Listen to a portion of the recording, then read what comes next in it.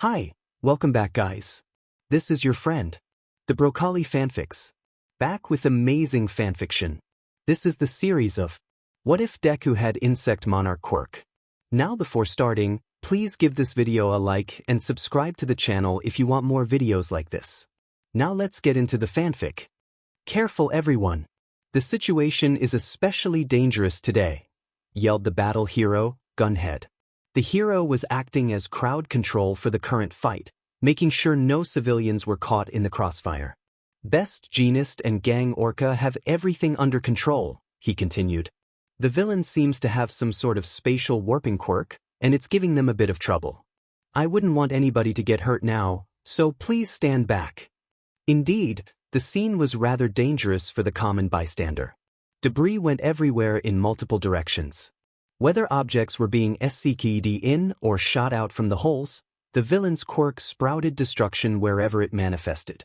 Even so, it wasn't a surprise to find an 8-year-old Izuku Midoriya right in the thick of the action. Behind the barriers the heroes had set up, Izuku was eagerly watching the fight. But from Gang Orca's sonic screeches to Best Jeanist weaving in and out through the villain's defenses, it wasn't long until the villain was defeated. Wow, so cool! Exclaimed the green-headed boy. But what exactly was that villain's quirk? Gunhead had said that it was spatial warping, but it has to have more than that. Objects were coming through every now and then. Perhaps some sort of portal creation? But then there were those sking attacks. Portals to space. He quickly began writing down his observations of the battle into his notebook, his constant muttering going through all the details he saw of the battle. Suddenly, a voice from behind addressed him. Hey kid, you alright? Huh. Izuku took a glance at the woman that had spoken. I just get a little excited whenever I see a hero fight, is all. Nothing to worry about. I know what you mean kid.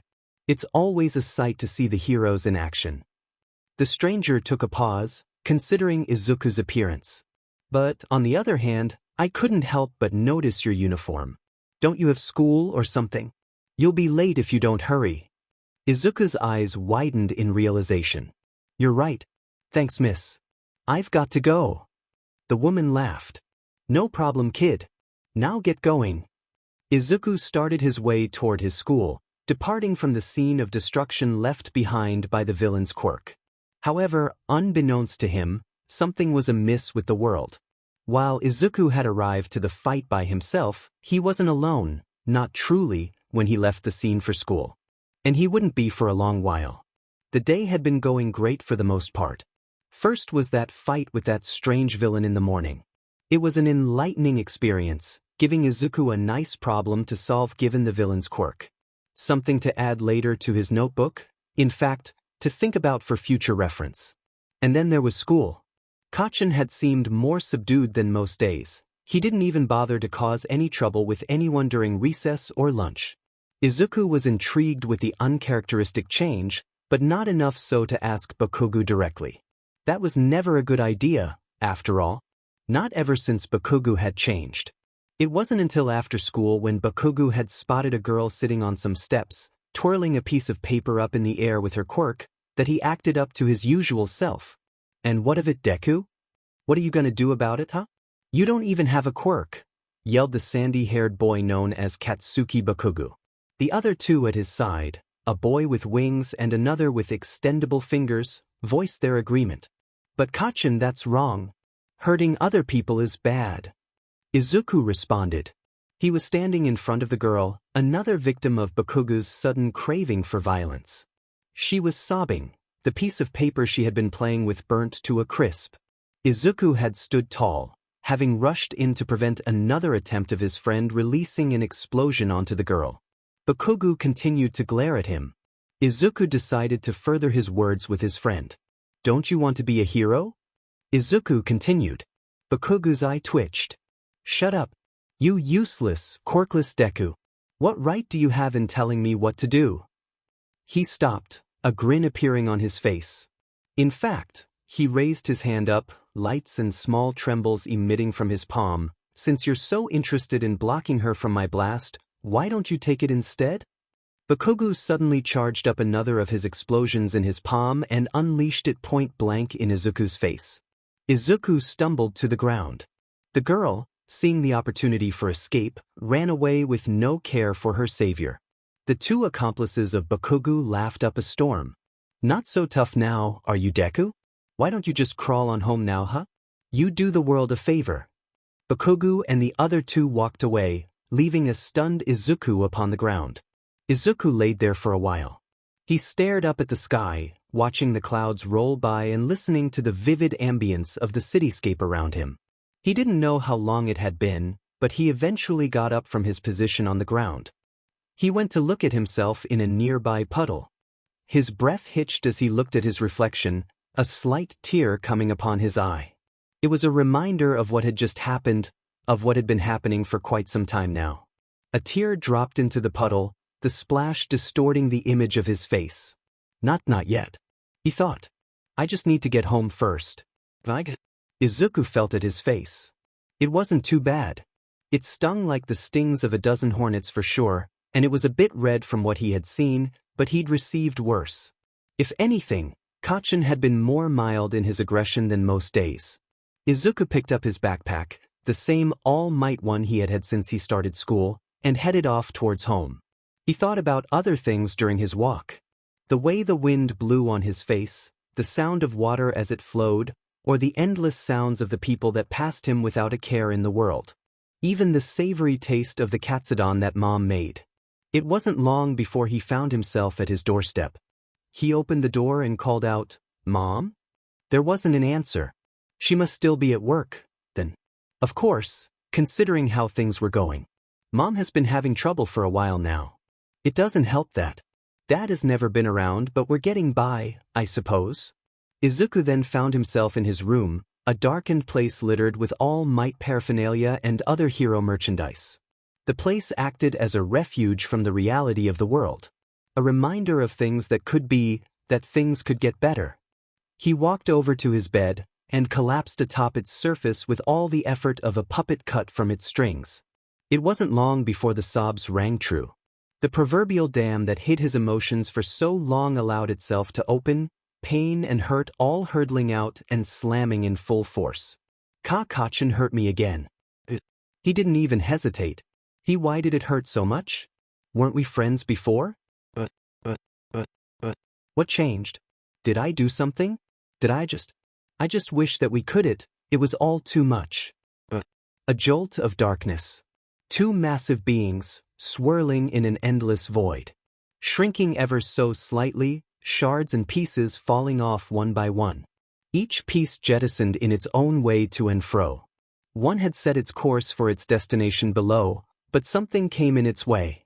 A bridge was gapped, a connection formed, but just as quickly sealed, closed off.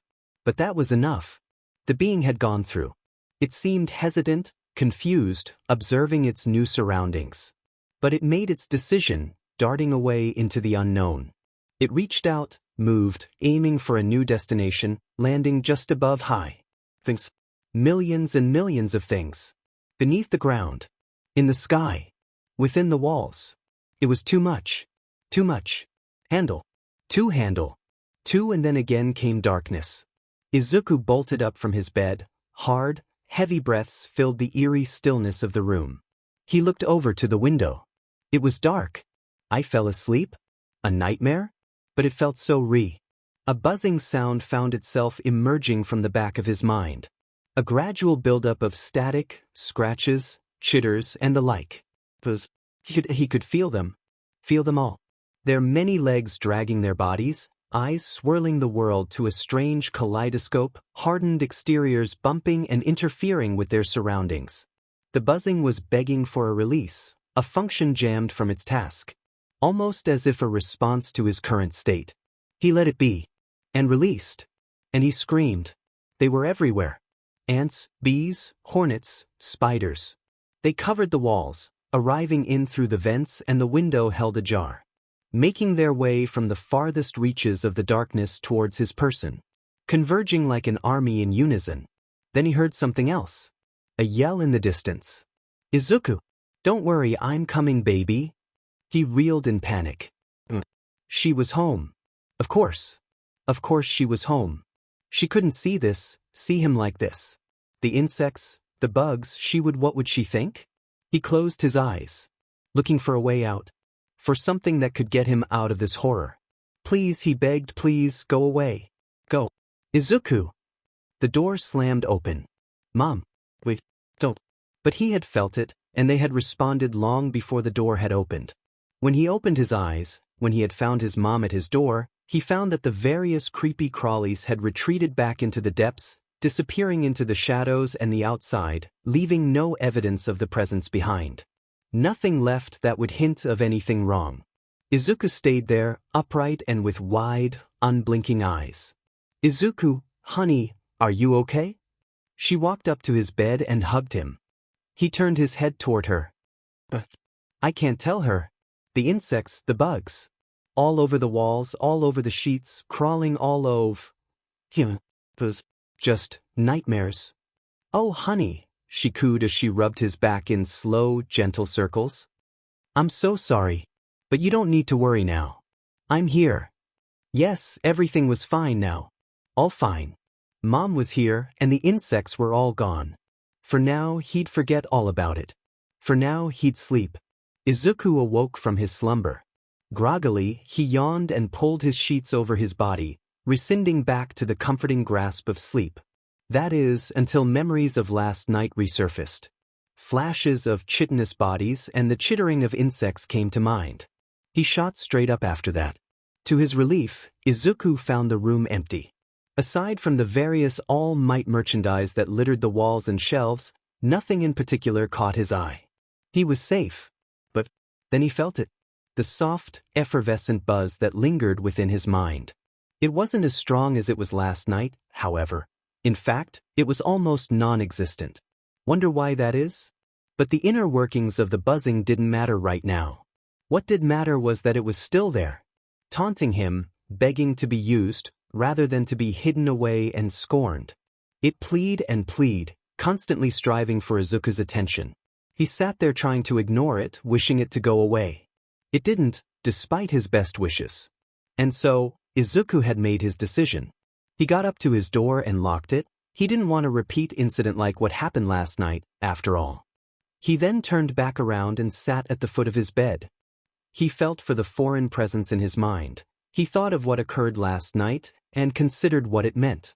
Again, he relieved the buzzing in his mind. Instead of the invading swarm of the night prior, there came a single household centipede, a gejijeji, as he recalled Mom calling them, from his room's air vent. He flinched back for a bit, reeling in the sight of the creature. But then noticed the insect had stopped moving halfway across the ceiling to where he sat. He considered what he saw. It's almost like it's responding to my thoughts. He sat forward and took a deep breath. He willed it to move. It complied. The centipede crawled its way across the ceiling and down atop his bed, its very many legs skittering away until it laid in front of him. Izuku stared at the creature, its many appendages and antennae stiff and standing, awaiting for an order. He still held a bit of fear, especially when remembering last night's event. He took another breath. I've gone this far, I can't back out now. He closed his eyes and set his hand down. He felt the centipede crawling up his outstretched fingers, slowly making its way to his palm. He opened his eyes. To his surprise, the creature didn't bite. In fact, now that he thought about it, the centipede displayed no outward characteristics known of the species, nor any insect at all really. He prodded again at his power, focusing on the organism that lay on his palm.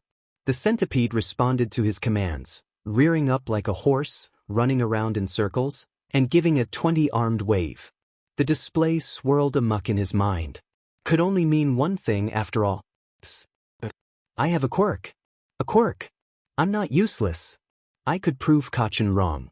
All those times he had been brought down, shoved, beaten. It didn't matter anymore. He could be like All Might. He could be a hero. He spent a few minutes daydreaming about his future, shooting his arms in the air and heading to his computer, opening his favorite video of his idol, watching it over and over again in celebration. But then he came off of his high. A bad feeling was growing his stomach. There was something in the back of his mind that he couldn't shake off. something that he just knew was true. He thought again of last night. The fear he felt if his mom were to discover him covered head to toe in a living mass of insects. He imagined the fear in her face if she were to see her boy covered in insects. He couldn't. This quirk, this power, it was a villain quirk. The insects, the bugs. People would never accept it. Except him. Insects were feared by everyone. They would fear his quirk, be feared of him. He couldn't face that again. The rejection. The isolation. Caution was already enough. He couldn't bear any more than what he already faced. He began to sob, a quiet gasp emitting from his lips. Even with a quirk, I'm of no use. Caution was right. He could never be. A slight tingling sensation spurred him from his thoughts. It was the centipede rubbing its body against his palm. Almost like a puppy. He smiled and let his fingers slide over the length of the insect's body. Thank you, he sniffled. He watched the centipede in fascination, and then his mind had a realization. Even a centipede, with all its many squirming legs and generally creepy appearance, had found a way to comfort him, to make him smile. He could do the same, couldn't he? His quirk didn't have to be what defined him as a hero. There were other ways to being a hero. I just need to use my quirk as a secondary measure, is all. The computer suddenly let out a line of laughter. It's fine now. Why? Asked the virtual All Might. Izuku looked down again at his new friend. He smiled again. Because I am here. I'll name you Rikai. How do you feel about that? The arthropod didn't respond, of course. But it didn't matter. The creature, a male, from what Izuku found when he checked, had done something miraculous, pulling him from his saddened state. It was responsible for his epiphany. Izuku owed the insect Rikai a whole lot. He let his control over Rikai go. The centipede retreated away under his bed, no doubt looking for other insects to feed on. Izuku let him be. Everything can still work out well. A large grin had taken over his face. I can do this. Mom, he yelled. He jumped off his bed, unlocking and pulling his door open. I want to start practicing martial arts. I was going to be a superhero. Izuku had been going to a dojo for the past few months. His mom was worried when he first mentioned the idea, bringing up the effort he would have to commit if he were to go through with his wishes. He assured her that this was what he wanted to do to become a hero. But then came the topic of money. Izuku knew that he and his mom weren't all that well off in terms of income, and had thought real hard when the topic would be mentioned. He proposed selling some of his All Might memorabilia, and for his mom stop getting him any more presents for his birthdays or the holidays. His mother had outright refused the notion at first, but Izuku assured her that this was what he wanted. She eventually relented. Izuku jumped in joy and suffocated his mother in hugs. It took weeks of strained searching, but he and his mom eventually found a joint dojo that fell just barely within their budget. While the place normally taught Silent and Eskrima as separate programs, the dojo sensei, one Kagekawaba, sympathized with Izuku's situation when he heard about the quirkless boy's desire to become a hero. Kawabata-sensei, as he would be called from that point on, gave the Midoriyas a discount, but only so long as Izuku promised to show up to each meeting on time, placing great focus on how difficult it would be for Izuku to become a hero if he didn't. Izuku immediately agreed. The first martial art style was taught on Mondays and Fridays, the latter delegated to Wednesdays and an alternating schedule between Saturdays and Sundays. The setting did wonders for Izuku. He truly enjoyed it there. The thrill he found training amongst his various peers a bonus when considering all he was learning. And so, there stood Izuku Midoriya one evening as he left the dojo, heading home from one back-breaking session of Eskrima. Although his body was extensively tired, he still felt up to testing out his quirk. Thus he pulled up his pack. From inside he took out some shaded glasses, and promptly put them on. He also got out one of his grandmother's canes that he found deep within his mom's closet, extended it to its full length, and let his mind fade into the background. In an instant, he felt the reach of millions of organisms within a 2-block radius. The feeling was freeing, a refreshing reprieve from his day. What he had found out with his quirk was that he could hear and see through the insects. That particular ability he had discovered in the middle of the night when he was falling asleep. Again, another experience he wouldn't want a repeat of considering what was that he saw that night. As such, Izuku made it one of his goals to ensure that he was a master in seeing and hearing to the best of his ability. He was able to focus his sight and hearing through the insects now, though the hearing still needed some work. However, so far the ability only worked if he concentrated really hard. Enough concentration was needed, in fact, that he lost focus on most, if not all, external stimuli that wasn't connected to his bugs. His body's sight of his surroundings didn't really matter, however. He could just place a couple bugs on his head to see where he was going, and that specific problem would cease to cause him trouble. But the constant collisions with random pedestrians and often disrupted his concentration, spurring him out of the moment. Thankfully, the people around him generally wove their way around a young boy with some shaded glasses and a cane. Wouldn't want to cause a blind kid to fall down now, would you? A few minutes into his walk, and Izuku stumbled upon something unusual. He stopped in his tracks. Some sort of powder had killed one of the hornets he was using to observe his surroundings. He sent a couple more bugs in and set his mind to viewing the rundown building he sent them into. Through the eyes of the bugs he found stacks of money and an abundance of guns. Further surveillance revealed a table of the powder, he noticed, that had killed his hornet. His eyes widened at the discovery. There was no doubt about what it was he found. It's a Yakuza hideout. What are the chances of finding one of the last safe houses of a dying organization? Well, no matter. The place looks like a good chance to test out my fighting skills, huh? Izuku shook his head. What kind of thoughts are those? I get myself killed thinking things like that. Not to mention it being illegal. Izuku continued to berate himself over the mere notion of barging into a Yakuza hideout and expecting to come out alive without being riddled with bullets. He continued walking on. But he couldn't shake the feeling that him walking away was just wrong. The Yakuza were criminals, causing harm and destruction in many places even with the heroes that were running about. Innocence would be hurt if he just let what he saw be. I'll think over it for tonight. No need to rush into anything.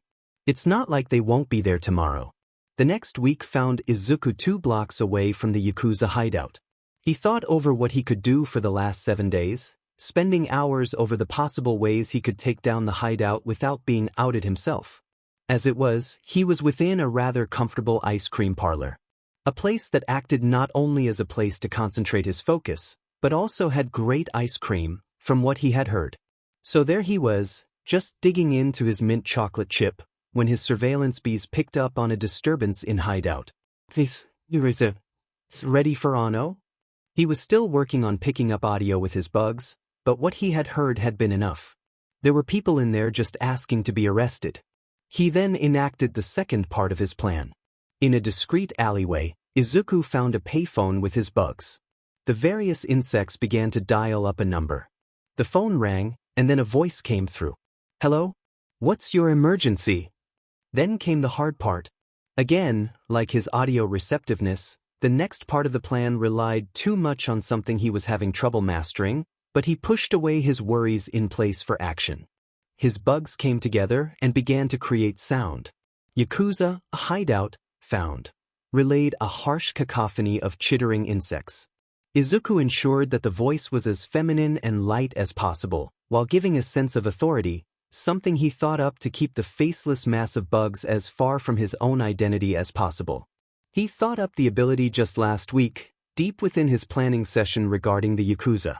He had trouble in getting the syllables to sound well enough together to form words, but a week of constant attempts brought him able enough to form individual words he had practiced hour on end. Hopefully, the conversation doesn't deviate too much from what I predicted. I don't have many terms mastered that wouldn't just sound like a chittering of bugs, after all. Izuku continued with his bug speech, giving the operator the address of the Yakuza hideout he had found, and the loadout of the 20 or so Yakuza members inside. He added. Over the phone, the operator voiced her thoughts. Ma'am, looks like the voice masking worked. Would you please stay where you are? The authorities are on their way. Nope. He wouldn't get caught up in all the action. No, the bugs responded in kind, and then they dispersed into nearby dumpsters and storm drains, leaving the phone hanging from its cord. Thankfully, he didn't have to say anything more than what he practiced. Izuku waited, ordered another ice cream chocolate chip cookie dough this time. About 5 minutes later, the bugs picked up on the arrival of someone on the rooftop across the hideout. The figure in mention wore a red and black costume, a scarf billowing in the breeze and 2 sharp headpieces jutting out from his head. Is that the up-and-coming hero Edgeshot? It indeed was, as shown when his body stretched to the likes of string and slipped under the door of the hideout. A minute or so later, the hero arrived out through upper window of the building and reshaped himself on the roof. He spoke into his headpiece then, and crouched as if in wait. He's waiting for backup before actually doing anything. Smart. Eventually, a whole squad of police rounded up around the corner. Edgeshot came upon then and began to talk. Izuku listened in with his bugs. Info. Round 27, URE. Trap. Nothing is good. No likes of things. They're getting ready for a raid then. The brave men and women readied themselves, surrounding the building. Edgeshot again shrunk down under the door, this time unlocking it and allowing the police to come in. The insects inside watched in wait from their perches on the ceiling. The Yakuza members never knew what hit them, a good majority of them being knocked out by Edgeshot's 1,000-sheet pierce. The remaining few surrendered to the overflowing police upon seeing their comrades subdued. No holds barred, eh? Izuku continued to watch as the police began to take in the criminals. Just in time too, as he had finished HS ice cream. A large smile was planted on Izuku's face. The store's cashier noticed the huge grin on his face. That must have been some good ice cream, seeing as you're smiling so much about it. Izuku broke out of his thoughts and began panicking at the prospect of being found out, no matter how ridiculous it was to think the cashier knew what he was truly doing in the first place. His bugs buzzed slight out of control, but immediately ordered them back into stillness. He quickly thought up a response. I guess you could say that. He got up to leave. Best not to stay at the crime scene, after all. Well, that's good then, continued the cashier. A few scoops of ice cream are a must to a happy and joyful life. I hope you have a great day. Izuku smirked a little. Yeah, good day. I really am having one. Thanks for the ice cream. He exited the shop and headed off towards home. His insects slowly lost sight of the hideout. Edgeshot and the police began to head off to the station. There was no doubt that they would be investigating the strange voice they heard over the phone. His first actions as a hero, masked in the reins of vigilante action. But that didn't matter. The Yakuza members were utterly defeated and taken in without any deaths or injuries. The Yakuza were 27 members short, their already diminishing numbers becoming ever so smaller. All because of his quirk, he wasn't the useless Deku that Kachin Bakugo always called him. He thought back on the police. He would be careful, of course, if he planned on continuing to use this newfound ability to find criminals. Give me a debrief. Of course, responded the officer. 2 days ago, on the intersection of Sankyo and Kaigancho, we received a call regarding a supposed Yakuza hideout. Edgeshot arrived on the scene 5 minutes later. He checked the payphone where the call was made, and found the phone hanging from its cord. The phone was checked for prints later on, none were found. And then, continued the officer, Edgeshot scouted out the building. He found everything as the voice had said it would be. He later raided the building with our officers, the operation going off without a hitch. 27 individuals were arrested, 11 being repeat arrests for prior charges. 9 of them were wanted for escapes and similar crimes. And the anonymous caller? What do we know of them at this point? Not much. Aside from their apparent attempt to distort their voice, there isn't much we know. We believe that the caller was female, but then again, that could just be because of the methods used to hide their voice. Heck, for all we know it could be their quirk, or that's just their natural-sounding voice. I see. Well, I'll keep this incident in mind. For now, I'll be looking around for similar events on my patrols. I'll keep you up to date, officer. Thank you, Eraserhead. I know you're still fairly new to this and all, but I believe you're best suited to solving our problem. You have my thanks. Eraserhead nodded. Of course. No worries, officer. We need to see what else this anonymous caller may know, after all. They both bid each other farewell. The erasure hero walked out of the station and into the night. You move too slowly, Midoriya. A swipe was made at his legs, barely dodged in lieu of their swiftness. I try, Sensei. A strike made towards the older man's arms, deflected effortlessly with the appearance of two well-placed sticks. Indeed you try, but is it enough? The master wove in through his student's left side, then to his right, creating an endless onslaught of clashes that the younger boy was barely able to escape. A single swipe made through again at the legs. Izuku fell to the floor. A deep, gasping breath came from the exhausted boy. His sparring partner, on the other hand, stood with an aura of calm, no fatigue apparent in his stature. Good job, Midoriya, said Kawabata. That was 10 seconds longer than your record. 500 more and I think you'll be ready to face down a common thug. Izuku chortled. Very funny, Sensei. Thank you, Izuku. Nice to know that this elderly man can still entertain his students even after all these years. The two were the only people present at the dojo at the moment, the others having fallen for the sensei's supposed cancellation of the day's session. Izuku didn't fall for the ruse for 1 second. Izuku got up and began to clean up, their session having come to an end. Even so, there was something he'd been thinking of for the past few days. If anything, now with him and Sensei alone was the best time to bring it up. Sensei, voiced Izuku, he paused. Yes, asked Kawabata. Well, you see, I never mind. Tisk tisk tisk. That won't do. What was lesson number 3 again, Izuku? Hesitation won't do you any good in combat. Kawabata-sensei. Precisely. Now, let's just picture your thoughts as a battlefield, something of which wouldn't say is too far from the truth, given from your mannerisms. Izuku shied away and smiled, not really refuting the claims. What is it you want to tell me? Izuku stood silent for a few moments. Do I really want to tell him? Sure, he'd probably know just how to solve it, or if anything was wrong at all, or if it was just him. But to say it out loud? Well, he eventually revealed his thoughts. I've been here for a while now, Sensei, and I feel like I've stagnated. I've practiced day in and day out, yet I feel like it's not enough. Will I be ready? Will they accept me? Can I still be a hero? Even without my... The click-clack of 2 wooden sticks disrupted Izuku. Kawabata shook his head. You and your muttering. The teacher stared at his student, his stance shifting from martial artist master back to that of a simple old man. The only thing that stood out were his crossed arms.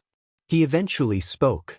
In all seriousness, Midoriya, the 1.5 years that you've spent here has done wonders to your body.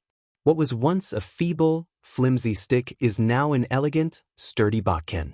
In fact, a few more months and you just may be able to match up to my nephew. And he's been training since he was 4. Your drive and spirit truly inspire me, Midoriya, and don't you forget it. Izuku gulped in hesitation, almost unsure. Thank you, Kawabata-sensei. The older man nodded. And thank you. You've made me realize something, Midoriya. I've ignored how your life goes on outside these walls for a while now, focusing on your drive and will in our sessions. I've blinded myself to one side of your problem. And if I'm not mistaken, you have very little of a personal life outside of training at this point, if any at all. If anything, you need to calm down and relax. You are still a kid after all. One of Izuku's eyebrows rose in question. Meaning? Don't attend any sessions for a week. Both eyebrows shot up this time. But Sensei... Nope, the older man cut in. Think this is a part of your training. Break it and the deal is off. Got it? Midoriya furiously shook his head. But you need to learn that training isn't all there is to life. Even with your circumstances. So go out, have fun. Be with your friends, or something. I don't care really. Just don't stress yourself out over physical training. Yes, Sensei. It had been 2 days since his sensei had forbidden him from training. 2 days void of the exhausting effort he had grown used to. It almost had felt as if he was wasting time he could spend bettering himself preparing to be a hero. But he had his quirk, at least. That was something he could still train, something his sensei hadn't prohibited him from using. He still felt bad for lying to his sensei about his supposed quirklessness. He'd gotten into the dojo because his sensei believed in his drive to become a hero without a quirk. And behind his sensei's back he was using said quirk to engage in vigilante activities. But a necessary action, Izuku reminded himself. Bugs were not welcomed by society. Mounds of maggots in food, infestations of cockroaches in a home. His quirk would bring too many reminders to such horrors. People wouldn't accept him. Besides, with the way things are going now, I could just juggle around two personas. My hero identity, and a vigilante one. Izuku brushed away his hair from his face. It was a lot longer than it had been before, something he'd decided due to its given benefit to his quirk. He was walking around the city again, donning the shades and cane to emulate the blind. But he was not in search of any crimes, this time. He was in search for something else entirely, golden orb weavers, to be exact. He'd only found 2 of the spiders around his apartment when he checked. They wouldn't be enough, considering what he was planning to do with them. He walked forward through the sidewalk, weaving through the people as they passed by. A hive of hornets. Some flies, some maggots. There we are. 1 golden orb coming rig. Izuku felt himself fall over. He tripped over something. It felt kind of fleshy though. A person then. He felt for his face. The shaded glasses were fine, it seemed. A couple insects responded to his brief pain. He pushed them away. I'm so sorry. That was my completely fault, just crouching on the sidewalk like that. Here, let me get you up. A hand came into view. Izuku took it and hoisted himself up. The hand was attached to what seemed to be a speech bubble. So sorry. Look at me, causing a hazard for the blind. Are you okay? Nothing broken anywhere. The boy's head grew and shrunk in size, the circular white bubble doing little to hide his levels of distress. Wow, must be his quirk then. But a simple bubble head? Probably not. It must have some sort of other use, then. Text display, perhaps? That would serve a lot of uses in education and such. I wonder how durable the thing is. Can it withstand more harm than a regular head can? Is it weaker? Maybe it could act as ahem. It was the bubble head boy. Ah shoot. He was mumbling. Fin. And I'm still doing it. Perhaps I should. Sorry, Izuku said. I just get sort of excited whenever I see a new quirk. Yours just turns out to match all the criteria of uniqueness. Sorry about that.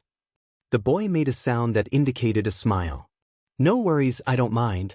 But if anything, we should be focusing on you. Me? Asked Izuku. Yeah. You fell over. And it's all my fault. There wasn't any way you could have seen me, and I was just crouching there in the middle of the sidewalk. A complete hazard for someone blind. Blind? What does he mean that? Oh. Izuku gave a nervous laugh, rubbing the back of his head. I'm not blind actually.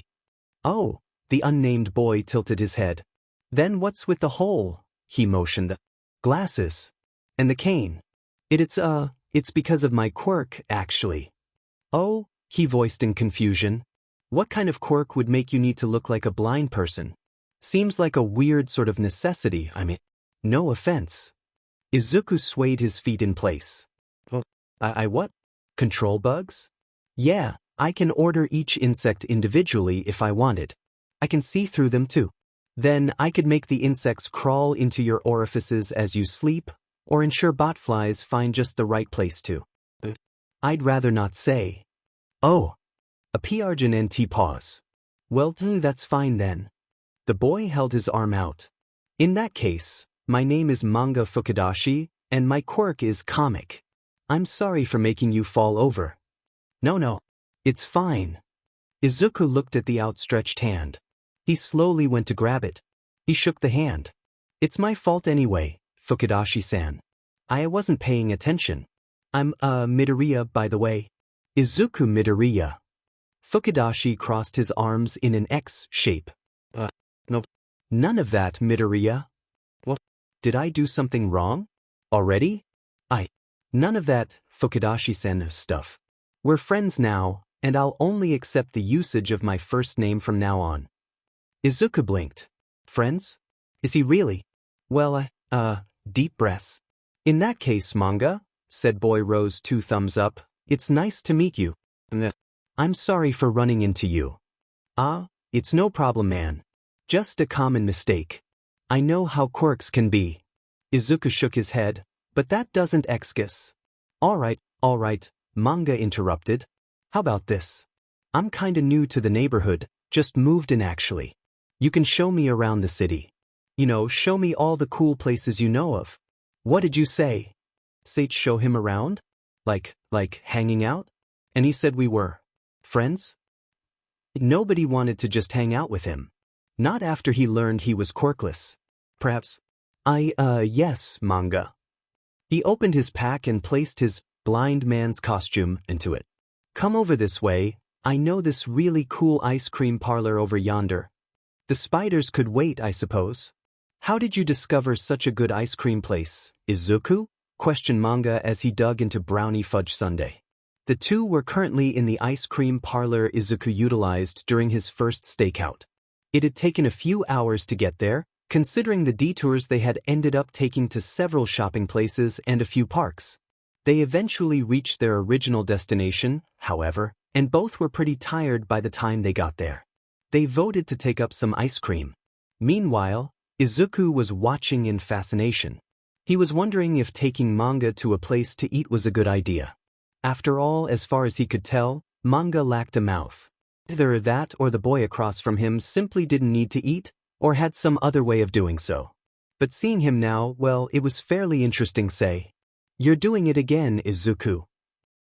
The green-headed boy was shaken from his thoughts. Sorry again, Manga. The head shook in response, the thin base swirling it left to right. Like I said a while ago, no worries. If anything, the muttering is really you. Fits you very well, I think. And there we are again. A first. He didn't think there was anything wrong with my muttering. The other kids back at school always found him weird for it. But Manga here, thank you. That means a lot to me, Fukudashi-san. This time, a giant red X appeared in his head. Manga, remember? Of course. Izuku smiled. Thank you, Manga. It was already late in the evening by the time the two had reached Manga's house, the sun just beginning to set down upon the horizon. Izuku hadn't noticed the time at first, only realizing when he'd gotten in front of the door. He ended up calling his mom with the Fukudashi's phone, relieving her worries when he said he was at a friend's house. Fortunately for Izuku, Manga's family wasn't home at the moment right then. He wasn't really sure how he felt meeting new people, after all. Manga was already enough for the day. He went to leave, even though Manga insisted that he could stay over. He declined. After all, he still had a couple passengers on him that he didn't want to leave lying about where they could be found as he slept.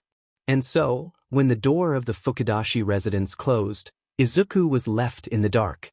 It was a first. Izuku had never been out so late before while alone. It was a truly new experience. In fact, all things considering, he was rather interested in the nighttime atmosphere. I suppose I could explore for a bit. Go and get those spiders from earlier too. I have time. He started off in the general direction of home, albeit very slowly. His insects scouted out ahead to watch for any dangers. He eventually turned upon the corner where he had gathered 3 golden orb weavers. The spiders descended upon him from a second-story windowsill. Upon reaching him, they settled on his hair, the long strands acting sufficiently to hide them in plain sight. They joined the 20 or so others that had been hidden in his bush of a haircut that had been there the entire day. Izuku had grown more comfortable to the presence of insects since he had gotten his quirk, a factor he believed was inevitable due to the intimacy that he would have with the insects that shared his mind space. For months, they were his only friends. The insects in his hair were no exception, and even acted as a wayward comfort, a means of protection if he really required it. But now that he had met Manga, well, at least he now had a friend he could talk back and forth with. And all thanks to Sensei too. I guess I know what he meant now, and why he didn't want me to be practicing martial arts all the time. Spiders safely secured, he walked home. Or he would have, if his insects hadn't taken a whiff of gunpowder about half a block away. His insects gravitated toward the area. What he saw made him stop in place. A mugging. There was a man. Based on the burly build the insects had seen. He was holding a woman against the wall of an alleyway. Where were the heroes? Was there nobody nearby? A gun glistened in the moonlight. A gun? Shoot. I need to get over there, quick. He took a step forward but stopped himself. Interfering with the crime itself? That was vigilantism. He shook his head. But he'd already done that, just not with his physical body itself. Could he reel the gun ped? He began sprinting toward the direction of the crime. He then quickly opened up his pack to the section that wasn't filled with stuff. He shoved the bag over his head. Need to remain unidentifiable. And I can still see with my bugs after all. He came upon the scene with his own eyes. Both figures glanced in his direction. Oh shoot. Spotted already. Should have thought this through a little more. Oi, what the hell are you doing here, punk? Can't you see I'm a little busy? Yelled the man. Izuku ensured he and all his bugs kept their eyes on the man. Did he really think I would just go away as if nothing was happening? Hey, what did I just say? Why you still here? The man yelled. The woman quivered in his hold. Apparently so. He went to grab for his escrimus sticks at his waist. But they weren't there. Shoot, I forgot. I don't have my things with me. How's your quirk canceling mine out? Canceling out? What does he Mea? The gun was then pointed in his direction. Izuku froze. Look here, punk. I've been stalking these streets for years, and not once have I been caught. A single hornet landed on his hand. And I'm not gonna let some what the? He looked at his hand. Holy. The man flailed his hand around, dislodging the hornet. The gun was also sent flying to the ground. Izuku didn't waste any time. He placed a fly on each of the man's limbs and ran up to him. The thug provided a rudimentary defense against Izuku's Muay Thai, barely blocking the blows laid to his sides. But the bugs allowed Izuku to predict the man's movements and block the oncoming attacks. Izuku then swept at the criminal's feet.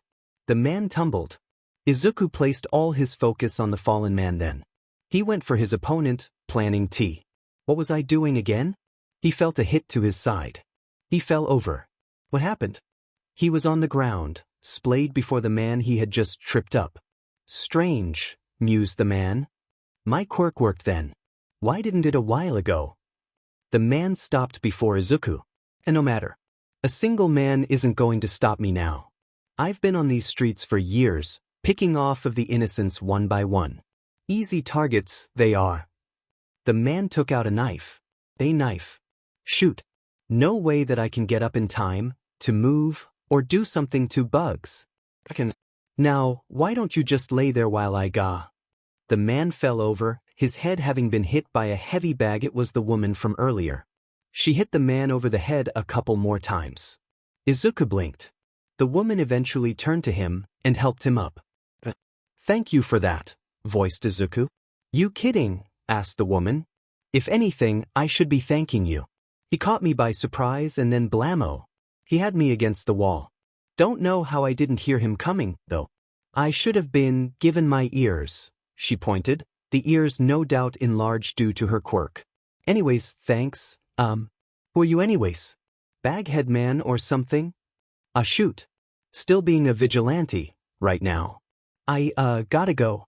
Crime to fight and stuff. Izuku ran off again, making as much distance as he could from the scene. That was a close one. That guy, he almost. Izuku hid himself into another alley. He made sure he wasn't being followed by spreading all of his bugs everywhere. Thankfully he wasn't.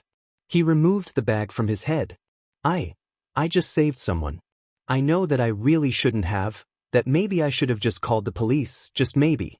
I almost died even, but that was kind of exhilarating actually. Izuku shook his head and slapped his cheeks. Get it together. Still need to get home after all.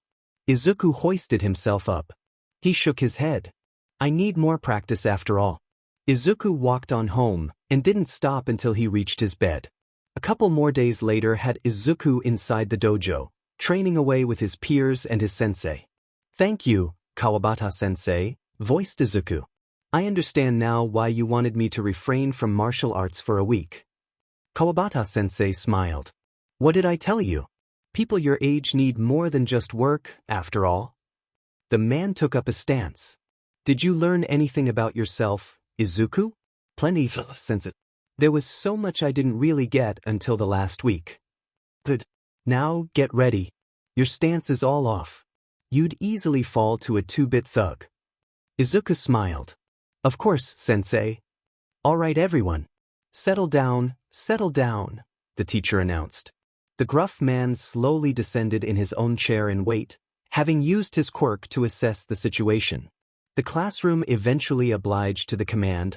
A whole minute had passed, just as predicted, and slowly began to break away from their conversations and settle into their respective seats. The teacher nodded, continuing.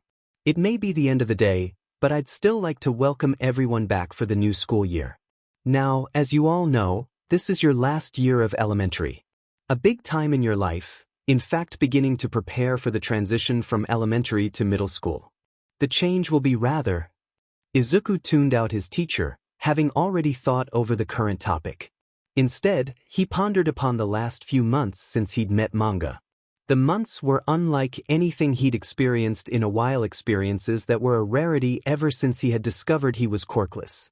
Ever since Bakugo had decided upon tormenting him all those years ago, he hadn't had a true sense of what friendship was. But with Manga, well, it was still kind of strange, the feelings of having a friend, that is. And Manga couldn't hang out all the time, obviously. However, it was enough, the few days in the week he spent with Manga. On the days without him, Izuku spent time wandering the city, collecting bugs and watching out for any ongoing illicit activities. He had avoided direct physical intervention unless it was necessary, not wanting to have a repeat of the guy with the knife. Instead, he defaulted to reporting crimes with his insect decoy. Its voice had grown more defined over the months, mastering the simple phrases he'd practiced for reporting crime. Izuku was now branching out to other words, coming around to being able to hold entire conversations with his bugs if he so inclined. A loud explosion shook Izuku out of his thoughts. Calm down, Bakugo, strained the teacher. Looks like it's just catch Bakugo acting up again. Typical of him. What did you say, Deku? His hands were sparking up again. Psst, was that out loud? Yeah, it was. Now what? Bakugo, it was the teacher stretched out. Bakugo's eye twitched. But he relented, descending into his seat. He huffed, but didn't do anything after the fact. He seemed unwilling to continue. For now. Seems like he knows not to start anything now. Well, not in front of the teacher, at least. Izuku made sure that one stayed unsaid and hidden in his mind, that time. As I was saying, you all, the teacher was interrupted again, this time by the bell. He sighed, this time letting things run their course. Alright, class. Looks like that's all for the day. We'll continue with this conversation tomorrow. You're excused. He packed up his things and walked out the door. He was faster than any of the students, almost like he was a relieved survivor who had finally found an oasis in a desert. The class that followed suit was no different, making their way to the door like a gaggle of geese to a pond. Izuku stayed back, however, learning long ago that it was best if he waited for everyone to leave. He continued to stare out the window, thinking up other ways he could use his insects. The sound of student gossip and drama eventually disappeared, leading Izuku to look away from the window. Unfortunately, fate didn't seem to want to be kind to him today. Bakugo had stayed behind. But he was noticeably alone, his sides devoid of his normal friends. At least his two cronies aren't here with him. Oi, what was that you said a while ago? His hands crackled in energy, violent reds and oranges sprouting from his palms. The action used to scare Izuku, but after the encounter with that knife guy all those months ago, the crackles of energy were nothing. But Izuku still gulped. Just because he wasn't scared of the mini-explosions didn't mean Bakugo himself didn't pose a danger. It was nothing be kaken. Better to stay under the radar, for now. Act as normal. Bakugo's face scrunched up in anger. Nothing, you say? He stalked up to Izuku, grabbing him by the collar of his shirt and holding him against the wall. Explosions racket the other hand, dangerously inching towards Izuku's face. You sure? Izuku took a deep breath. But something came to mind. He took a good look at the boy in front of him. Kac Bakugo? He's really is nothing like that knife guy, is he? He's just a bully. All he does is beat me up every day at school. For what? Self-satisfaction? Popularity? No, that doesn't make sense. Nobody's here now to see him beat up the quirkless Deku. But how about you quit that creepy muttering of yours and answer me? A split-second decision accompanied by a crack in the facade, fueled by an unknown presence deep in his mind. It acted in his stead. Why don't you stop being a self-gratifying glory hog? Retorted Izuku. Bakugo's eyes widened in surprise. The connection faded from memory. Izuku blinked. Where did that come from? Bakugo's eye twitched. Wrong answer. An explosion blasted in Izuku's face, leaving behind a harsh reddening of skin. A couple of the bugs in his hair died from the heat. Buzzing. A moment of anger surfaced. Again, the presence returned. Without thinking, Izuku acted. A fist came up to Bakugo's face, launching him back in surprise. Izuku fell to the floor, no longer supported by Bakugo's hand. The influence disappeared again, leaving no evidence of its interference. Izuku looked at his hand. But did I really just do that? Deku! Izuku looked up towards the roar. It was Bakugo, blood dripping from his nose. His hands were crackling in energy, almost looking as if ready to kill someone. Buzzing. Ah, Kakakin. I'm sorry. I didn't. Shut it, you the hell? He was looking at the window. Izuku turned as well, finding the outer surface of the window to be blanketed in bugs. Shoot. What the heck are with all those insects? Are they responding to my distress? Need to focus on not doing that, then. Need to tell them to disperse, make sure they don't revere. The door to the class swung open. Izuku flinched but got the insects to disperse. What's with all this ruckus? Izuku and Bakugo's heads turned towards the remark. A rather large man stood in the doorway, his stature emitting an aura of authority and attention. It was the principal. He looked at the scene before him. What the? Have you two been fighting? To my office, now. The two adversaries complied.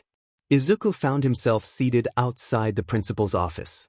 Bakugo had entered first, grumbling and staring daggers at Izuku all the way there. Why did I do that? I punched him. Punched Kakin. I didn't even think about it. My fist just acted on its own. But there was something niggling at the back of his mind. It kind of felt good, finally acting back, defending myself for once. Is this how Kakin feels whenever he beats me down? The door to the office slammed open then. Bakugo walked out, still glaring at Izuku. He walked away, though, seeming to know conflict wouldn't do any good at the moment. Brief pause, and a scuffling of papers came from the open door. A voice rang out. Midoriya, my office if you will, echoed the principal. Izuku complied, entering the man's office. The room was rather dark, covered in wooden furnishings and dark leather seats. He found himself seated in one of those seats, a placard labeled, Renjiro Isoshi, facing him from the desktop. The man in question was rather robust, so to say. His large figure filled his chair. He was rather big around the middle, with his mustache hiding his mouth from view and producing a rather attention-grabbing voice that yearned for notice. He began to speak. It's come to my attention that you involved yourself in a scuffle with young Bakugo. He looked at Izuku, as if judging his reaction, garnering his taking part of the event. I must say, Midoriya, whatever were you thinking? Starting that fight with him? He could have been seriously injured due to your actions. What? But buzzing. But Mr. Renjiro, sir, I was just defending myself. Oh. One of his bushy eyebrows rose in question. Do tell. Izuku continued. It was Kakin that started it. I just punched in response, after he blasted me with his quirk, Izuku said, motioning to the red marks on his face. The principal sked. Midoriya, while I am tolerant of most things, the one thing I don't appreciate is lying. Izuku blinked in bewilderment. Lying? The concealed bugs on his head began to scurry up and down his hair in agitation. This. Young Bakugo already told me what happened.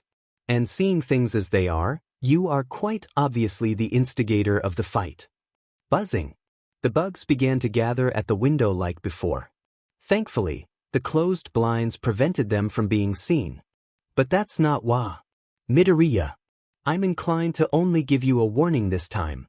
You are normally very well behaved, and I'm willing to label this as a one-time event. He began to fiddle with his computer, as if the situation was already resolved, with nothing left to be discussed.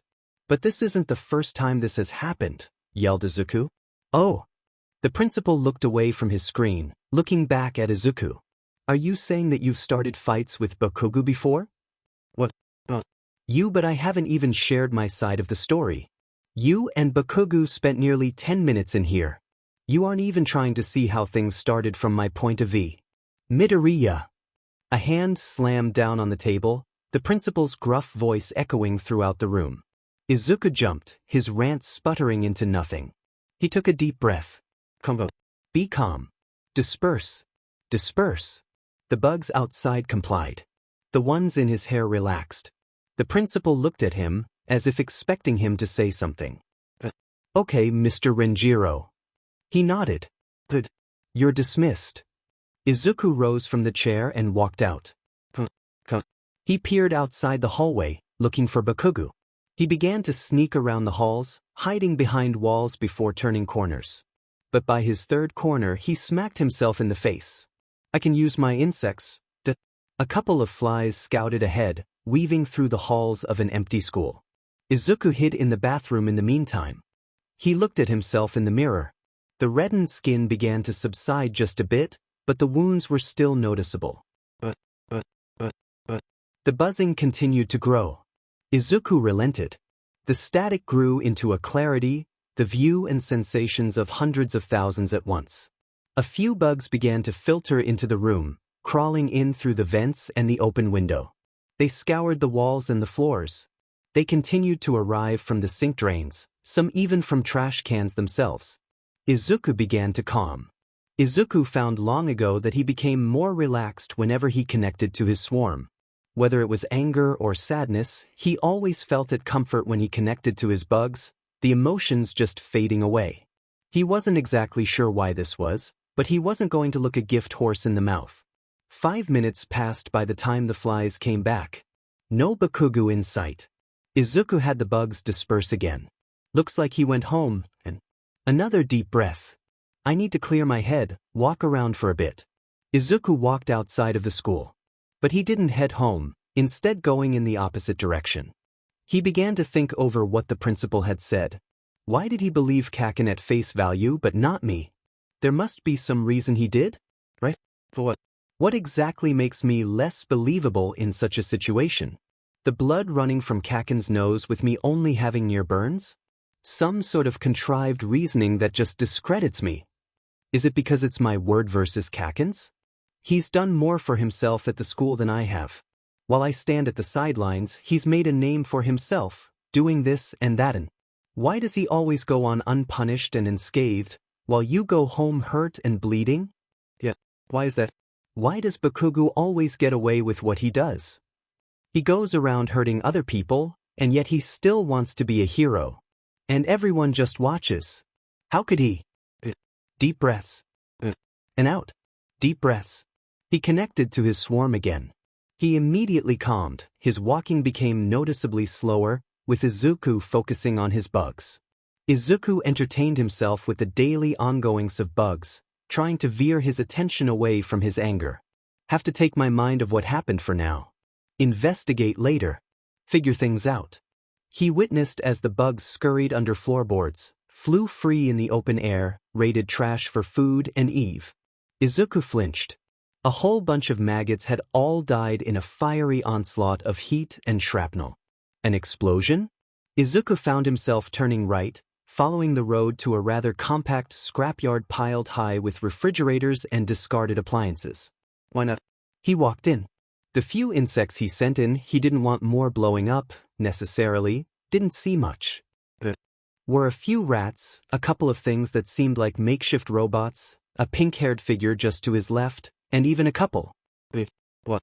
He felt a hand pull him to the side. He panicked. Bugs swarmed his position. He grabbed for his eskrima sticks, planning to aim for. He was met with the face of a young girl about his age, pink dreadlocks strewn about her head, yellow eyes seemingly peering into his soul. Her face was mere inches from his, close enough that he could feel her breath. He faltered. It's a girl. So close. Why is she so close? Hey, what are you doing here? Izuku stood still in shock. Her face moved even closer. She bonked Izuku's head a couple times, goggles bouncing on and off her own head as she did so. Hello? Anyone home? Her eyes' weight crosshairs? Appeared to grow by just a fraction. Why do her eyes have crosshairs? Is it her quirk? Some sort of aiming quirk like snipe? But that doesn't matter. She's still so close. The girl. I haven't done something like this before. What does she want? Maybe I'm trespassing? Is this her scrapyard? Maybe her parents? Why do you have bugs in your hair? Izuku snapped at that. What? He asked. Bugs? In your hair, exclaimed the girl. How did she? You have a spider and even a house centipede. Is that why your hair's long? To keep all those creepy crawlies hidden from the outside world. I don't know what you're talking about. She blanched and stared on, inching ever closer. You're weird. She backed away then. Izuku let out a sigh of relief. But never mind that. I've got babies to make. Izuku blinked. What?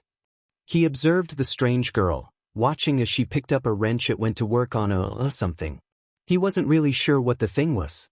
It was metallic, rectangular in shape, and seemed to have moving parts within the interior if the vibrations picked up by the nearby bugs were correct. Perhaps she's the reason there were a couple of messed up robots in all this junk? Oh, hey, exclaimed the girl. Izuku jumped. I know. Why don't you help me? The girl got in his face again. He help you do what? Why, help me make my babies, of course. What kind of declaration is that? Just yelling that out into the open air. Does she even know what that phrase means? It's almost as if. Here, it's simple. She walked towards a hatch on the metal shape. I put my head in here, and when I ask for a screwdriver, you hand it to me. A buzzsaw? Same thing. The chainsaw? Well, it's under a few boards and a couple of things, and you may need to get creative with the cord reach, but otherwise, the same thing. Oh, thank all that is right and mighty. She's just talking about her creations. Machines. Not actual babies. She just wants me to help hand over her tools. Wait, chainsaw? She ducked back into the hatch, screwdriver in hand. Clinks and clanks reverberated the air, banging against the walls of the thing. So, she said, her voice echoing amongst the metallic interiors, what brings you around here? Izuku took a few seconds to organize his thoughts and create a story that wouldn't reveal the nature of his quirk. Or make him look like a stalker. I was sorta just curious, I guess. I saw the place and then I heard an explosion. Wanted to investigate, see if there was any trouble. Izuku mentally sighed in relief. He got through that without a single stutter. I just talked to a girl. Well, it seems that fate has brought us together, then. I was just in need of an assistant, you know. In fact, you can start by incoming. Hatsume popped out of the contraption, hurriedly pouncing in his direction, tackling him into the ground. The metal thing blew just seconds later. A gathering of flies disintegrated into non-existence from the flare of steam and fire. Well, that solves that mystery. The machine sputtered and clunked, but otherwise seemed well held together. It's working like a beauty. Just need a couple more touches and we'll be done within the hour. What did you say? You in? The voice came from right on top of him. He was still on the ground, a strange weight strewn out upon his body. He looked up. But she was laying on top of him, her body pressing against his. And she wasn't getting off. On top. Physical contact, too much. She seemed unperturbed by their position, however. Her head tilted to the side, face ever so closely nearing his again. You know, I never did get your name. Izuku. Izuku Midoriya. Well then Izuku. First name basis? Again? The name's Mei Hatsume. Pleasure to meet ya. As it turned out, within the hour, actually meant 2 hours, as well as an added time slot for a super magnet in the works. Also, after some light prodding, Izuku discovered that the explosion thingy was actually, well, an explosion thingy. Hatsume said that she was experimenting with explosions, attempting to see how well they could be used to insta-microwave food. Results so far weren't too promising. And so, there the two were, working on a handheld super magnet in the middle of a metal-infested scrapyard, with Izuku hopelessly attempting to ensure neither he nor Hatsume died from any oncoming projectiles. Still can't believe how none of those things have come near her. I've been dodging this whole time. And she wouldn't listen to anything I said as soon as she started fiddling with the magnetic field of the thing. And done, Hatsume announced. Izuku jumped again at the voice, barely dodging another metal rod. The third one in the past 5 minutes, to be exact.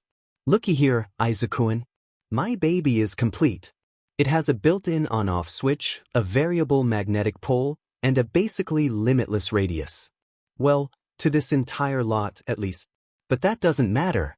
What does is that it's complete. All thanks to you. Izuku's sweat dropped, sort of overwhelmed by Hatsume's outburst. He looked on at the sky, noticing its reddish. Wow, it's already evening. Evening. Shoot. Mom must be worried. Again. Sorry, Hatsume. I've gotta go. My mom will be worried. He began to sprint off, but took a second to look back. You'll still be here tomorrow, right? Hatsume looked at him. But of course. I still have plenty of babies to make after all. He head tilted again, her eyes seemingly zooming towards his direction. Maybe it is a sort of binocular vision quirk? The past few hours have felt like she was zooming into my soul, after all. Can I count on my assistant on being here tomorrow? Izuku blinked out of his thoughts, then smiled, something that was growing ever more common since he'd met Manga. He thought about Manga, then, who said he wouldn't be available for most of the week. Perfect. You can count on it. See you tomorrow. He sprinted off toward home, thinking about the girl. Sure, Hatsume may have had no sense of personal space, and did seem a bit too steadfast regarding her inventions, but she was a nice person.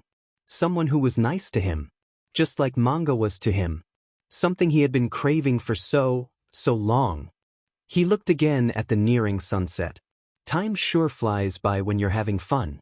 So, Izuku, where might we be going today? Asked Manga to his green-headed friend. Said boy was moving in an anxious pace, obvious nervousness running through his veins. He looked on to his bubble-headed friend, responding with a tirade that he'd been planning in his head for this very moment. Well, I sort of came into a slight problem. Izuku admitted. You see, I met this girl a couple of months ago. She's really nice. And a really good friend. Well, oh. A pair of circles sprouted on the boy's bubble, one appearing with an bent line above it. Makeshift eyes and a subsequent arched eyebrow of intrigue. Izuku noted. Don't tell me. Like this girl, don't you? Asked Manga. Izuku immediately responded. But of course. She's been so nice to me and everything. It's refreshing, having someone like her around. She doesn't even care about my muttering or anything like that. She's a very good friend. Manga sighed. Ah, so innocent. Well, what do you mean? Manga's bubble shook. Never mind. Anyway, the girl? Oh, well, you see, I agreed to help her with something the other day. One of her projects. The problem is that, well, I was sort of caught up in the moment. I forget that you wanted to hang out today and, well, now the two things come into conflict. I was wondering if the three of us could just spend the day together. It was the best I could come up with. If you don't have a problem with it, that is. Manga laughed. After a few seconds, he began to talk. Sorry. I'm not laughing at your idea. Just, this is so you know. Worrying about something so unsubstantial. You don't have to worry about things like this, Izuku. Of course I'm fine with it. Besides, miss out on a chance of a new friend? Fat chance. Izuku breathed a sigh of relief. Thank you, Manga. You don't know how much this means to me. Manga nodded. As long as she isn't like that Bakugo guy that I met. That guy, honestly. No. Hatsume's nothing like Kabakugo. I know. You said that she's nice after all. I'm willing to believe your impressions of people. The two friends walked on, conversing about the most recent debut of heroes that month. Unknown to Manga, Izuku had insects patrolling their surroundings. Izuku was searching for any crimes in progress or new hideouts that had come about in the last day since he walked this route. Thankfully, it seemed that the criminals of the city had done no such thing as of current moment. Still, Izuku kept his bugs on watch, yearning for conflict. It wasn't long until they reached the scrapyard. This place is kinda big. You say that this friend of yours just has the whole place to herself. Izuku nodded. Well, her parents own the lot, actually. Hatsume has free rein to do whatever she wants in there. Her strive for invention just so happens to fit right as well in the yard. Izuku tilted his head. Or maybe her invention was inspired by the lot. I'm not entirely sure. The two walked into the scrapyard, Izuku calling out to Hatsume. Hatsume? I'm here. Please stop tinkering with your stuff. At least until I get there. We both know the contents of your boots are volatile enough to duck. Izuku jumped to the side, behind a broken dishwasher. Unfortunately, Manga was too absorbed in examining his surroundings, too slow to respond to the warning. A metal casing rushing onto his figure. But fortunately, the debris just ricocheted off of his head, leaving no apparent damage. Manga turned around. What was that? Izuku came out from behind his cover. Sorry Manga, that was probably one of the propulsors we were working on yesterday. Izuku turned his head towards where the projectile had originated from, yelling out into the distance. Hatsume, I told you that you need to be more careful with your things. You could have hurt somebody with that. The inventor appeared from behind a pile of scrap, drawn to the sound of her assistant's arrival. Izuku, you came. And you brought help. Help, sweat dropped Manga. But of course, she said, taking a step forward, fist taking shape in the air. By stepping foot into my domain, you've submitted yourself to the task of creating my babies. Babies? Manga asked, dozens of exclamation points appearing all around his face. But never mind that. Hatsume said, walking back to the pair of boots she was working on. Izuku and Manga followed. Hatsume continued, so, Mr. Bubblehead? Manga actually. Manga Fukudashi. Well alright Manga. I've got to say, you've got a really nice head. Oh thanks. It may be a bit unconventional but I've grown used to it after all this time. Besides, I think it fits right well with my quirk. And what's that? Questioned Hatsume as she began securing the soles of his boots. Oh, interrupted Hatsume. Izuku, scratch our current work. The propulsions are too bulky. I noticed it when that one from a while ago just blasted off. Too volatile. We need to consider turbines instead. Izuku got out a notebook, one specifically designated for Hatsume's invention ideas, and began to write down possible applications of turbine-powered boots. Anyway, said Hatsume, go on. What was your name again? Hatsume. And don't forget it. Right. Well, since you asked, Mei, my quirk is comic. I can physically manifest sounds with my voice. Unfortunately, the more I use my quirk, the sorer my throat gets. He demonstrated his quirk by announcing boing, which produced a platform that he bounced a rock off of. Interesting. You say your throat gets sore after a while? Manga nodded. Well, I'm not an expert in biology, but perhaps I can whip something up to counteract that. A type of humidifier for your throat, maybe? This might be a difficult one. Hatsume brought out one of her own notebooks, writing down possible ideas as they came from her mind. Manga was surprised at the girl's willingness to offset his quirk's drawbacks. Oh, there's no need to, yelled out Hatsume. Both Manga and Izuku jumped at this, the latter dropping the notebook he was writing in. Izuku, you still haven't told me about your quirk. You should tell me. Think of all the wonderful babies we can make together to synergize it. Izuku froze halfway, bending downwards as he went to pick up his fallen notebook. Oh no. That is a good point, Izuku, added Manga. I remember you saying you didn't want to talk about it when we first met. Oh no. Do they want to know about my quirk? About the bugs? They bugs, the insects, the legs, the skittering, what would they think? Izuku. They would run. Run away scared. They would longer want to be free. Izuku took a deep breath. They're my friends. They've been nice to me ever since we met. Manga's so nice that he plays around with the younger kids we pass by. And Hatsume is pretty understanding. She wouldn't ridicule me for such a thing, would she? I should just come out with it, be straight with them. And then, Manga chimed in. Look, Izuku, I know that you said that you want to keep that info to yourself, and that's completely fine with me. You're free to keep to yourself to whatever Izuku interrupted.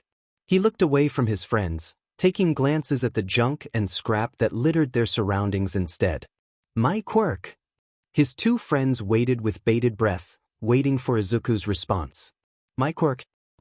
I haven't told anyone about my quirk, actually. Nobody knows about it. Not even my mom. Hatsume rose an eyebrow.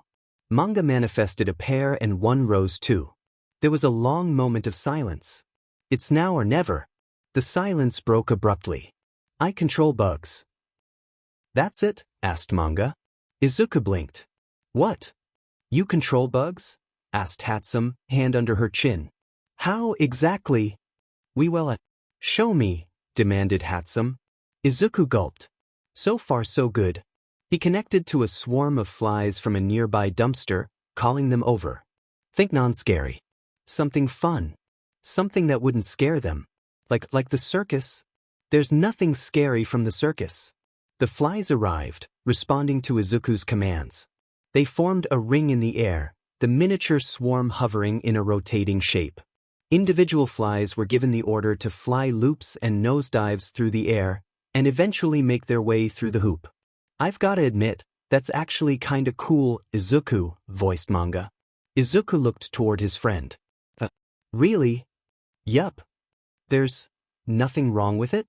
Having insects so close to you guys, Not that I can see with it, voiced Manga. But was it that Bakugo JRK again? Has he been putting in your head that your quirk is bad? I just thought that, the bugs would create a bad image is all. As if, announced Hatsume. If anything, your problem is that you're too squishy. Huh. Squishy. Well, that and pretty scrawny to... look at those noodle arms of yours. I bet you couldn't carry a car. I'm pretty sure that I couldn't carry a car normally unless I had a strength quirk. Hatsume scoffed. And what about my babies? They would increase your strength tenfold. Izuku pondered upon that factor. Well, I suppose they could, but I'd rather not have any, augmentations to that category. My fighting style wouldn't necessarily need the use of unrefined brute strength. Fine, she whined.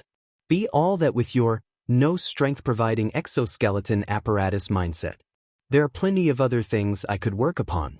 Like pouches. Special ones that can hold multiple insect species at once. Or maybe a costume to make up for that vulnerable body or yours. Izuku interjected. Oh, Hatsume. Said girl looked back at him. I'm sort of already working on that actually. You are?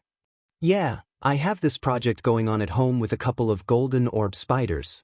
I have them making a costume for me in my free time.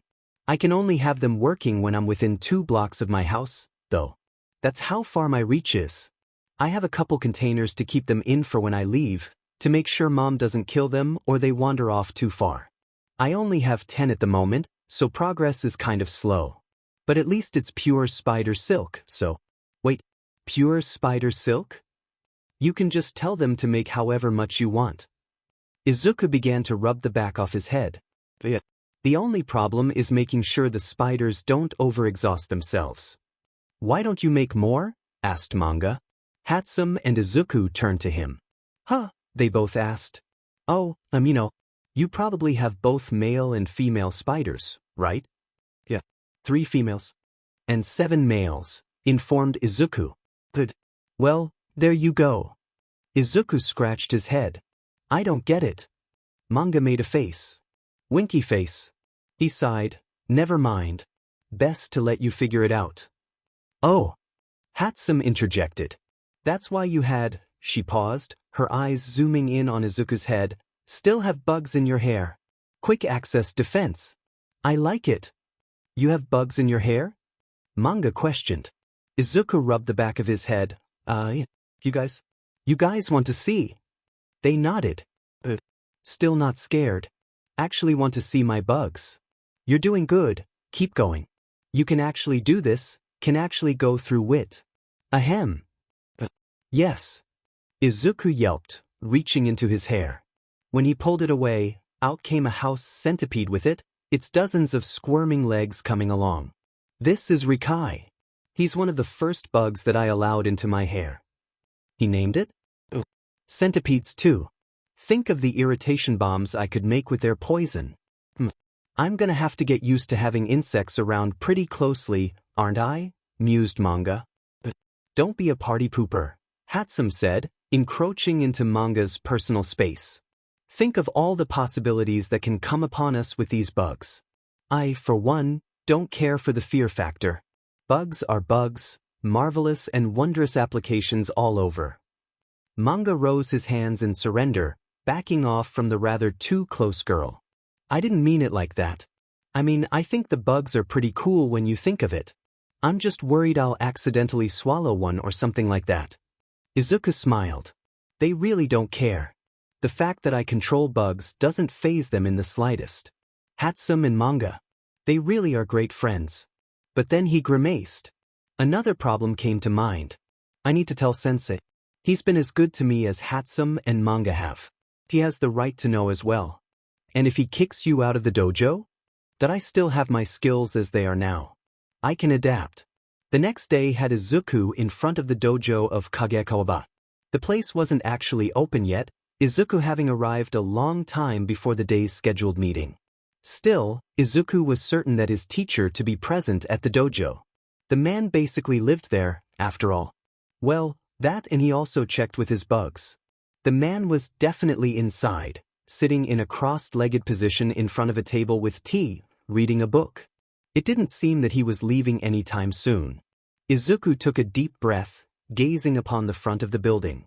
This was a moment he'd been dreading for a long time. He'd felt bad the first time he had arrived at the dojo, getting in through a lie. The fact that his sensei had essentially brought him in based on his quirklessness didn't bode so well with him either. He knew that he would have to tell the truth one day, no matter how much it scared him. But with yesterday, with the time he spent with Hatsume and Manga, he was feeling more optimistic. Perhaps not everyone would avoid him out of fear. Perhaps some could actually accept his quirk. He just hoped that Kawabata was like that as well. He began to walk up the steps, hand ready to knock on the imposing barrier between himself and an uncertain fate. He was surprised when the door opened at its own accord, Kage Kawabata standing in the doorway. Midoriya. Nice morning we're having, isn't it? Come in. We have much to discuss. Discuss? What does he mean? And how did he know I was at the door? A tap on his shoulder. He looked up to find the arm to be that of his sensei. Izuku gave out a nervous laugh. He walked in after the older man. I really need to get that muttering under control. It could prove disastrous in real combat. The two sat upon the low standing table. Tea? Asked Kawabata. Izuku nodded. Kawabata poured him a cup. Izuku drank it sparingly, drawing out the time to hold off for the moment he decided to say anything. It was during this time frame that Izuku began to panic in his head. What will he think? What's going to happen? Will he be scared? I control bugs, after all. I wouldn't blame him. But this needs to be done. I owe it to him to tell him the truth. He's taught me so much. I can't go on lying to him. He took a sip, but discovered a lack of heat and liquid emanating from the china cup. Empty. He sighed. He looked up, looking at Kawabata straight in the eyes. Izuku gulped. I've got a confession to make. The man merely nodded, edging Izuku to continue. Who lied to you? When we first met. The waterworks began, tears falling from Izuku's eyes. I said that I was quirkless, but I'm not. I can control bugs. And with scaringly fine control too. Enough that I could become a hero with just that. But I was just so. His breath hitched and he went to wipe his face with his sleeve. He opened his mouth to continue, but was interrupted by Kawabata. Calm yourself, Midoriya. No need to shed tears over such a dilemma. But Sensei, I already know about it. Your quirk, that is. I've known for quite some time actually. But why? Why haven't I kicked you out yet? Izuku gave a slight nod, looking to the ground in shame. Kawabata took another sip of tea. He continued, I never did tell you about my own quirk, Midoriya. I never felt the need to inform you of it, and usually never do with most of my students. Another sip. Cognition is what it's called. In short, I can sense brainwaves, as well as the things that the thoughts I pick up on are directed at. Just a moment ago, when you flew those insects in here, I sensed them. They were screaming thoughts of resolve and confession and guilt. I could tell you were nearby, and had deduced your reasoning for being here. I knew that you had finally decided to tell me of your quirk. That's how you knew I was at the door. Kawabata nodded. Yes. How long have you known? It was one of our first lessons together, actually, when you had that fly stuck in my sleeve. I found that I could track your movements, if I wanted, Izuku said in resignation. I was rather surprised at first, and I almost called you out right then. The supposed quirkless boy suddenly demonstrating a mental connection to a random fly? And the two of them having the same emotions at the time? If that didn't scream, quirk, well? I understand, Sensei. Izuku went to stand. I'll just pack up my things and... Not so fast, Midoriya. Izuku faltered, but obliged to listen to his teacher. He settled back down. As I was saying, continued Kawabata, I was rather perturbed when I discovered the truth. But, he emphasized, your thoughts showed your true self. Guilt, dishonor, and what surprised me the most, fear. I understood then that you weren't withholding the information of your quirk for an advantage, but rather as a factor of you being afraid of using it. The mind of a young child can be rather quick to judge when you consider the nature of insects. Not many show them any kindness after all. Izuku looked up, blinking a couple times. Does that mean? The man took another sip from his tea. That is what I've judged your character on, Midoriya. Your mind and what I've gathered from you during your time here. And you, Izuku, are a good person. You shouldn't let your quirk determine your character. Don't forget that. The tears had cleared up by now, them being replaced by a rather minute smile, the relief apparent on his face. I thank you, Sensei. I appreciate all that you've done for me. And I understand if want to get rid of him. You need not fret, Midoriya. I do not plan in any time in the future to ban you from this dojo. You still deserve a place in here as much as anyone. Really? Just promise me one thing.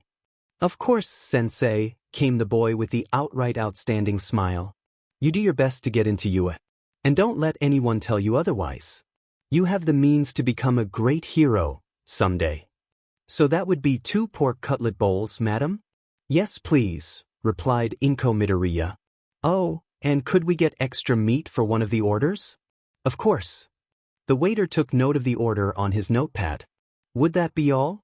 Yes, thank you, replied Inko. The waiter walked off afterwards. Mom? The woman turned toward the voice. Yes, Izuku?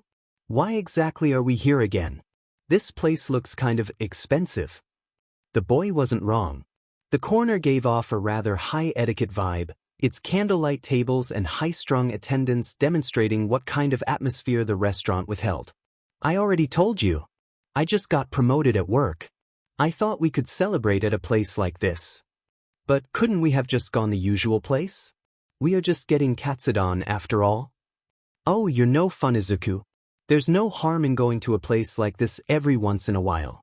Plus, the meat here is of a higher quality. I suppose, even if we haven't been to this part of the city before. Enough of that. Enough of that, said Inko. How was school today? Izuku grimaced at that. Kaken was in one of his more grumpier moods today. The bruises on his leg were enough to prove it. It was all right, Izuku replied. Just the usual, you know. But you're going into your last year of middle school soon. Surely there's something interesting happening in class? Not really. Inko gave him a long look. If you say so, she stretched out. How about Katsuki then? How's he doing? I haven't seen him in a while. Izuku grimaced again at that. He still hadn't told her about the way his relationship with Bakugo had changed. Best not to add to her worries. She has enough on her plate. He and his friends just played games with me, as in, chased me down and roughed me up, during lunch. The usual. Hummed Inko. She had picked up on her son's dejected attitude towards her questions. He'd been like this every time she mentioned school, but she didn't want to push. She decided to shift her manner of questioning. And your training? Izuku perked up at that. That he could talk about.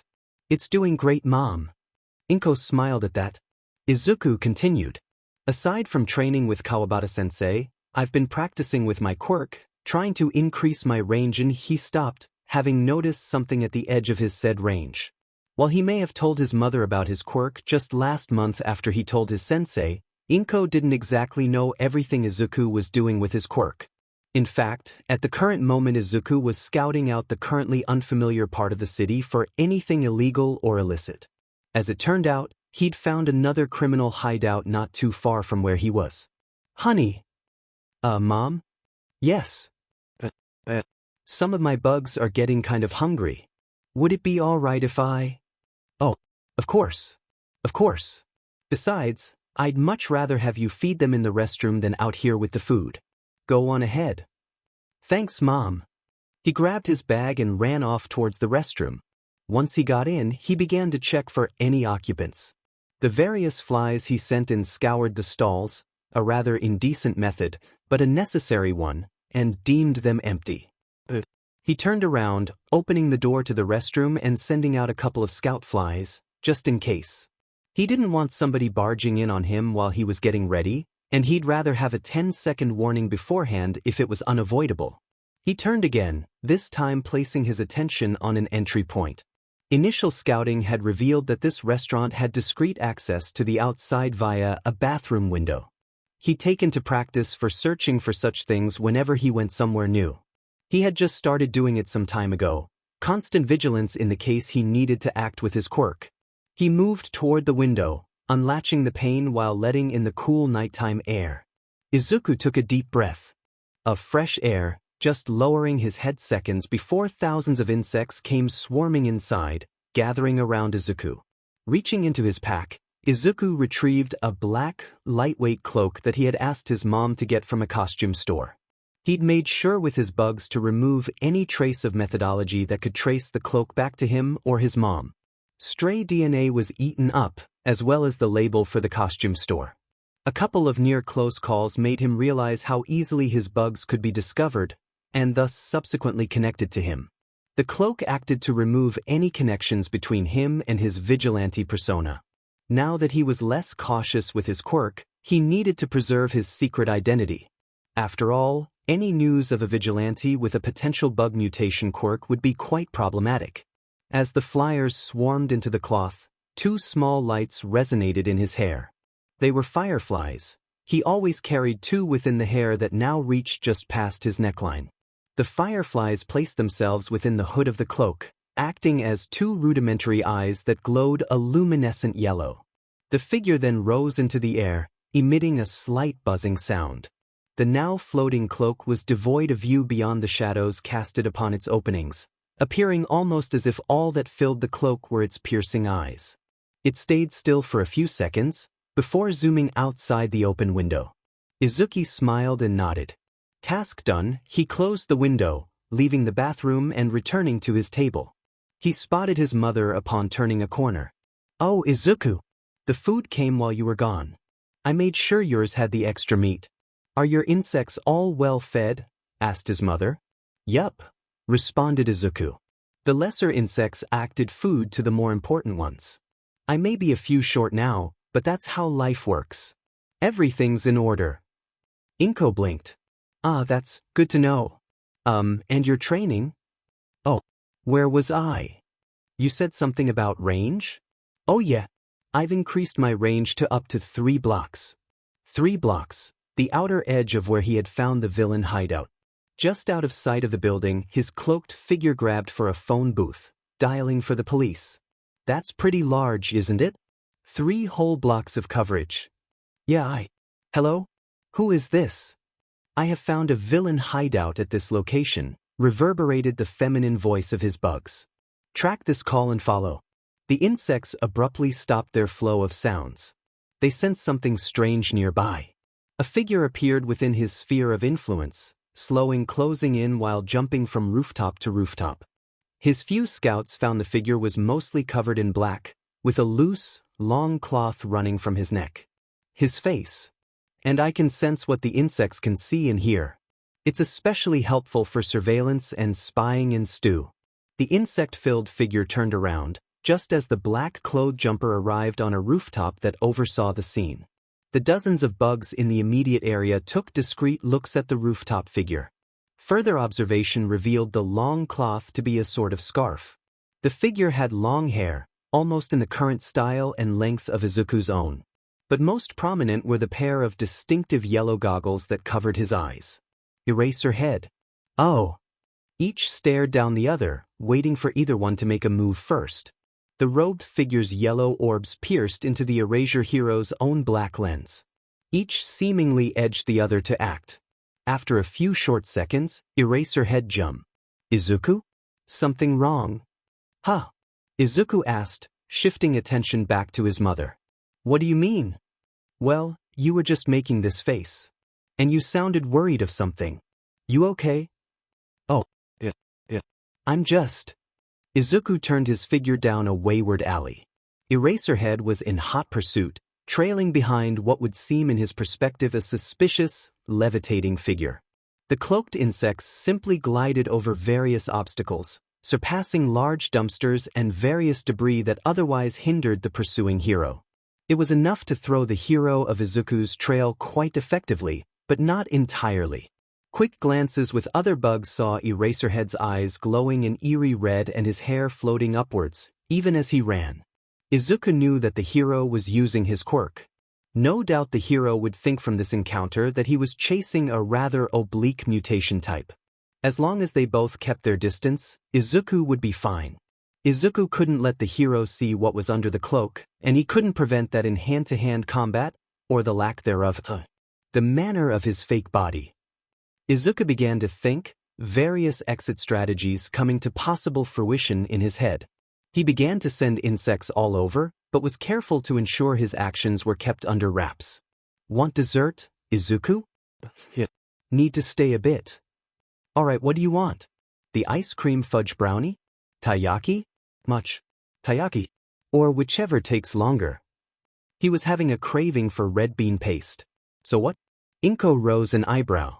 Okay. An opening. Plan if.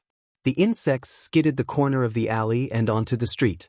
They took an immediate veer left, creating a rough 5-second window to commence a retreat. The thousands of bugs of his fake body abandoned the cloak, crowding and streaming their way into an open water drain. The insects left without a trace, leaving behind nothing but the cloak that concealed their presence. That's a shame. What is Izuku? Said boy jumped in his seat. Shoot, that was out loud. Need to fix that? Nothing. Just a shame that we could only have one dessert, he said as he bit into the fish-shaped cake he was holding. That was a nice cloak though. I'll have to see how I can get another one without Mom getting suspicious. We could get him a... No! Izuku exclaimed. He recoiled, having noticed the way he accidentally yelled. I mean, no need to. Spend more here. We can spare ourselves from the, higher expenses here. Besides, I need to get away from here. I'd rather not stay so close to Eraserhead, just in case. I need to take note to be cautious around this area at night. It's probably directly in lieu of Eraserhead's patrol routes. Are you sure you're okay, Izuku? You're muttering again. And you've been acting weird all night. Yeah, just tired, I guess. He looked back towards the storm drain.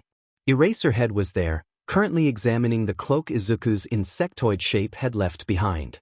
The Erasure hero was holding the cloth, then scanning the landscape for his target. The man sked and sprinted away, rejoining the solitude of the rooftops. Another close call. I need to be more careful. Even more so now since I'm no doubt under Eraserhead's radar. Izuku looked out the window of his mother's car. He glanced up towards the rooftops. He watched as the blurry shadows slowly faded away into the night. "Officer Iwasaki," said Officer Rose, his eyebrow. It wasn't often that a pro hero, especially an underground one, went out of their way to show up to the station at their own volition. He voiced his confusion. "Eraserhead? What brings you here?" The hero simply answered back with nonchalance. "An update on one of your long-running cases." "Oh, something noteworthy enough for Eraserhead to take note of? Perhaps it's Stendhal? Or maybe Arcswan? Let's get to one of the debriefing rooms first." Both police officer and hero walked towards the debrief room, both silent before behind closed doors. "So," asked Iwasaki, bringing out some blank pieces of paper and an inkwell, "what do you have for us?" Eraserhead handed Iwasaki the cloth that was over his shoulders. He opened his mouth, uttering a single word, "Snitch." Iwasaki's eyebrows rose in surprise. "Snitch? You sure?" Wait, is this her cloak?" Eraserhead nodded. Iwasaki combed over the cloak. "It's rather mundane. Nothing special about it, really." Iwasaki waved his hand over it. "No traces of ink either, if that helps. Can't track it by the supplier." "You sure it's hers?" "Completely. I arrived just as she making one of her infamous calls. That was about 2 hours ago from now." The officer blinked. "That would be the one at that club with the secret basement hideaway? Wait, where were you then?" "We stormed the place with death arms just earlier." "Mitchum. I fell in pursuit with the suspect. We strayed pretty far from the scene, and I've got to admit, she's one slippery vigilante. Turned me around once or twice. She escaped. All I got was the cloak. I decided to finish my patrol rather than go on a goose hunt." "All right, I suppo wait, so you saw what she looks like under it, then, right?" "That's good, very good." Iwasaki began to use his quirk, the ink transforming into words onto paper, clear and organized as any computer would produce. "We can finally set up a description of her after all this time. Just give me a brief rundown of what she looked like and I can." "I didn't." Iwasaki's scrawl abruptly stopped. Didn't what?" "I didn't see her. Snitch was long gone by the L found the cloak." "Oh, shoot," came Iwasaki's dejected look. But that soon changed, turning to intrigue. "But why would she leave it behind, then? There wouldn't be a need with such a clean escape. Why leave behind something that could potentially lead us to her?" "That, Iwasaki, is what I intend to find out." Shota Aizawa stepped out of the station. Upon reaching the bottom steps, he immediately spotted a flare of spiky, blonde hair to his left. He sighed. "Hey, Shota, how's it going?" exclaimed the figure. "I'm fine," Aizawa said. "Why were you here?" That hurts," yelled Hisashi, clutching at his heart. "Can't a friend simply visit a friend?" Aizawa simply started walking. "Shota, wait up." Hisashi whined. Upon catching up to his friend, he asked, So what? Tell me. Old buddy, old pal, why'd brought you in there? You usually never end up directly speaking with the police." "I had an update for one of their long-running cases." Aizawa answered. "Most of the information on the case is within the police database, due to the nature of the case. I needed to see what else they had so I could find a lead."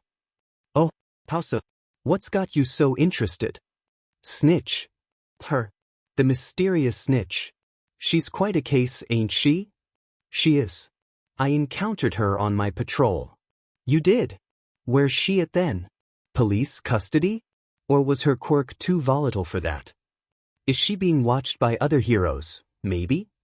Shota simply gave his friend a flat glare. "What? She got away? How? This is like what? The first time someone has escaped from you?" Hisashi asked incredulously. Another stare. There was both Quill and Arson. "Ah, I remember them. Both mutation types. Huge pains to fight." Hisashi tilted his head toward Shota. "You think Snitch is one?" "Not sure. But I believe it's possible." "And why is that?" "I tried erasing her quirk. It didn't work, she just kept going. However, she was levitating, It was either through a mutant quirk or some sort of device, if the faint buzzing I picked up on is anything to go by. Besides, she was able to notice my presence before I came into view. That points towards a sensory quirk. Hisashi shrugged his shoulders. Well, you've got to admit, at least it was a vigilante this time, less likely to retaliate in lethal force towards heroes, and at least doing good rather than crime. Hisashi took an exaggerated pose, eyes scrunched in deep thought and his hand rubbing his chin. You didn't see anything that could hint towards a possible mutation? Body parts. Never got a view under the cloak. Hands. Covered by the sleeves. Face. 2 yellow eyes, that's all. Well, how about her feel? So Snitch does levitate.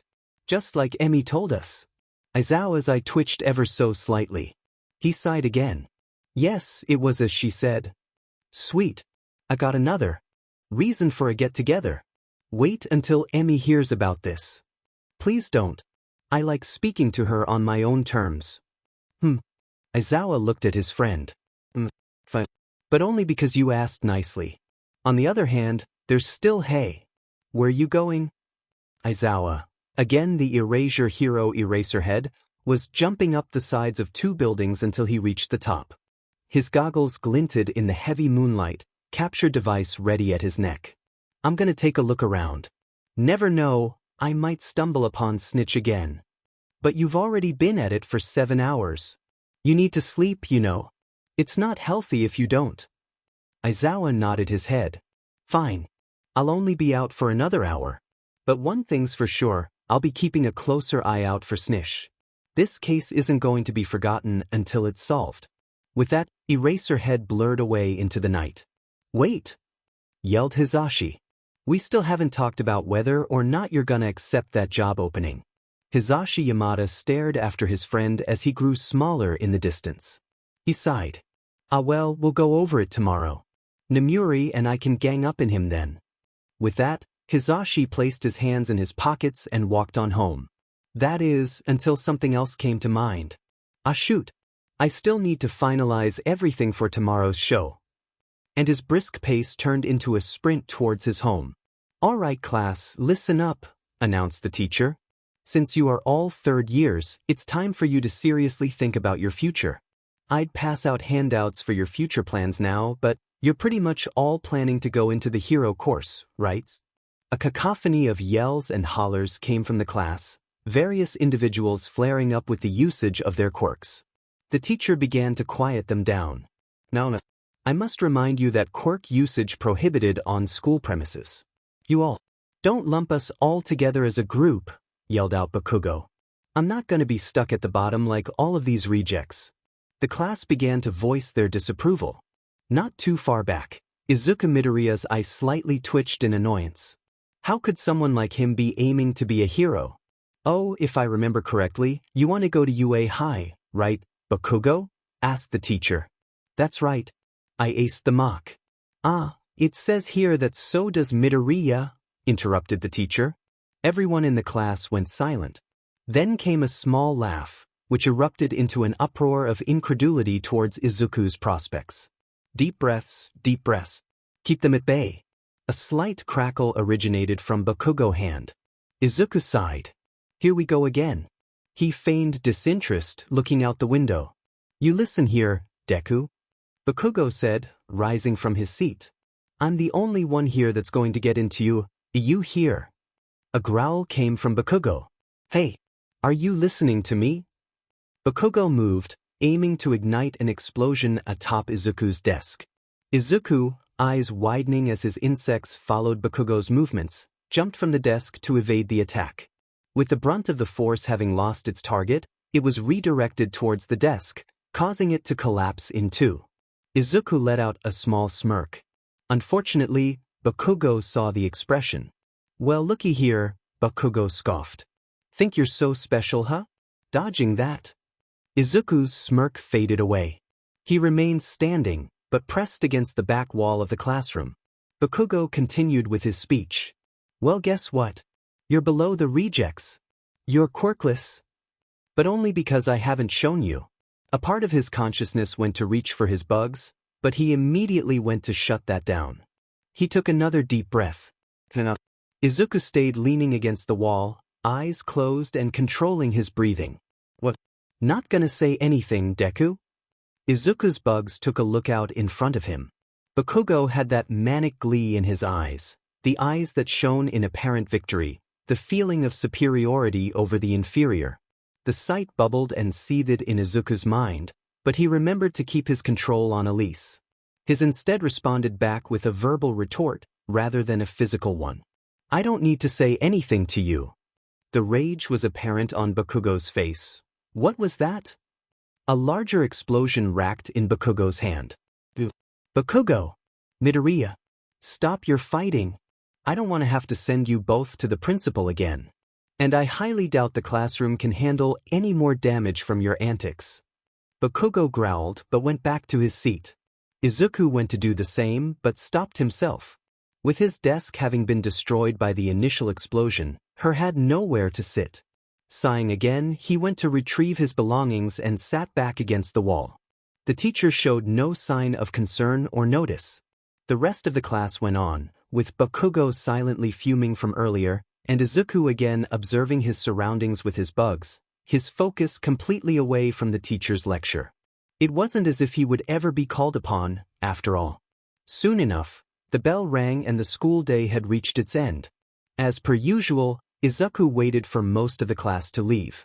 However, as he predicted, Bakugo and his cronies stayed behind. It wasn't like Bakugo to leave such a threat to his ego unpunished, after all. He began to pack his belongings as the trio began their approach. However, the unexpected happened as Bakugo snatched up his notebook. He hadn't done that before, and Izuku hadn't anticipated the move. He just hadn't listened to what his bugs had seen in time. We're not done talking yet, Deku, Bakugo said, standing menacingly in front of Izuku. He set his eyes on Izuku, then turned his attention to the notebook. Hero analysis for the future? He read aloud. The other two behind him began racking up, spouting out remarks denouncing Izuku. Give it back, Izuku said. Bakugo simply scoffed, charring the notebook with a light explosion. Izuku mentally cringed. However, as Bakugo went to throw the book out the window, Izuku sent a few flyers after it, catching it just before it touched the water below. Listen here, I'm the only one from this dump that's going to get out of here and get into UA. So you better get off your high horse and think realistically. I don't care what Horns or No Face are telling you. You're nothing. The trio began to walk off, but not before Bakugo left with the last word. Heck, who knows? Perhaps you'll get a quirk in your next life. Just take a swan dive off the roof, will ya? Izuku remained standing there, musing over Bakugo's words. Imagine if I did? I could screw over him right then and there. He'd never get into UA then. But I wouldn't. Of course. Not with me here. With Bakugo and his cronies having left the school, Izuku checked with his bugs. He began to walk outside. He passed by the window of his classroom, where he found his notebook being held up by flies and dragonflies. Retrieving it, he began to walk home. He eventually thought about his friends. It was a shame that they lived in different neighborhoods, since he didn't have much time to hang out with them. It didn't help that schoolwork got in the way, limiting get-togethers to mostly the weekends. As he approached an overpass, he again began to think over his school situation. His thoughts drifted over to Bakugo again. If only there was a way to. He turned, his bugs having noticed an inkling of sludge moving unnaturally from a manhole cover. The sludge sped up from its original, crawling pace.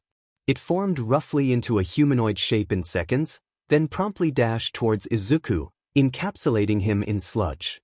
Wow, said the sludge, you noticed me pretty quickly there. I had to speed up my formation. Some sort of sensory quirk, maybe? I could use that, actually have a way to avoid him. Izuku began to panic. There was no doubt that he was being attacked by a villain. Horror and fear was forming over realization of what was happening, that he was suffocating, was about to die. He reached out to his bugs, subduing his emotions. He began to formulate a plan. His skittering bug clone began to form, gathering insects from the surrounding area. The buzzing demonstrated their agitation, a loud, unbearable jarring of sounds filling the air. Let me go, The sludge villain blinked in stupefaction. Oh shit, that's you. He looked at the chittering mass of bugs, the creatures piling over one another, rapidly falling apart and rebuilding at the same. I'm gonna be honest with you, kid, that is a whole lot levels creepy, many times overboard more than me. And look at me, I'm an amorphous killer slime. He's not scared? But who am I kidding? It's just bugs. What are they gonna do to me, huh? Nice try, but I'm sorta of in a hurry, so... He was right, of course. Upon contact, the bugs either died or were seeking into the villain's body. It did little but further annoy the villain. The tightening of the sludge quickened, squeezing and suffocating Izuku even further. Don't worry, little invisibility cloak, we're almost there. Izuku didn't know what else to do. He couldn't quite beat up something he couldn't harm, right? He scoured his mind, trying to come up with something to counteract the villain's quirk. There had to be some sort of weakness. He looked again at the villain with his bugs, scanning its form top to bottom. Then a light bulb formed. Another plan began to carry out. He knew the route they were on, knew which bugs carried their way through the area. He reached out, calling upon one of the hives he'd been cultivating during his walks to and from school. It was one of the things G often refrained from using, but he had little choice now. Then, a new buzzing filled the air. A swarm of hornets, the native Japanese kind, came upon the villain. The slime yelped a little as he saw them arriving. Don't blame him. These hornets are pretty terrifying after all. Let go or else, demanded his swarm, along with the newcomer hornets. The sludge rolled his eyes. Look, kid, I already said before. I'm running out of air. Can't breathe, can't breathe. The hornets acted, swarming the sludge villain. But rather than just aimlessly attack, they had one goal in mind. They congregated towards the villain's eyes, each taking turns injecting their stingers into the soft tissue. The villain screeched in agony, releasing Izuku and flailing around the overpass. Izuku gasped for breath, coughing up excess sludge and barely being able to stand. The black spots in his vision were still there, and his thoughts remained fuzzy. He dispersed his bugs, gaining a little more focus with his own eyes. A clattering of metal came soon after, an easily recognizable voice following the charge. It's all right now, Yunha? Izuku looked right over, recognizing his childhood hero. Izuku stood and remained there staring, slack-jawed.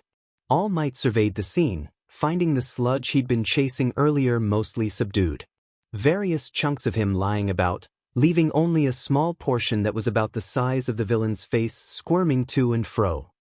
He then looked at the boy he had heard struggling earlier, finding him relatively unharmed and standing in what he presumed was awe. Izuku ran forward, joyfully bouncing up and down in front of his idol. All Might, sir. It's really you.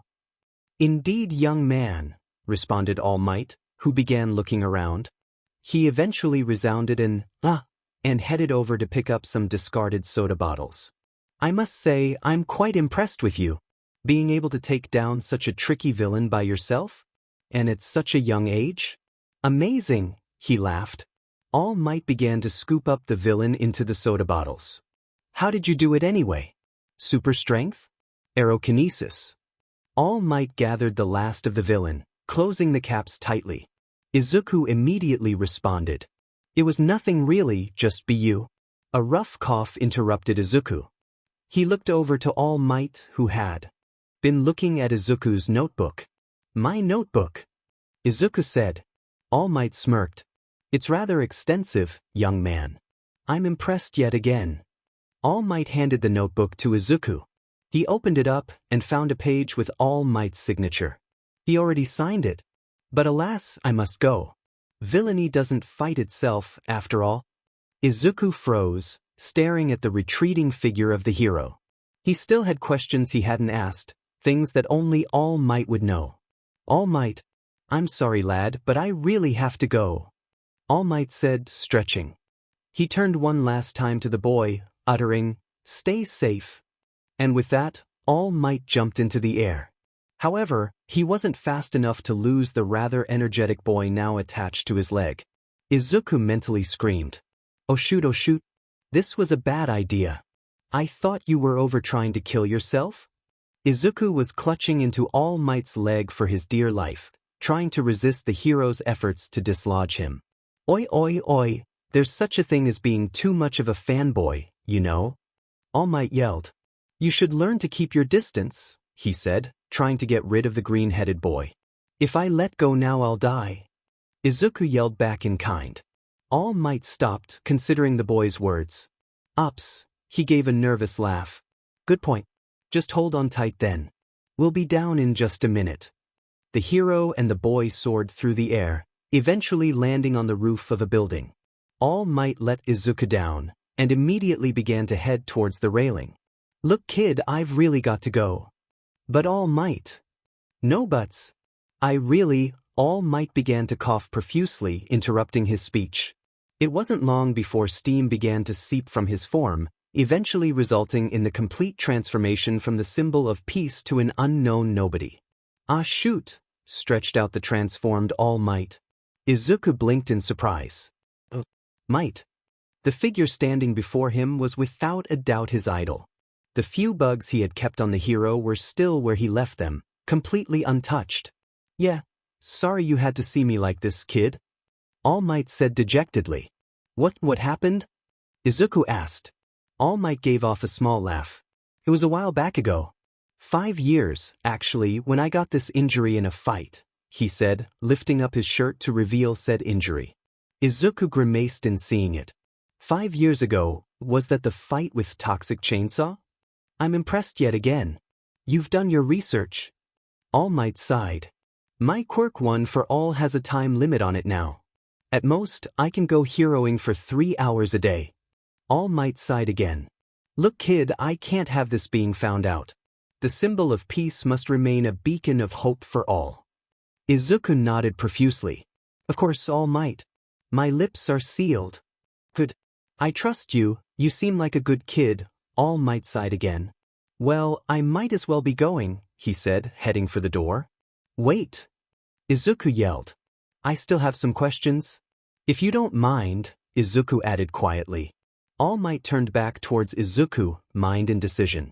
After a few moments, he responded. Might as well. You've already seen me.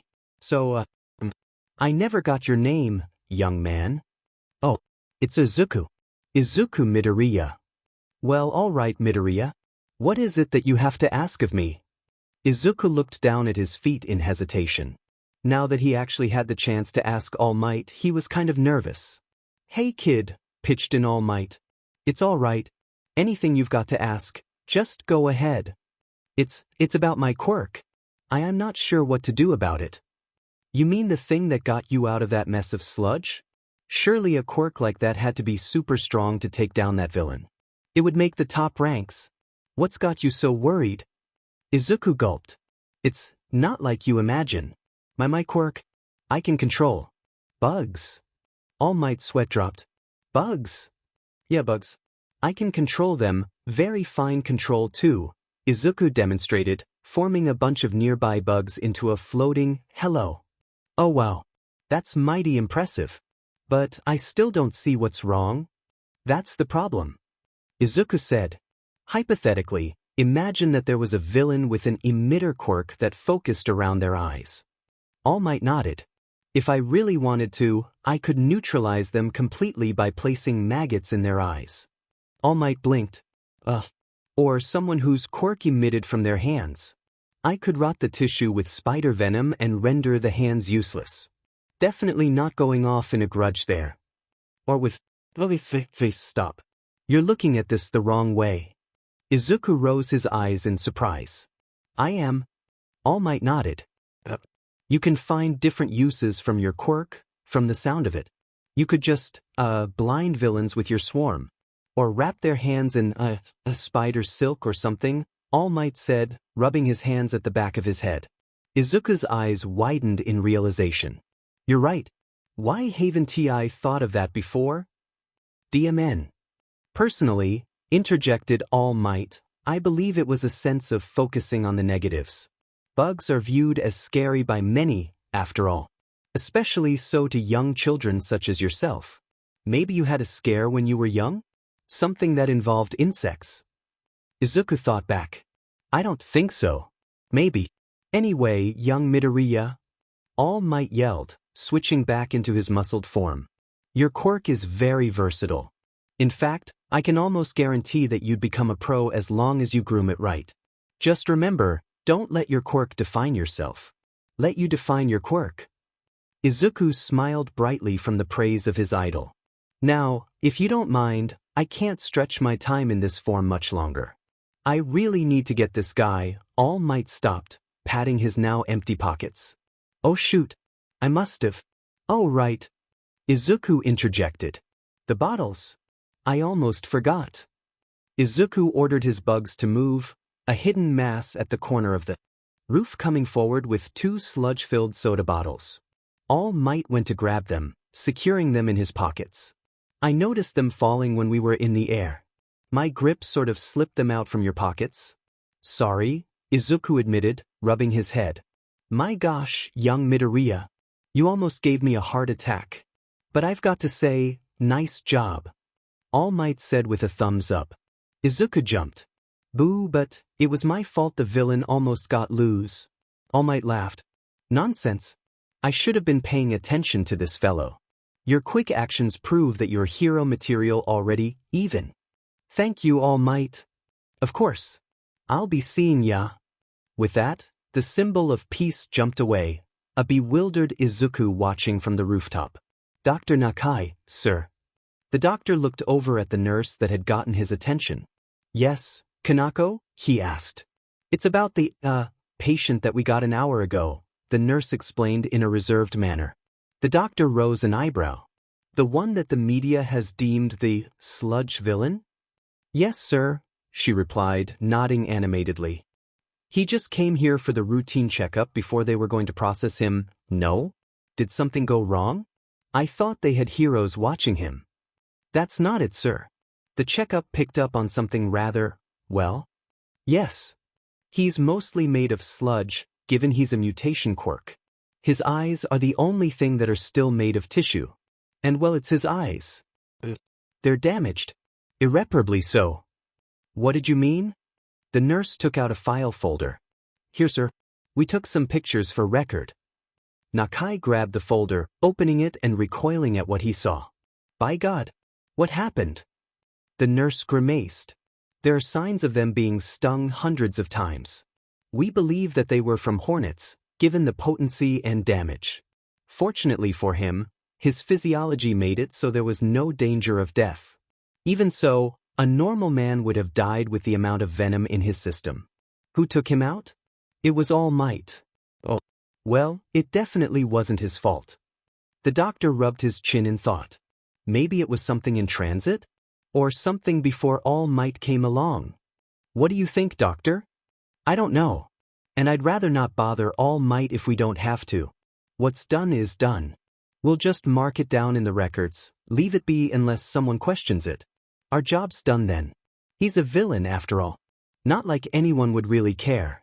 Of course, Dr. Nakai. As you say so. Do you know why you are here, Midoriya? Came a stern voice. Izuku remained quiet. He'd already gone through this talk with the principal multiple times before. And the outcome was rarely ever different. You were causing trouble in class again with Bakugo. He took a breath, as if he was tired over a repetitive task. You claimed that he had attacked you. The principal tented his fingers. Why do you insist on pinning such things on him? Izuku had learned that nothing would ever prove Bakugo to be in the wrong. Everything he would do would be ignored, while Izuku would take the punishment. Now, I know it's the last day of your time here, before you head off to high school. So, there's not much I can really do. He'd learned long ago the renown that came to a school when a graduating student got into UA. He discovered how much a school's reputation boosted from such statistics, and in turn the resulting greater influx of students next year. This led to more funding and more pockets being filled. The sound of a hand slamming the desk came about. Of course, no actual hand was on the desk, given the principal's quirk. His hands were still tented up. Izuku did jump in his seat, however, not having been able to see the action either with his own eyes or his bugs. Are you even listening, Midoriya? Of course, sir. Not really. The principal sighed. Do you know how difficult it is, dealing with you? Day in and day out, I have to worry about you causing trouble or risk. That's enough. You mean how difficult it is to ensure stuff like this doesn't get out? So that Bakugo has a chance of getting into UA. Izuku blinked. What? It was no wonder that Isoshi Renjiro was so adamant on Bakugo's good behavior. Any blots on his record could risk his chances in getting into the country's top hero school. Now, Midoriya, the principal said in a warning tone, such accusations are unaccounted for. The pause. Do you have anything to say for yourself? Izuku stayed silent this time. The principal's blank face didn't relay his emotions, especially given the slight growls coming from the corners of the room. Get out. I'm tired of dealing with you. I should just take your leaving as a blessing. Izuku immediately complied, walking out of the office of Isoshi Renjiro for the last time. That old principal had you held up again? Asked Manga. Yeah, replied Izuku. Had me in for disrupting class again, apparently. What is that, like the 4th time this month? Asked Mei. Another voice added, he really does sound like a. Izuku turned toward the voice, a more recent addition to his group of friends. He finished off her thoughts. A JRK? Yeah, exclaimed Pony Tsunatori. A JRK, that's the word? Or just a meanie, maybe? I mean he must be, right? Well, I think so, said Izuku. But it's not like it matters now. We're all out of school after all. And I'll never have to see him again.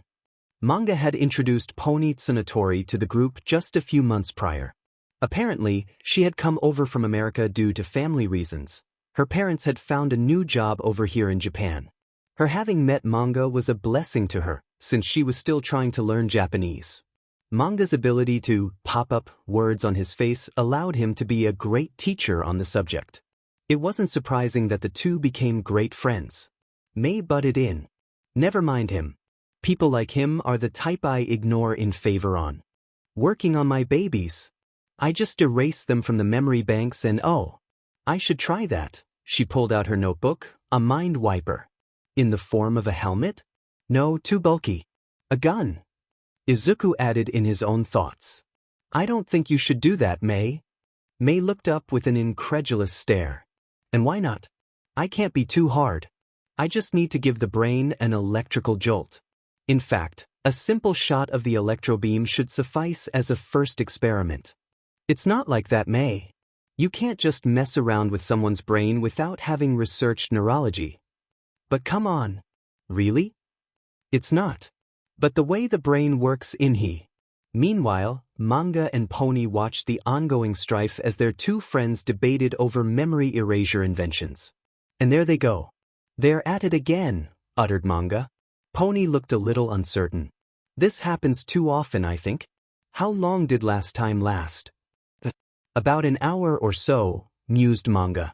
They continued to look on, watching the continuous onslaught of technobabble that neither of them could understand. Shouldn't you stop them? Asked Pony. After a few seconds, Manga sighed. All right, fine. He walked up to the debating duo, internally dreading that he would end up getting coiled by the wire arrow again.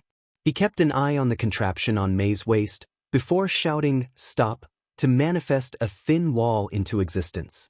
Both Izuku and Mei abruptly stopped their bickering. Seems like Mei was being more amiable today. Never mind that. But Manga stopped Mei before she could continue, placing a palm in front of her face. Manga turned to his green-haired friend. Izuku, why did you call us out here again? To the park. Izuku steadied himself. It's kind of silly, really. But I've been inspired to work harder, so we are all going to train ourselves to the limit. Silence. Train? Why would I do that? Uttered Mei. Izuku sighed. All right. Not you, I suppose. You could go tinker over there. He pointed at a park bench. But Izuku. Mei whined. We still haven't finished that robot we were working on. We still need to retroactively connect all the circuitry. Why did you do that anyways? Because I have you, silly. Your bugs can connect all the wires and stuff. Right. Guys, shouted Manga. Izuku cleared his throat. Anyway, if we all want to get into UA, We have to make sure our bodies are ready. Not just our quirks. Well? Asked Izuku, garnering for their opinion. I think it's Pony turned to Manga, whispering what she was trying to convey. On his face formed the word, amazing. Yeah. Amazing. Pony finished. Thank you, Pony. Izuku said. And you, Manga? I suppose. No harm in trying. I might as well follow, said Mei. But I'll be trailing behind instead, working on my babies. Izuku's sweat dropped. I suppose that's the best I can wish for, he muttered. Thank you. Now I'd like to start with. He sighed. It was hard living with a quirk like his. Sure, he liked what he was able to do with it. Sure, he was praised for it. Sure, it was powerful given the right conditions, but he took a seat on the bench, leaning his head back over the backrest and leaving his arms stretched out. He closed his eyes, taking in the feeling of sunlight on his face and the melodious chirping of the birds. It just didn't feel right. He'd never be able to stand on his own with his quirk. He would always just be there, on the sidelines away from the others. He thought back to his time at school. The others always found his quirk cool. And he reflected that by the way he interacted with them. But he knew the truth of his quirk. He never stood out because of what he could do, not necessarily. He decided that his quirk was more of a burden with what he hoped to accomplish. He sighed again. But his resolve refused to waver. But I have a goal. A way to prove myself. I just need to get into UA. That was for sure. And a complete guarantee. To be a pro, I just need to. Alright everyone. Just a little bit more. We'll rest up here for now though. Let me catch up too. He opened his eyes, turning his head to look over at the fountain. There he found a group of 3. There was a horse-looking girl, no doubt due to her quirk, given her horns and hooves. Then there was one with a speech bubble for a head. How does that work? Then he glanced over at the other, the obvious leader of the group. The other 2 were both being led by the green-headed boy, no other remarkable features otherwise. If only I could be like that, praised for my own qualities. He shook his head, intrigued by the scene before him. I wonder what he has that makes the others follow him so resolutely. It must be something powerful. He looked over again, an idea coming to mind. A smirk appeared on his face. Why don't I go find out? Hey, Izuku, said Manga, panting from their run. It looks like that guy is coming our way. Izuku glanced over at the figure at mention, who had just previously been resting on the park bench. He had blonde hair, parted to the left with his bangs hanging over his right. The boy held himself rather contemptuously, if that was the right word. He simply walked up, hands in his pockets. Who are you? Asked Manga. The boy smirked. I'm Monoma. Nito Monoma. It seemed as if that was all he was going to say, showing no signs to continue. Manga spoke up instead, and, what do you want? Oh, not much, my fellow peers. I was simply rather engrossed in what was transpiring here. Izuku rose an eyebrow. Us training? He asked. Precisely, affirmed Monoma. Why? Asked Manga. Rather than answer, Monoma simply walked up to Izuku, placing a hand on his shoulder. Then he furrowed his brow, which eventually morphed into an expression of shock and confusion. Is everything okay? Izuku asked, concerned. Monoma looked at Izuku, then at the 2 behind him. He backed away a few steps. You quirkless? Monoma spoke, confused. Izuku flinched as if struck. What? He said in a deadpan tone. Monoma shakily continued. How could a quirkless be leading such a group of those obviously gifted with their own? Whoa man, that's uncalled for, interrupted Manga. Besides No, let him. It just can't, exclaimed Monoma, showing a bit of unease. It doesn't work like that. You can't when I. He shook his head, his expression going back to as it was before. His resolve seemed to steel, as if he was remembering something only he knew himself. How can someone as yourself possibly teach these people anything of circumstance? A powerless nobody, are we? Izuku's eyes shone with fury. Bugs began to congregate around his figure, buzzing and chittering. They came from all angles, from the beehives up in the trees to the taller grass that littered the floor of the park. Surprise filled Monoma's expression. But that's impossible. I checked. He backed away in fear, and the bugs that crawled on Izuku's face and hair did little to deter that fear. You can't possibly have a quirk. That seemed to be the wrong thing to say. The bugs sped towards him, covering his body in seconds. Izuku refrained from any lasting damage, stopping any bites or stings, simply letting his creatures scurry over the boy's body. But Monoma didn't know that. The boy screamed, panicking and running off away from the three. He didn't stop until he reached the edge of the park, where Izuku ordered his bugs off. Continued watching via bug scry, as Izuku thought of naming it, revealed that Monoma was smart. Well, at least in the sense that he didn't seem to want to head back to where Izuku was. Back to where the friends stood, Manga slowly walked up, putting a hand on Izuku's shoulder. Hey buddy, what was that just now? That seemed to shake Izuku out of his stupor. He blinked in realization over what had just occurred. I don't know, actually. Izuku said slowly. It just sort of happened. It felt kind of right, you know? But I feel kind of bad now, with me covering him in bugs. That probably wasn't a nice experience. Well, you shouldn't, yelled Mei, who was currently screwing in a bolt to her contraption. He was acting all pretentious and stuff. Didn't know what he was walking into. Everyone blinked. How long have you been there? Asked Manga. Around the part where Blondie started freaking out. He's a real jerky, by the way. Ooh. Like the principal guy, right? Exclaimed Pony. Manga chuckled. Yes, Pony, like the principal guy. He turned back to Izuku. That was kind of weird, though. What was that all about? Izuku shrugged his shoulders. No clue. He was very odd. I don't know what set him off. And what did he mean, that I was quirkless? Maybe that's his quirk? Sensing other quirks? And he saw that I didn't have mine? That's weird. I feel even worse now. I probably Manga came up to Izuku, grabbing his shoulders and vigorously shaking him. Whoa, dude. Snap out of it. That's too much for one mutter session. Izuku rubbed the back of his head. Sorry. You know how I am. He shook his head. Anyway, we've spent long enough here. He turned to the other three behind him. Onward. Toward Yue. Yay. The group yelled dispassionately. However, they still followed Izuku's lead. Yue was the goal, after all. Izuku walked up to the large campus ahead of him. It was a Saturday, and yet here he was, taking his first steps into Yue High. Of course, the school term didn't start for another few months, but that did little to ease his worries. He was here for an entirely different reason, actually. He walked in through the large, imposing gates and followed the designated signs. The building he arrived at was apart from the main campus, standing off in the far corners near the edge of the fencing.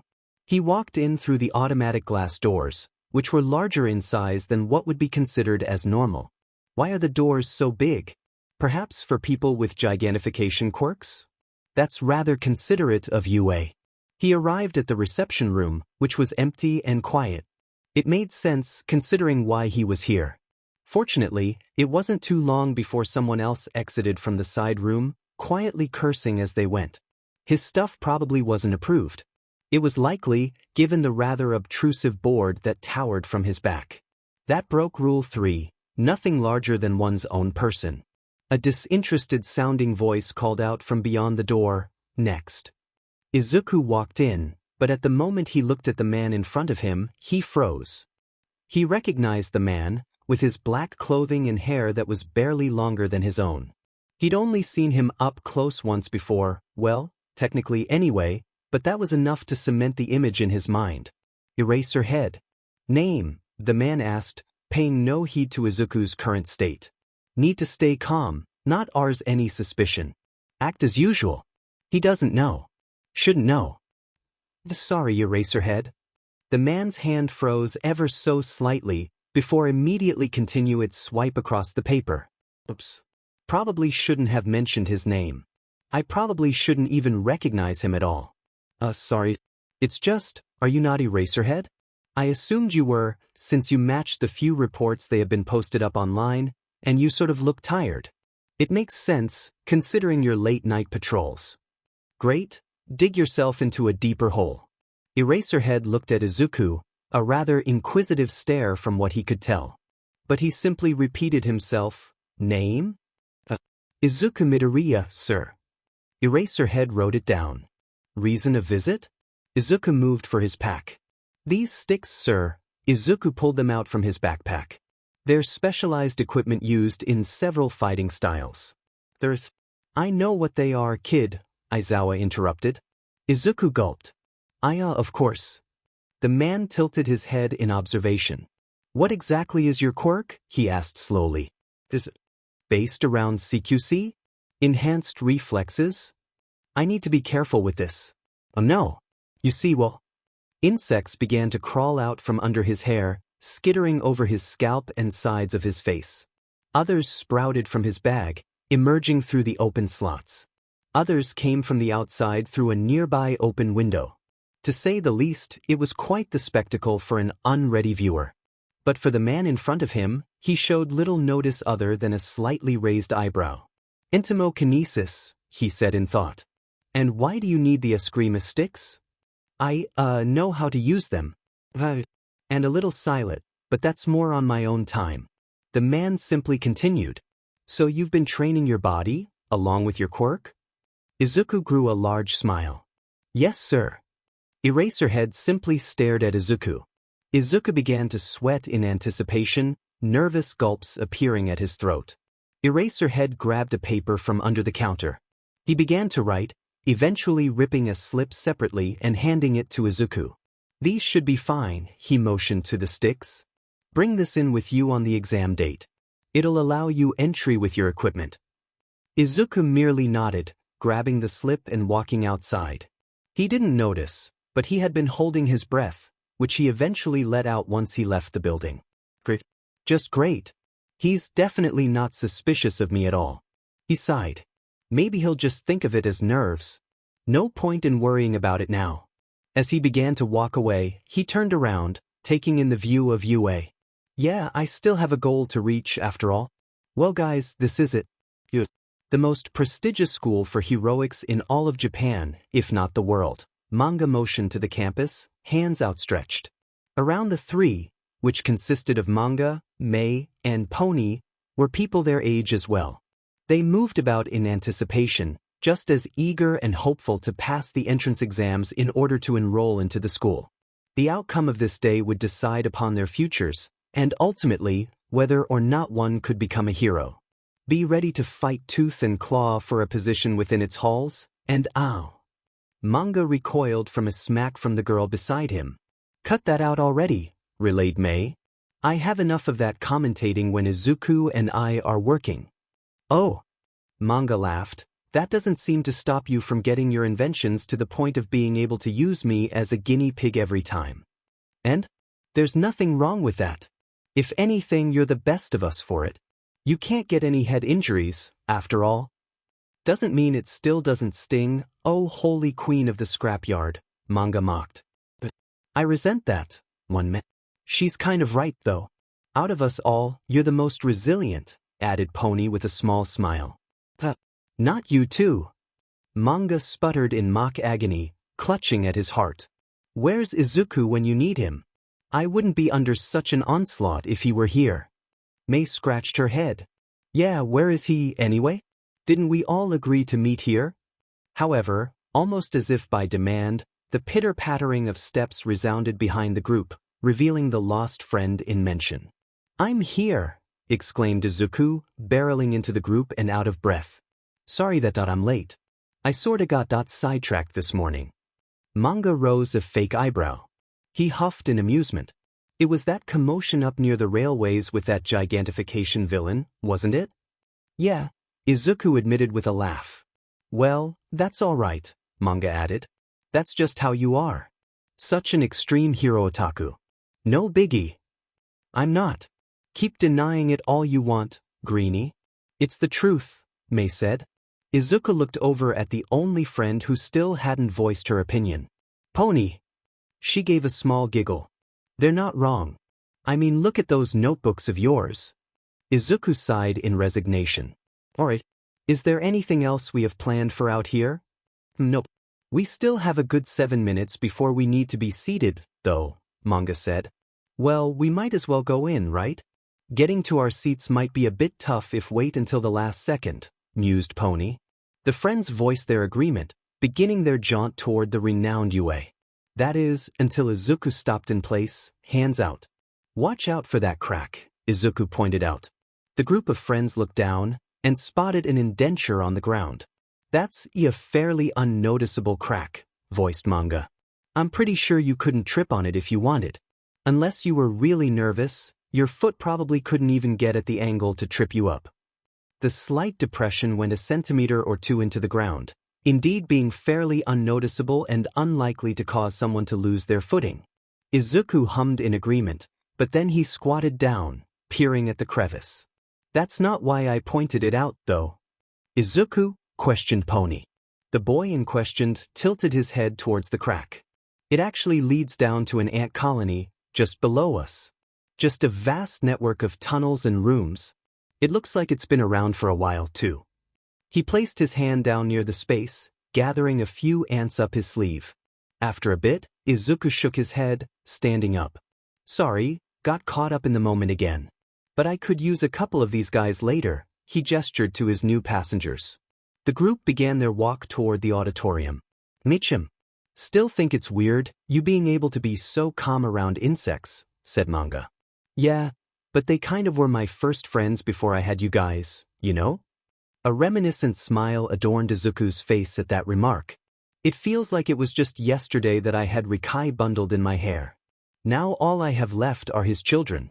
A good amount of them too.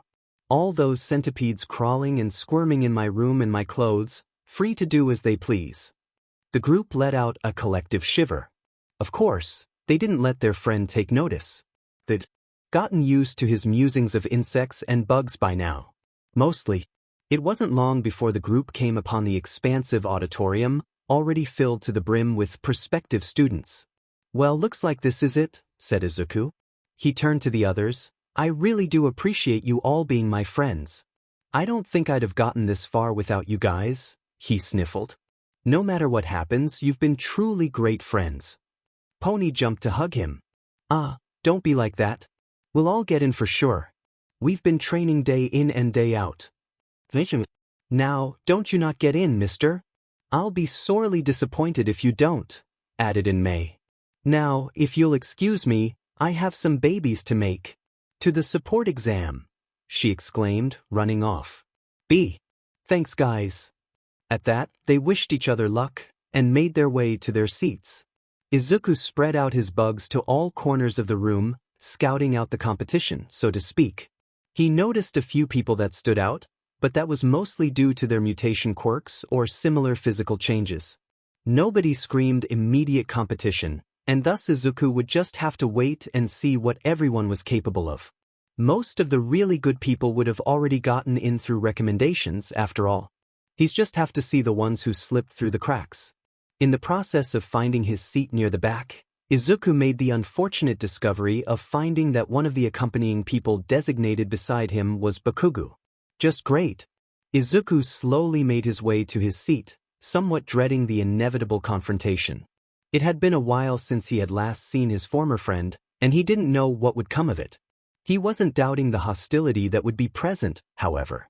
As he approached, Izuku saw Bakugo twitch ever so slightly.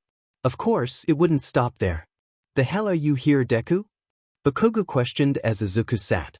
Izuku didn't respond, which went to further infuriate the fuming boy, but it wasn't long until they were interrupted by a deafening announcement.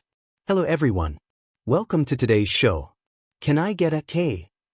The pro-hero stood, ear to the audience. Silence. But that didn't cause the man to falter.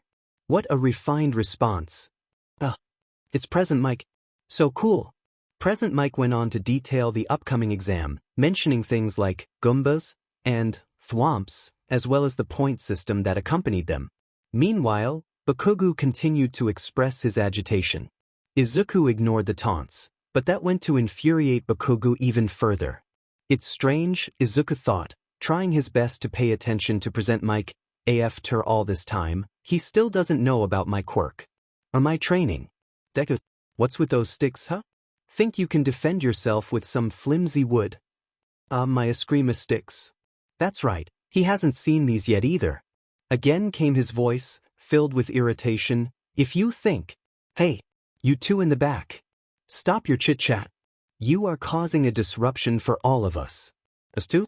But I haven't said a word. Izuku took a glance from over where the voice came from. His bugs revealed a rather serious-looking boy with dark blue hair.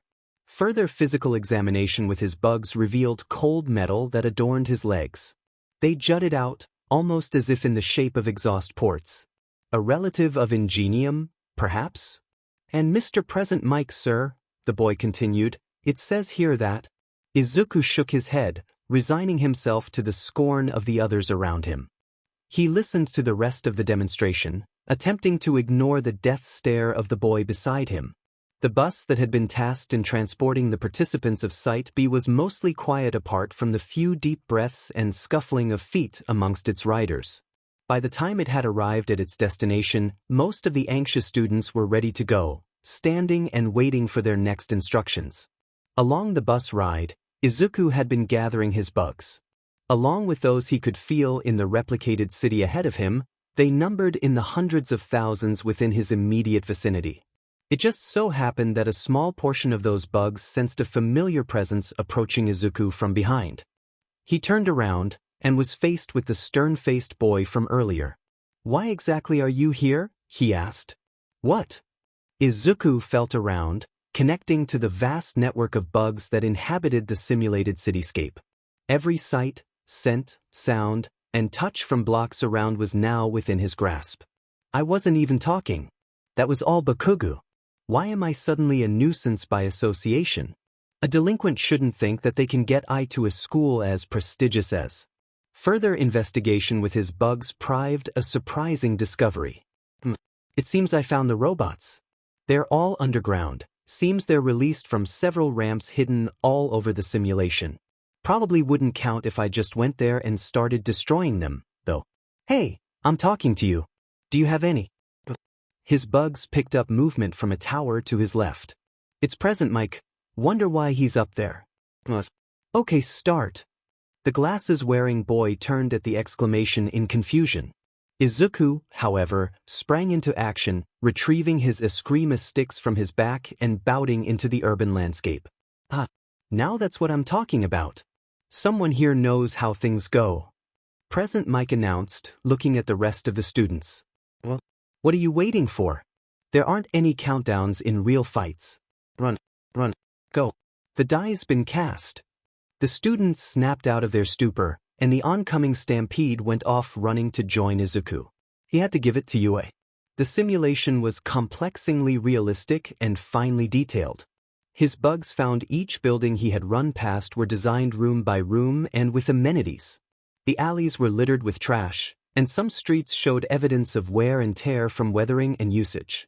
The rooftops even shared in the trash pileup and puddle holding.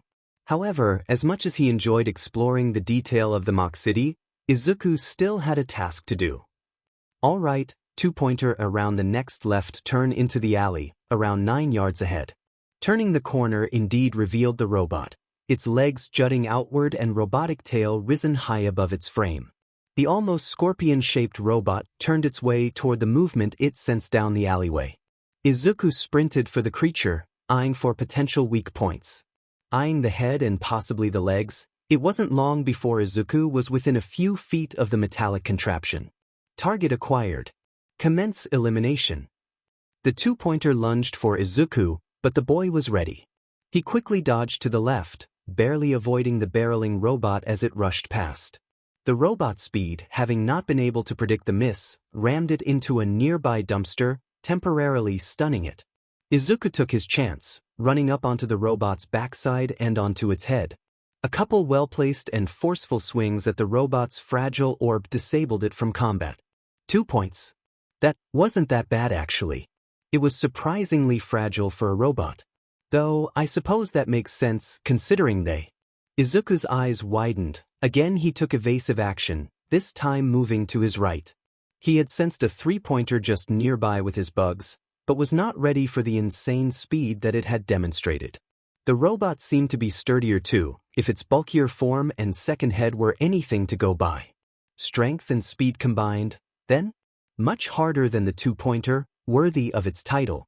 8 minutes, yelled Present Mike. Already? Shoot, I need to speed this up. Izuku glanced at the three-pointer, which was apparently content in waiting for Izuku to make a move. He looked at its form, his weapons might not be able to do much, and then to its head, its red orb pinging in response to his "that's it." Izuku reached for his bugs, gathering them in a cloud and plunging them onto the robot's red orb. The three-pointer acted in kind, thrashing wildly and, as Izuku predicted, unable to see. It made it all the easier to reach its back and the space between its heads. It wasn't long before the robot crumpled as its circuitry became damaged. 5 points. I can do this. I really can. He gave a small laugh. But I need to hurry. Time's running down. He sprinted off in another direction. It's a good thing I spent all that time inventing with Mei. I suppose I can ask my bugs to go a little overtime for now. In a separate part of UA's campus was a dark monitoring room packed to the brim with various pro-heroes and staff members. They watched the myriad of students as they pummeled into the robots sent into their path. Of course, considering the nature of the gathered people, it didn't take long for some of them to take notice of certain green-haired boy. "Hey, what's with those sticks?" asked the blood hero Vlad King. "Are they part of some sort of martial art?" An inquisitive observation, Sekijiro-kun, came Nizu. "That would be eskrima, if I'm not mistaken, a martial art that has since declined as quirks have become more commonplace." The principal leaned forward in his chair a little, observing the green-haired boy. "But unless his quirk involves them, we have yet to actually see him use his quirk," Ectoplasm mentioned. "What is it listed down as?" Present Mike obliged himself, quickly shuffling through the files they had of the various aspiring students.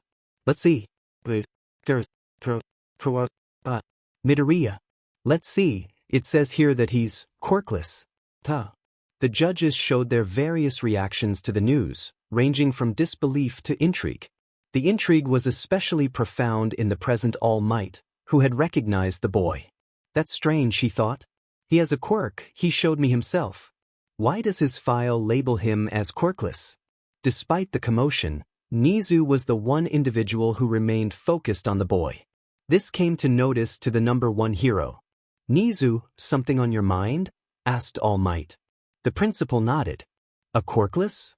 Perhaps not. Have any of you noticed the bugs?" "Bugs?" All Might asked. He remembered the demonstration Midoriya had shown him, but he hadn't taken notice of anything similar as far the screen displays went.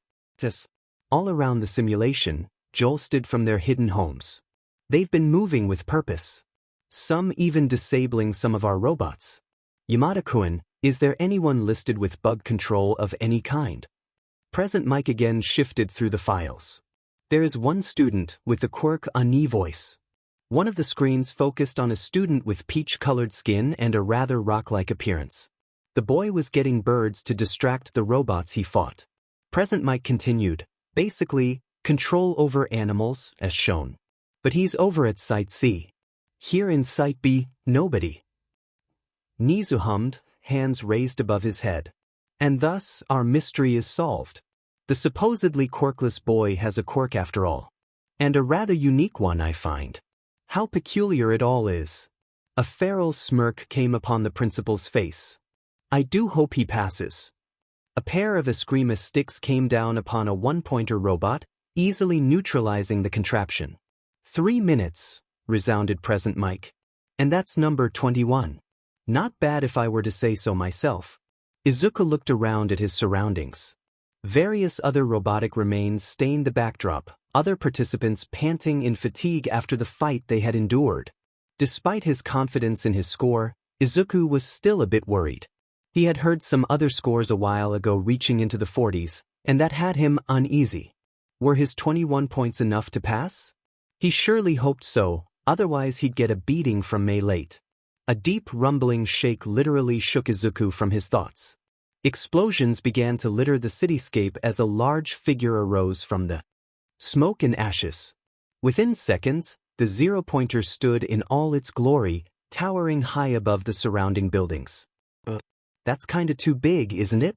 The giant turned its way towards the students and began its slow advance. The various faces of Sight B began to run from the beast, terrified by the seemingly unstoppable obstacle. Few seemed to notice, but the panicked boys and girls moved like a stream around a rock past the unmoving Izuku, who simply stood still, staring at the robot. Interesting. But there's got to be some way to take this down, right? It's part of the test, so it can't be impossible to neutralize. Internal wiring maybe? The spaces in between the circuitry have to be huge. Or at least big enough for my bugs to fit. Maybe I can jam it? Chew through the wiring? No, that would take too long, way longer than 2 minutes. Perhaps I can. A shrill cry for help broke Izuku's concentration.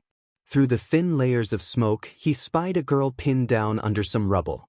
That's the girl I saw causing some robots to float a while ago. Some sort of gravity manipulation. But it seems as if she can't move the rock on her own. Has she reached her limit? The robot began to inch ever closer, threatening to crush the trapped girl. The situation was enough for Izuku to move forward, his legs seemingly moving by their own accord. He began to gather his insects into a giant mass, conglomerating onto his position. He sent them towards the zero-pointer.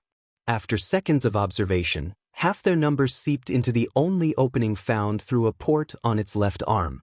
The other half rose to its face, blocking its orb from being able to see. Unfortunately, that did little to divert it from its current path. Izuku eventually came upon the injured girl. Hey, don't worry. I'll get you out. Can you move the rubble a bit? Not much. I'm nearing my limit, the girl responded. That's fine. I just need some assistance in getting your leg out from under there. There's no way I can move that all by myself. Can you activate your quirk on the piece of rubble on your leg on my go? She nodded. All right. Izuku placed his hands under the stone. Ready, set, go. Izuku grappled the rubble and lifted it up. His already tired muscles ached from the stress, but the girl's quirk aided in a quick and fast removal. However, the girl promptly began to vomit up rainbows. Weird. Maybe one of her parents had a rainbow quirk or something. Izuku helped the girl to her feet, and he promptly began to move away from the encroaching zero-pointer, slowly helping the limping girl along. At the same time, Izuku furthered his bugs along until they had reached further into the robot's arm. A couple of chewed-through wires and bug-inspired short-circuiting eventually were able to cause the arm to twitch. The robot stopped and attempted to raise its arm. The limb complied, but did so while twitching at random intervals. Shoot. It still works after all of that? At this point the robot will just continue its way towards us. We'll be crushed. The only things I've done to it so far are blind it and give it at best a shock to its arm. And that's it. Various insects and bugs began to stray from the robot's eye and gathered upon the twitching arm. They amassed to form a humanoid shape, but a masculine one at that, to keep Izuku's involvement in vigilantism apart. Once the zero-pointer could see again, the first thing that gained its attention was the shape on its arm.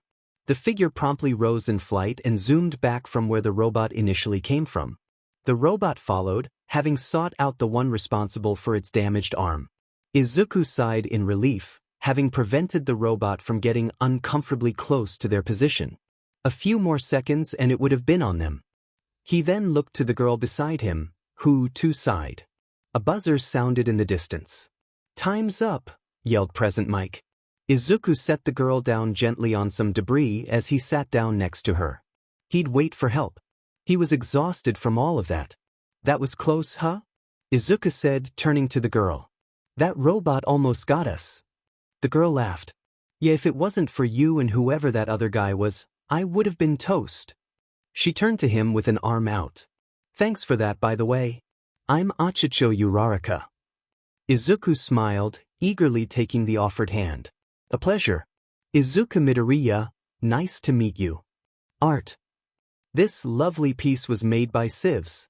Thanks again for the piece. I truly appreciate it. Yeah, I'm not sure how to directly post an image on here, so the link will have to do. https sivsart.tumblr.com post 18650940010 original art for Flight of the Dragonfly by Izuku awoke to familiar sound of timbrels.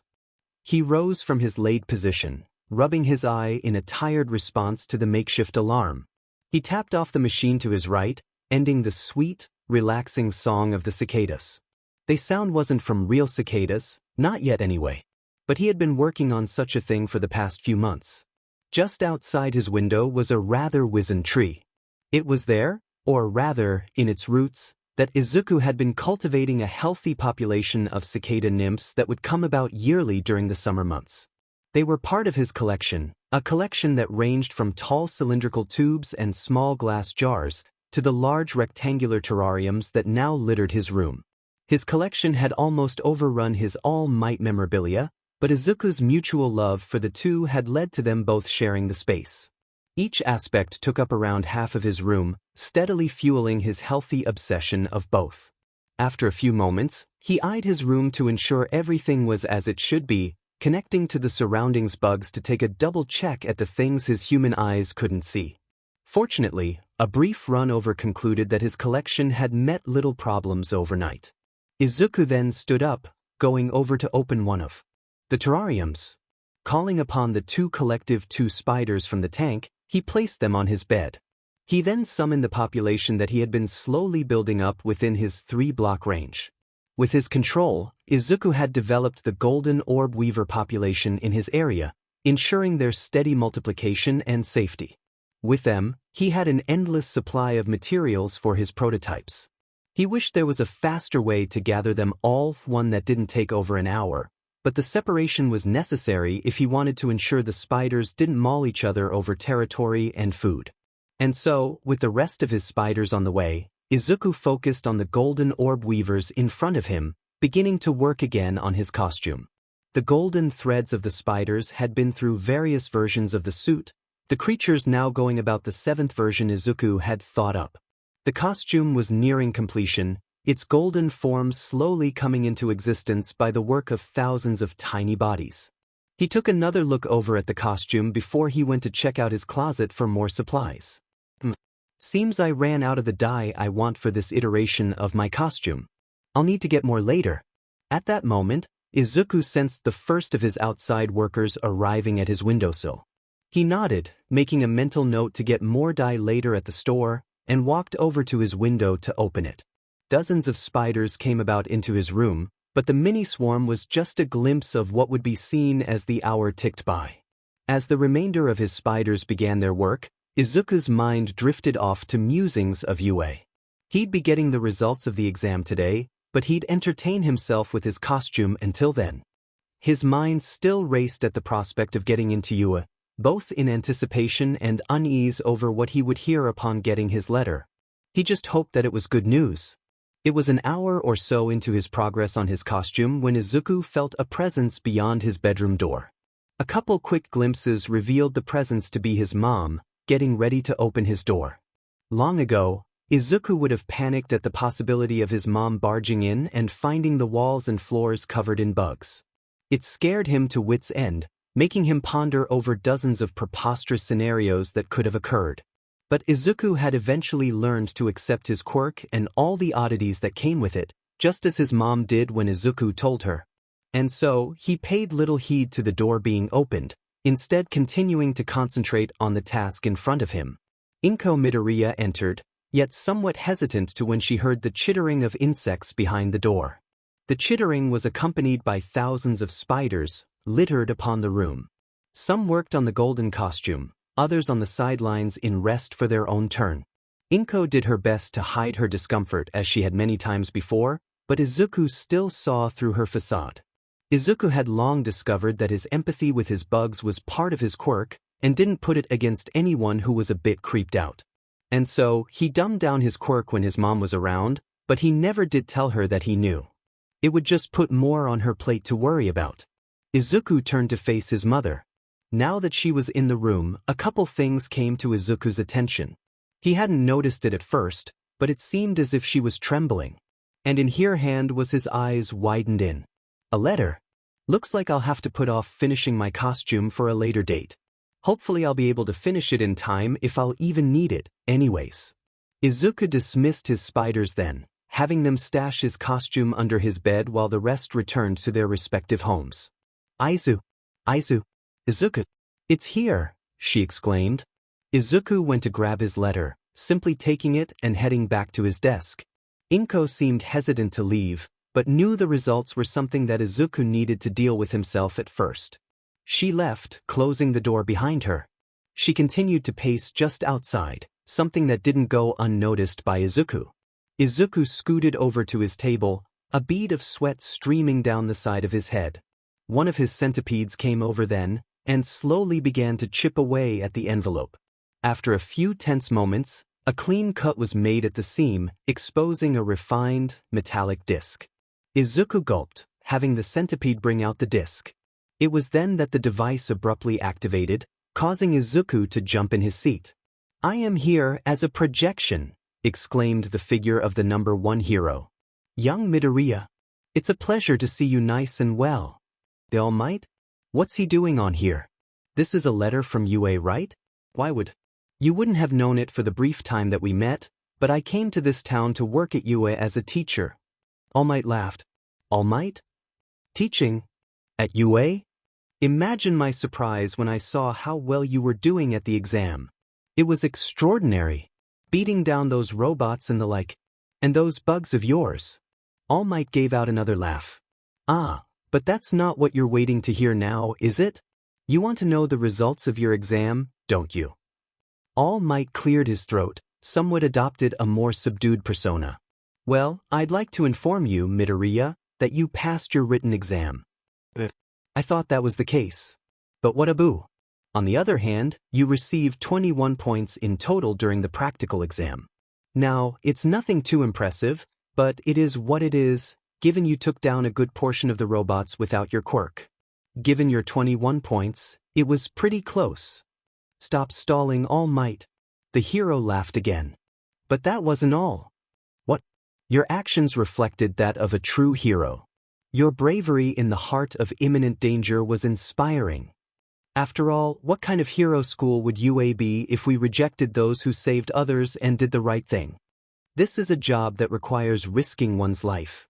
The exam the other day was not graded solely on villain points." All Might gestured to a screen. "Rescue points. Another basic aspect we at UA take notice of."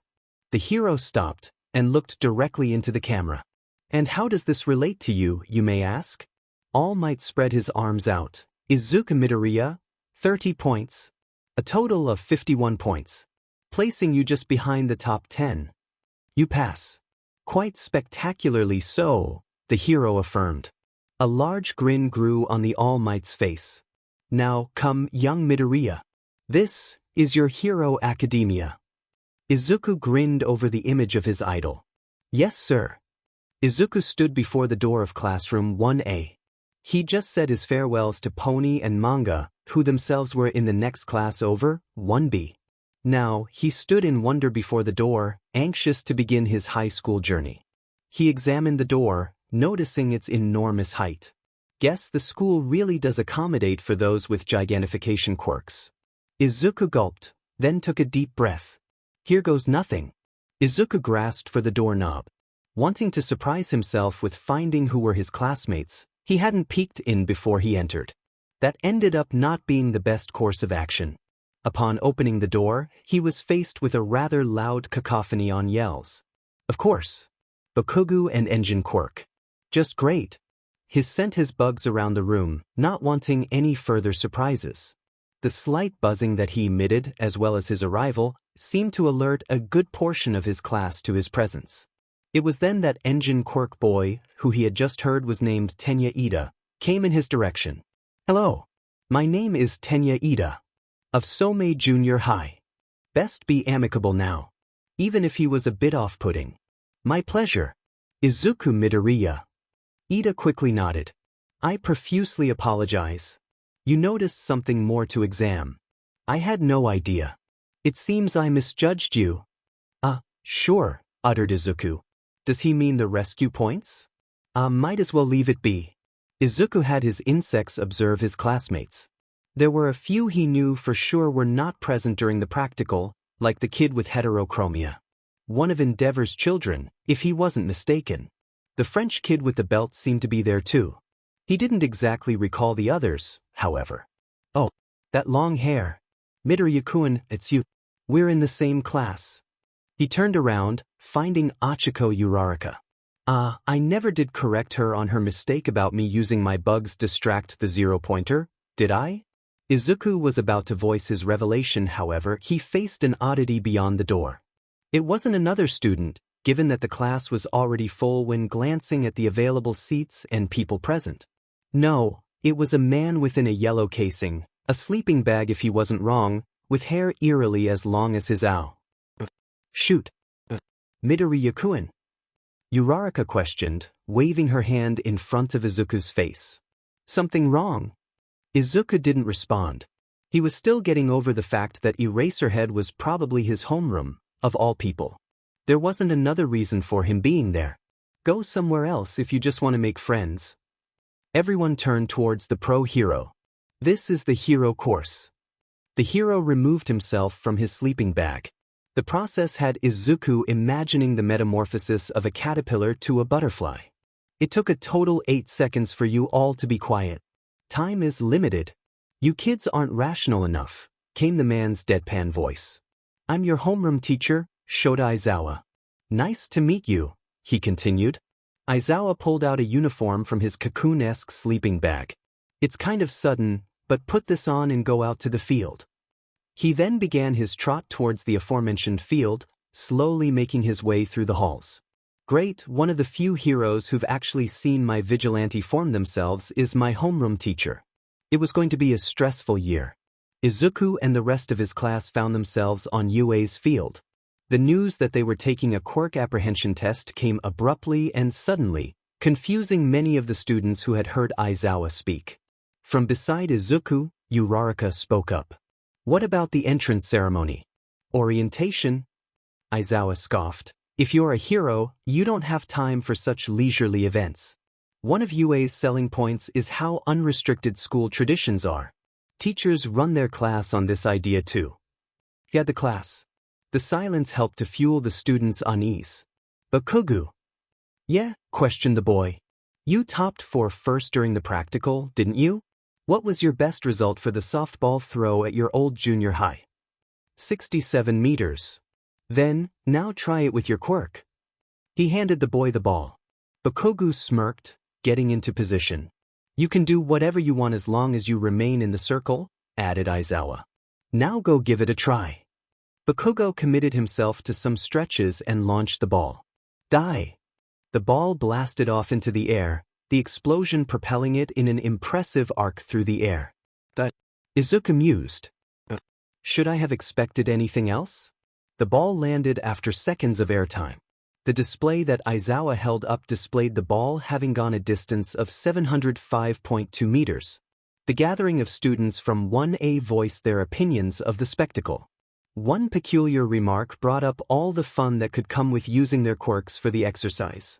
That particular comment had reached Aizawa's ears, leaving him amused. It looks fun, huh? Questioned the teacher. You have 3 years to become a hero. Will you have that kind of attitude the entire time? Nobody made a peep. Aizawa decided to continue, a smile appearing on his face. All right, whoever comes in last place in all 8 tests will be judged to have no potential and be punished with expulsion. Expulsion? The class yelled in unison. Welcome to U.A's hero course. The first exercise consisted of a 50-meter dash. There were a few noteworthy participants, like Ida with his 3-second engine allotted time, or, dare he say, Bakugo with his time just over 4 seconds. Meanwhile, Izuku didn't anything with his quirk for this specific task.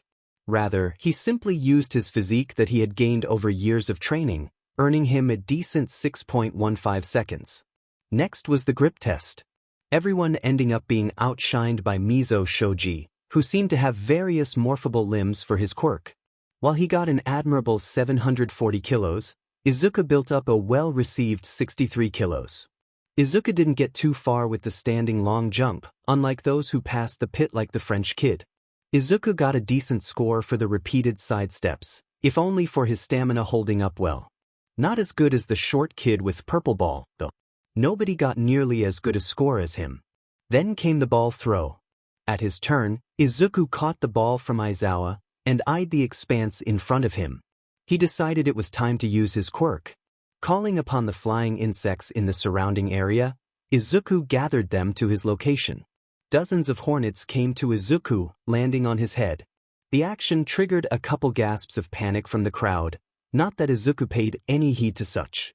Izuku positioned the bugs around the ball, lifting the object into the air and flying it forward. With the average speed of giant hornets gauging around 40 km/h, a little over half a minute passed before the insects made their way to the edge of Izuku's range. Aizawa's device read a total of 255 meters. Izuku nodded in satisfaction. It was nowhere near Uraraka's infinity, but similarly to the situation with Shoji, nobody could surpass her score. As Izuku turned toward his class, he found that many of them had fallen into a stunned silence, some even with their mouths hanging wide open. However, the silence didn't last long. "Du." The class caught sight of Bakugo launching himself towards Izuku in a rage. "What the hell? You better." He was interrupted by a white strip of fabric that had wrapped itself around his body. The capture device originated from Aizawa himself, yet Bakugo still continued to struggle as he was held back. Izuku breathed a sigh of relief. He really didn't feel like fighting Bakugo in front of his classmates. It would set off the wrong impression. "These cloths are hard," noted Bakugo. "They're weapons for capture made of carbon fiber, woven together with metal fabric made of a special alloy," affirmed Aizawa. "Bakugo," simply warned Aizawa. The teacher removed his hold over the boy. "And don't make me keep on using my quirk. I have dry eye." He turned uninterestedly. "Whoever's next, head on up." Izuku glared at his former friend, walking off to join the rest of his class. Bakugo continued to growl as he too went back into the crowd, eyeing the one he had long ago deemed worthless. The rest of the test remained fairly uneventful from then on. For the long-distance run, Izuku's stamina did most of the work. He did have his insects help pull him along, to ease the amount of force he needed to propel himself forward. It wasn't much, but it got him to be the third to last off the track. Sit-ups were a breeze, the exercise being a common one within Izuku's own routine. The seated toe touch proved similar, with Izuku easily surpassing the average. Eventually, it was time for the results. Many of the class stood in anxiety over the results. It wasn't long before Aizawa revealed everyone's placement. Izuku found his name. 11th place overall. Dang, just outside the top 10 again. I'm sensing a pattern here. The shortest kid in the class, the one with the sticky, purple ball for hair, let out a small whimper. "Must be number 20, Minoru Mineta." "By the way," spoke Aizawa, "I was lying about the expulsion. It was a ruse." He took a glance at the purple ball-headed boy. One girl spoke up about how obvious the ruse was. Others were still shocked in surprise. However, the class held their breath for the possibility of an even greater worry. "Mineta, that doesn't mean you're off the hook.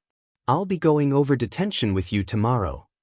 Aizawa walked away, leaving the students to their own devices. The class, except for the fidgeting Mineta, sighed in relief. Izuku looked after the departing teacher, doubt filling his mind.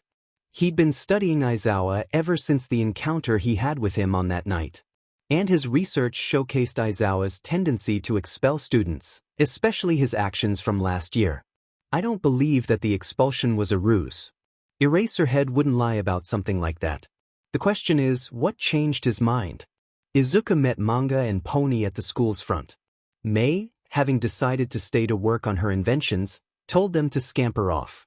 And so, the trio began to walk off home, talking through the ins and outs of the day. "You guys got to test out your quirks?" exclaimed Manga. "Pony and I had to sit through the ceremony. We did nothing. Absolutely nothing. We got to see a bunch of pro heroes, though. That was fun," added Pony. "You did," exclaimed Izuku. Both Pony and Manga looked at him in amusement. I mean, Izuku was interrupted by a hand placed on his shoulder. He turned, finding Tenya Ida to be the owner of the hand. Ida. Midoriya. I'd like to apologize to you again. I greatly misjudged you during the practical. Seeing you today on the field shows how wrong I was. It's no problem, Ida. Bakugo does leave an impression on people. Me sitting next to him probably added to that. Oh, who's this? A classmate? Asked Manga. Yes. I am Midoriya's classmate, Tenya Ida. Nice to meet you.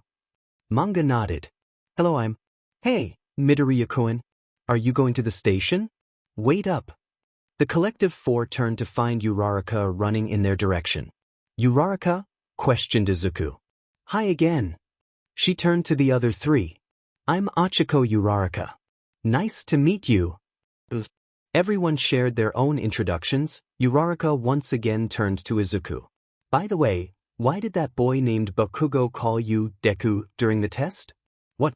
You're saying you all share a class with Bakugo? Exclaimed Manga. They all nodded. Dang. Sorry to hear that, Izuku, Manga said. Ida quirked an eyebrow. But does Izuku have some history with Bakugo? It's a long story. Izuku spoke up. To sum it up, Deku is what Bakugo calls me to make fun of me. He's been doing it since we were kids. An insult then, mused Ida. Oh, sorry, said Uraraka. You know, Deku kind of sounds like you can do it, so I kind of like it. But I suppose it kind of does. But I'd rather not be reminded of it. Or Bakugo, for that matter. Uraraka laughed. Yeah, sorry about that. Midoriya-kun it is, then. With that, the group of five walked off to the station. So, how's class? Came the echoed voice of Mei, her upper torso deep in one of her inventions. I suppose, Izuku responded steadily. Wrench? Mei asked, sticking her hand out of the contraption. Izuku obliged, handing Mei a pipe wrench from the table. How so? Mei continued. Well, there's this one girl. She's pretty nice, I guess. Though, that's probably an all-encompassing thing she has with everyone, if I'm going to be honest. Flathead. Izuku handed the screwdriver to her. Then there's this other guy. I'm pretty sure he's related to Ingenium. Izuku refrained from expanding further than that. Mei paused, peeking out to look at Izuku. She hummed, heading back to work on her device. That's it. What do you mean? Questioned Izuku. What do you mean, what do I mean? You mean to say that you met a pro-hero sibling? And you neglected to question them about it? Oh. Izuku gave a nervous laugh. I guess that does seem weird, huh? Well, it more has to do with Ida himself. He's kind of off-putting. Very serious-like. I'm still kind of holding off my judgment on him for now. But combination, this time. Izuku switched out the tools in Mei's outstretched hand. But, enough about that, Izuku said. On another note, you remember that blonde kid that we met in the park a couple months back? That JRK that kept spouting out that you were quirkless, you mean? Yeah. Apparently he's in the same class as Pony and Manga. His name's Nito Monoma.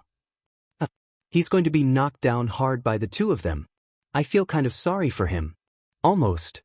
Yeah, but that's the thing. He hasn't done anything, apparently.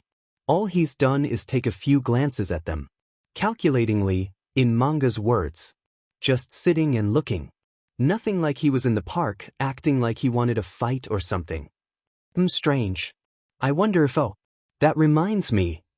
Mei exclaimed. Izuku jumped in surprise. You guys are probably gonna do some fighting today. The only reason Majima-sensei left in such a hurry a while ago was because he forgot to finalize all the stuff for the hero course costumes. Wow, really? Yes, really, replied a voice from the workshop's doorway. Izuku glanced toward the door, finding a short man surrounded by a metallic, yellow apparatus. Izuku immediately recognized the man before him. Power Loader Sensei, yelped Izuku. Midoriya, Power Loader nodded. I hope Hatsume hasn't been overworking you too much? And no, sir. I'm sort of already used to working with her, anyways, so it's nothing different than how it was before. As I heard. Power Loader took a nice trot through the room, eyeing every nook and cranny between every desk and chair. When he was done, he nodded to himself. Everything seems to be in order. Yeah.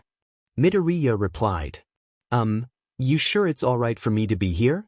It kind of seemed like a rushed decision a while ago, when you said yes. Power Loader looked at Izuku, responding. Oh, I'm sure, Midoriya.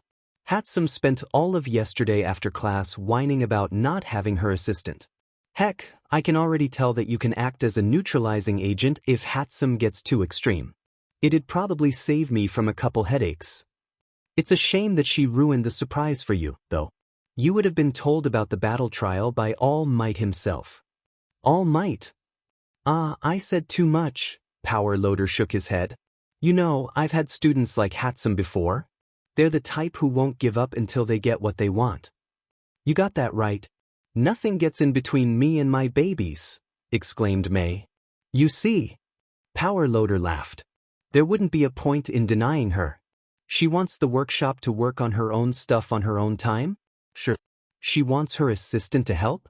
Only on non-curricular-oriented projects. She wants to build a giant mecha capable of lobbing nuclear warheads? That's where I draw the line. You should just do what he says. Agree with what he says, Izuku, came Mei's attempt of persuasion. But, besides, if you truly do anything too bad, I'll just snitch on you to Aizawa. You got that? Why, yes, sir. Izuku shook his head vigorously. Good. Now get going. Class starts in 10 minutes. Izuku shifted his head toward the clock. You're right. Have a nice day, Power Loader Sensei. Bye, Mei. Izuku said, running out of the classroom. You too, Hatsume. Back to the regular classroom, berated Power Loader. But Sensei, what happened to doing as I said? Boo. No buts. The aforementioned surprise ended up being ruined for Midoriya anyway. Not because of Mei's loose lips, at least, not entirely so, but with his own bugs. His flies had spotted a debuffed All Might emerging from what Izuku assumed was the hero's office. In a puff of smoke, the man transformed into the symbol of peace, donning his Silver Age costume. So cool.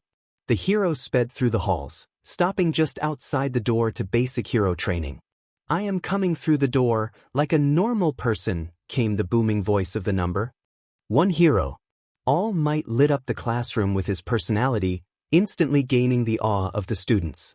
All Might went on to explain the ins and outs of the hero basic training course, captivating the class even further with the mention of combat training.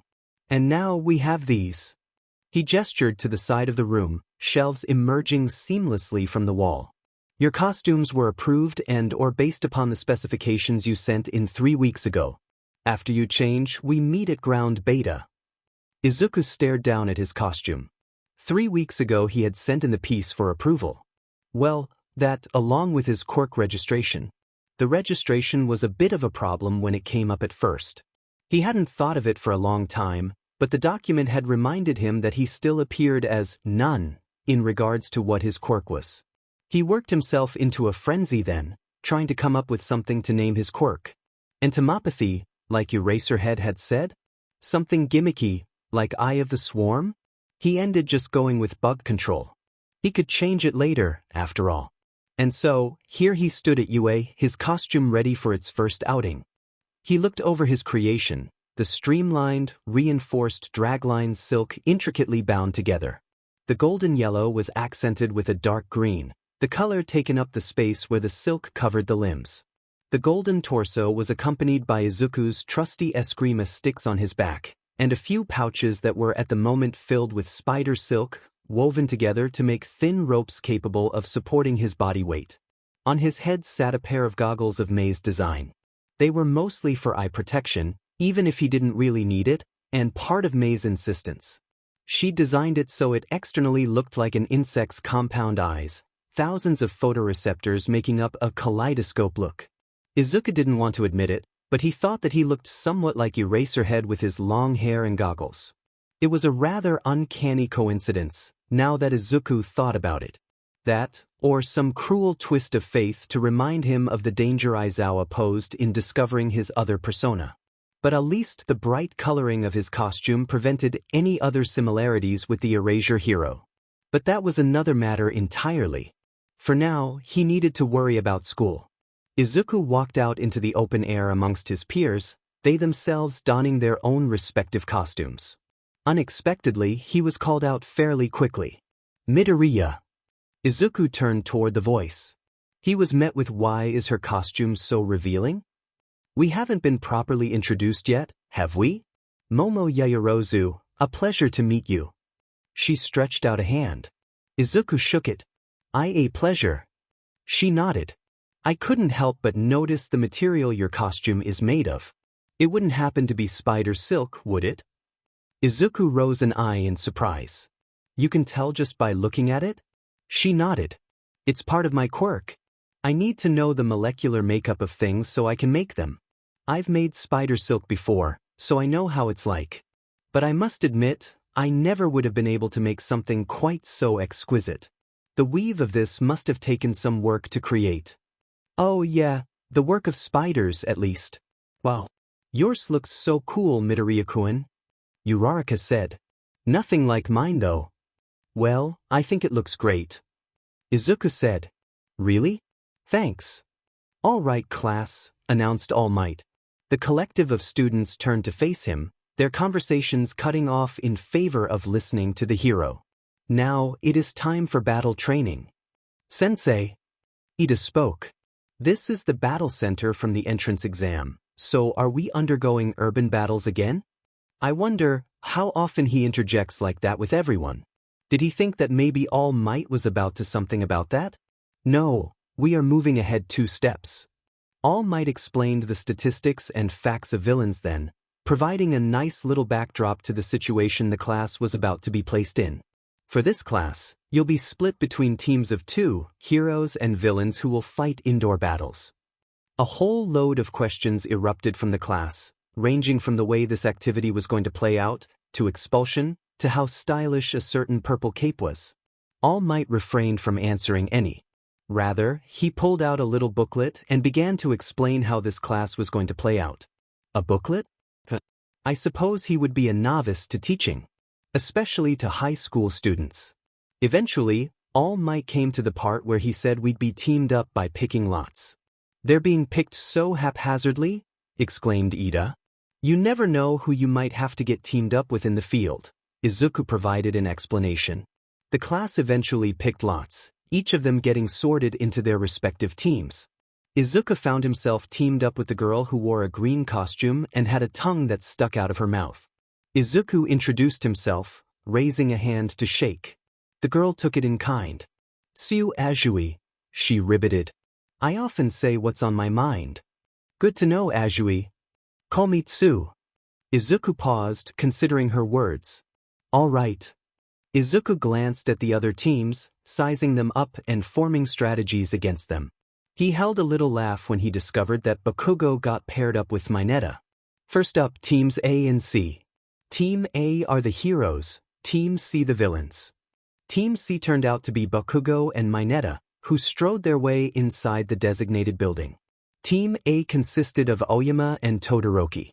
The battle didn't turn out to be much of a battle. Todoroki froze the entirety of the building, seemingly catching even Bakugo off guard. Izuku gave him props to that, even if the resulting angry yells and curses were getting a bit annoying. "All right, teams D and E?" All Might said hesitantly. "Team D is us." Izuku looked at All Might. "Looks like he's still a bit off-put by Bakugo." "Ahem. Anyways, Team D will be heroes. Team E villains." "Looks like we're heroes then," Izuku said to Azui. She nodded. "Good luck, Midoriya-kun," yelled Uraraka. "Likewise." "Good luck," said Ida. Izuku nodded. "Thank you guys." Team E consisted of Mizo Shoji, the boy with morphable limbs, as well as Hantashiro, the boy who could shoot tape out from his arms. Both teams walked up to the building they were to utilize, All Might leading them the whole way. "Villain team," exclaimed All Might. "Go on ahead and set up. In 5 minutes, the heroes will break in and the battle will begin." All Might then sped away back to the monitoring room. Once they were alone, Azui spoke up. Midoriya-chan. Izuku quirked an eyebrow at the familiarity. Yes. Your quirk. You control bugs, yes. Izuku simply nodded. Alright, my quirk is frog. Basically, I can do whatever a frog can. I thought so, mused Izuku. In that case, you wouldn't mind taking on Zero, would you? I'd rather not go against someone who would have more agility than me. I can do that, she ribeted. She pulled out the map of the building, ready to study its interior. We don't need to worry about memorizing the building's floor plan. I can guide you through. Azui put a finger to her lips. With your bugs, I'm guessing? Michim. I'll send in a pair of dragonflies in your heed. Izuku gathered up flying insects at the outside of the building's openings, ready to head in once permitted. A whistle rang through the air, signifying the start of the battle. Before anything else, Izuku sent in his bugs, surveying the building's interior. Zero is on the second floor. Seems like he covered up the staircase and the hallways, trapped them to his advantage. He's hiding in the middle of it. Is there space at the top of the hallways? Azui asked. It seems so. About a foot or two. I can climb on the ceiling then. You can, that's right. Does what a frog can. Gotcha. The insects continued their trip through the building. Shoji's on the third floor. Looks like he has an ear to the floor. A couple others rotating in the air. Izuku tilted his head in thought. Got it. We're good to get in. Azui hopped onto the building, traversing its outer walls and stopping before a second-floor window. She eyed the two dragonflies that appeared beside her, and immediately followed as they flew inside. Meanwhile, Izuku eyed the third floor. He had a plan to place into motion. Hello, Shoji. Shoji turned around, looking out the window. There floated a figure made of bugs and insects, squirming and crawling all over one another. A slight buzzing accompanied the bugs, the snapping of tiny jaws and the fluttering of wings filling the air. Shoji retracted all his limbs to himself, transforming the enhanced ears and eyes on their ends back into arms. I suggest that you surrender now, came the chittering of the bugs, bearing a voice exactly as that of Izuku Midoriya. It would save you from a load of discomfort if you did. The buzzing became louder, harsher, filling Shoji's ears. The figure descended from its place in the air, entering through the window and touching the floor. It slowly made its way towards Shoji, each step collapsing upon itself, the bugs making ripple-like movements on the floor, and instantly building itself back up again. It stopped a few feet from Shoji, crossing its arms and tilting its head. It stopped almost as in wait. It didn't take long to see why. Hanta-Zero is down. The hero team has garnered a capture. The speakers rang out. Your teammate is already down. You will have no backup to fall upon. Shoji reacted to the announcement, gazing upon the swarm in front of him. I will not surrender, Midoriya, said Shoji. If we are to fight, we will fight. He took a fighting stance. The bugs gave a little laugh. If you say so. The mass of bugs abruptly collapsed in on itself, falling onto the floor. Shoji scrunched his eyes in confusion, scanning the mass, until they opened wide in realization. The mass reformed into a wave, rolling and descending towards Shoji. Insects hidden amongst corners and crevices of the room joined the movement, all aiming to fall onto the boy. Shoji attempted to run, to escape the clutches of thousands of little feet before they were upon him. He didn't make it far. He was covered in seconds, his yells of surprise lost in the cacophony of buzzing. The monitoring room was in complete silence. Just seconds before, everyone was commenting on the harrowing fight between Zero and Azui, and the Frog Girl's ensuing victory. They were especially pumped up with the way Azui's stealthy entrance via the ceiling caught Zero basically off guard, ensuring his quick defeat. But then came the fight between Shoji and Midoriya. It was a sight to behold.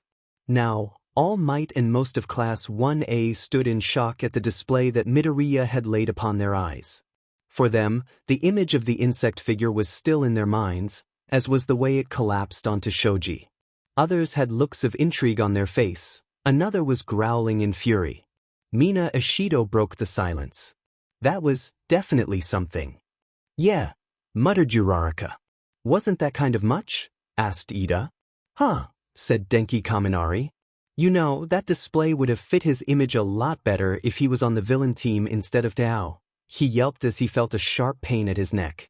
Kyoka Jiro retracted his ear jack, reprimanding her teammate. Don't be in butt. All Might looked up at the monitors. Oh. Team D has taken control of the bomb. Heroes win. What? Questioned the class. They looked up at the monitors, and there stood Izuku next to the bomb, hand outstretched and touching the fake explosive device. How did he get there? Previously, Izuku circled his way to the back of the building. Turn left, his mind supplied. The mental command was directed to his 2 dragonflies. Ajui. Tsu took the left. Another right and then left. It wouldn't be long until she was upon Zero. Task nearing completion, Izuku focused his attention up. The fire escape stood before him, granting him a back entrance to the building. But there was only one problem. The metal that the staircase was made of would make too much noise if he were to climb up the steps. The ears that Shoji had listening into his surroundings would pick up Izuku's steps long before he would even get to the second floor. And Izuku didn't feel up to picking a physical fight with someone that had a grip strength of 540 kilos. But he had a plan to circumvent that. Izuku began to form his bug figure, this time, in the image of himself, on the 3rd floor. Hello, Shoji, he relayed. Izuku watched through his bugs as Shoji quickly turned, morphing his limbs back into arms. Bingo. Izuku began his slow up the steps, making as little noise as possible. He continued to talk through his bugs. I suggest that you surrender now. It would save you from a load of discomfort if you did. He rose sound of his bugs, raising the amount of insects that produced their distinct buzzing. He improved his pace just a little in company of the noise. Eventually he reached the top. But he stopped himself from going further, just as he did with his bug decoy. He remained outside, waiting for Tsu take down Zero. To make Shoji unsure, hesitate just a bit. He waited. Hanta Zero is down. The hero team has garnered a capture. He spoke through the bugs yet again. He paused. Izuku laughed a bit from Shoji's statement, and the laughter bleed into the speech of the bugs. He really didn't know what was coming. Izuku enacted the next phase of his plan. The bug decoy collapsed, falling to the floor. It then rose, moving with purpose and descending on the tentacle-armed boy. His voice was drowned out by his bugs.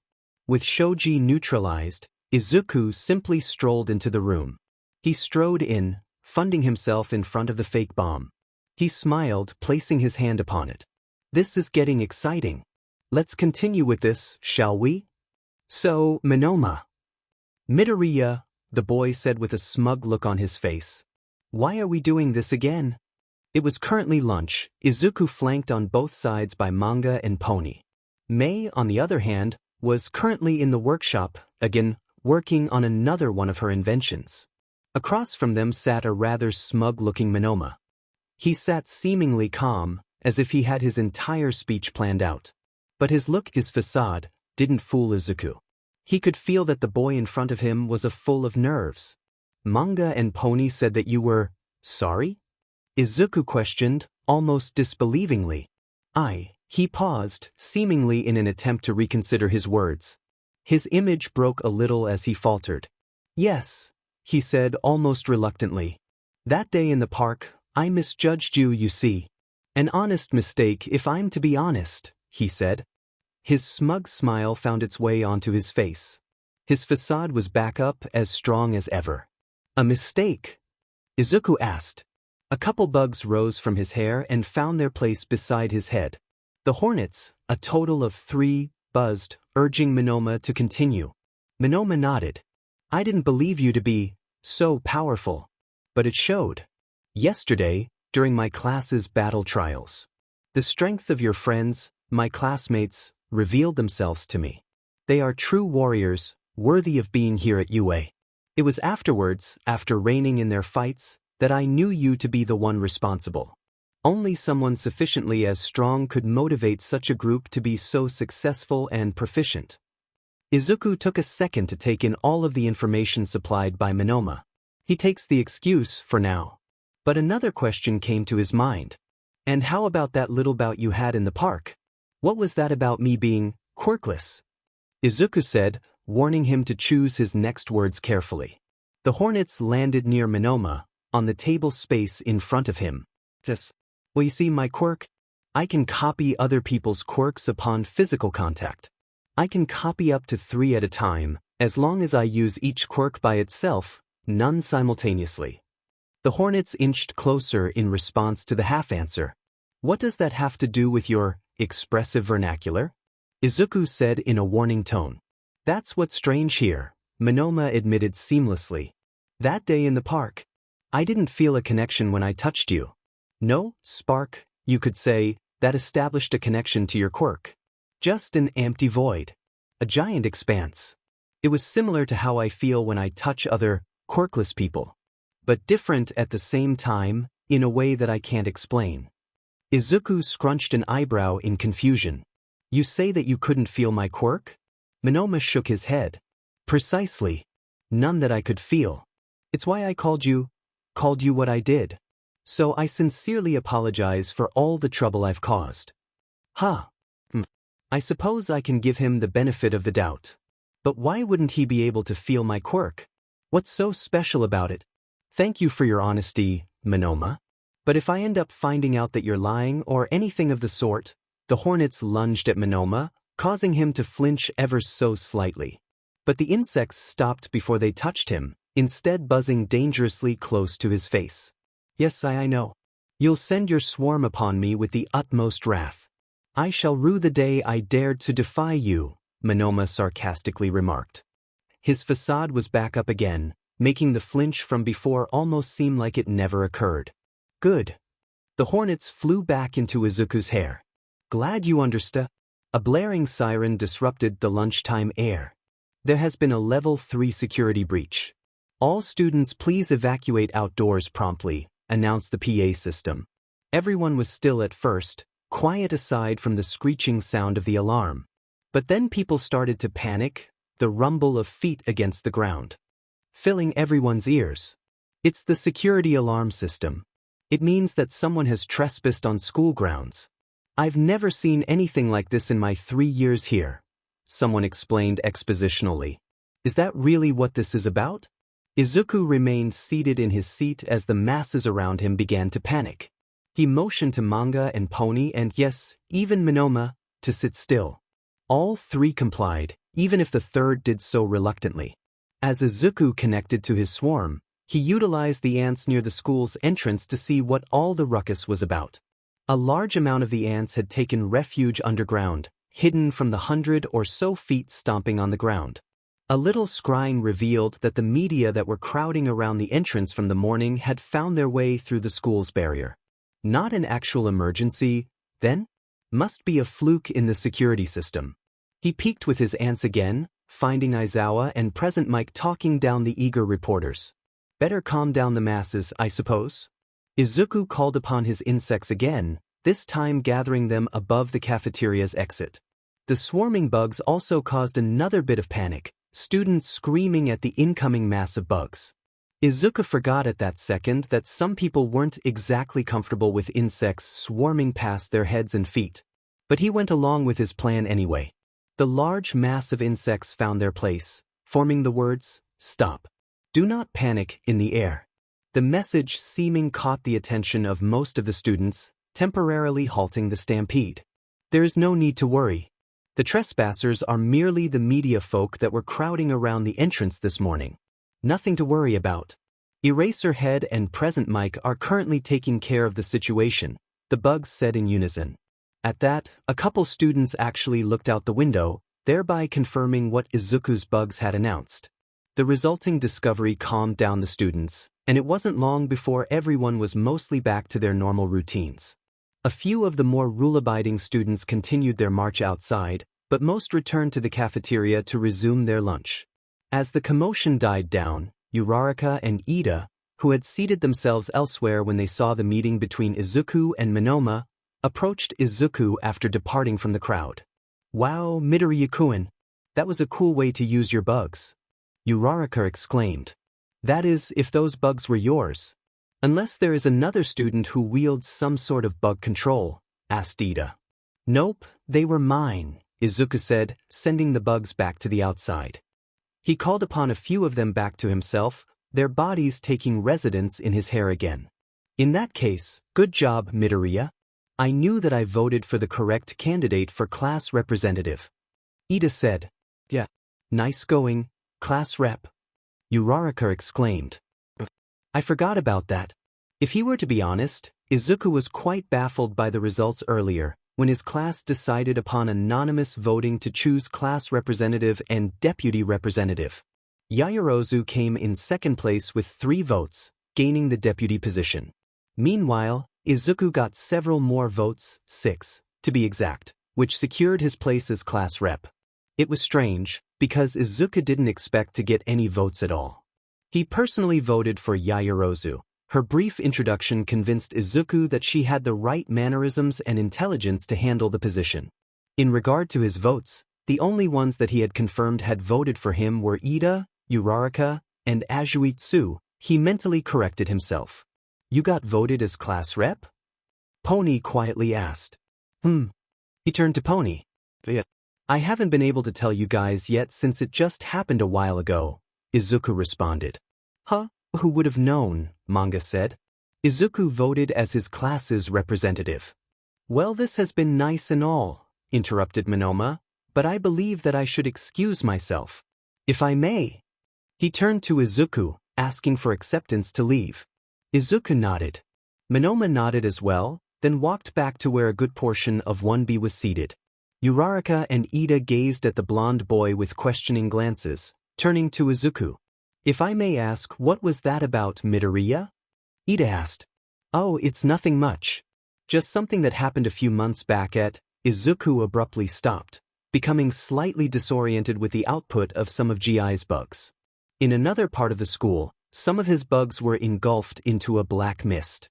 The bugs found themselves suddenly transported into what Izuku believed was a rundown bar. But before he could further explore the place, his connection to his bugs were cut. Strange, Izuku muttered. Izuku? Something wrong, bud? Manga asked. Izuku's thoughts rushed back to the present, taking root back to his body. He looked to Manga, who was beside him. Yeah, no, think something weird with my bugs is all. Probably just, I'm not sure, really. But it's nothing. Probably. If you say so, Izuku. Yeah. Just another mystery to add to today's revelations. The next day gave in to another surprise to Class 1A. Aizawa had announced that they were going to participate in an off-campus exercise to coincide with their basic hero training class. It was supposed to be a practice rescue exercise, with the choice given of whether or not to your costume. When the time came to head to the location, Izuku grabbed his costume and got on the bus headed to the site. Despite Ida's best intentions, his sternness to provide order proved to be fruitless when the bus turned out to be more luxurious than it appeared. Unlike a normal school bus, the vehicle had plenty of space. While there were normal rows of seats, there were also seats on each side, having students sit face to face. It was this setup that brought along the predicament of conversation. And, to Izuku, it wasn't hard to predict what was to be the topic of conversation, given the past few days' events. Midoriya, Kaminari said, I've got to admit, your quirk's a bit of a doozy. Oh. Izuku rose an eyebrow. Yeah. And a bit scary, too. He paused. No offense, of course, he added quickly. Your quirk really is versatile, though, Tsu said. Your dragonflies really helped to lead me to Zero, she riveted. Yeah, and it also helped you completely bury Shoji, Ashido admitted sheepishly. Surely it can do other stuff, no? Just think of what he can create. Imagine a swarm of butterflies. It would be magnificent, added Aoyama. I can do things like that, I suppose. I just need to find enough of one bug and command them all at once. Sort of like this. Izuku demonstrated his point by summoning the 2 fireflies he had hidden in his hair.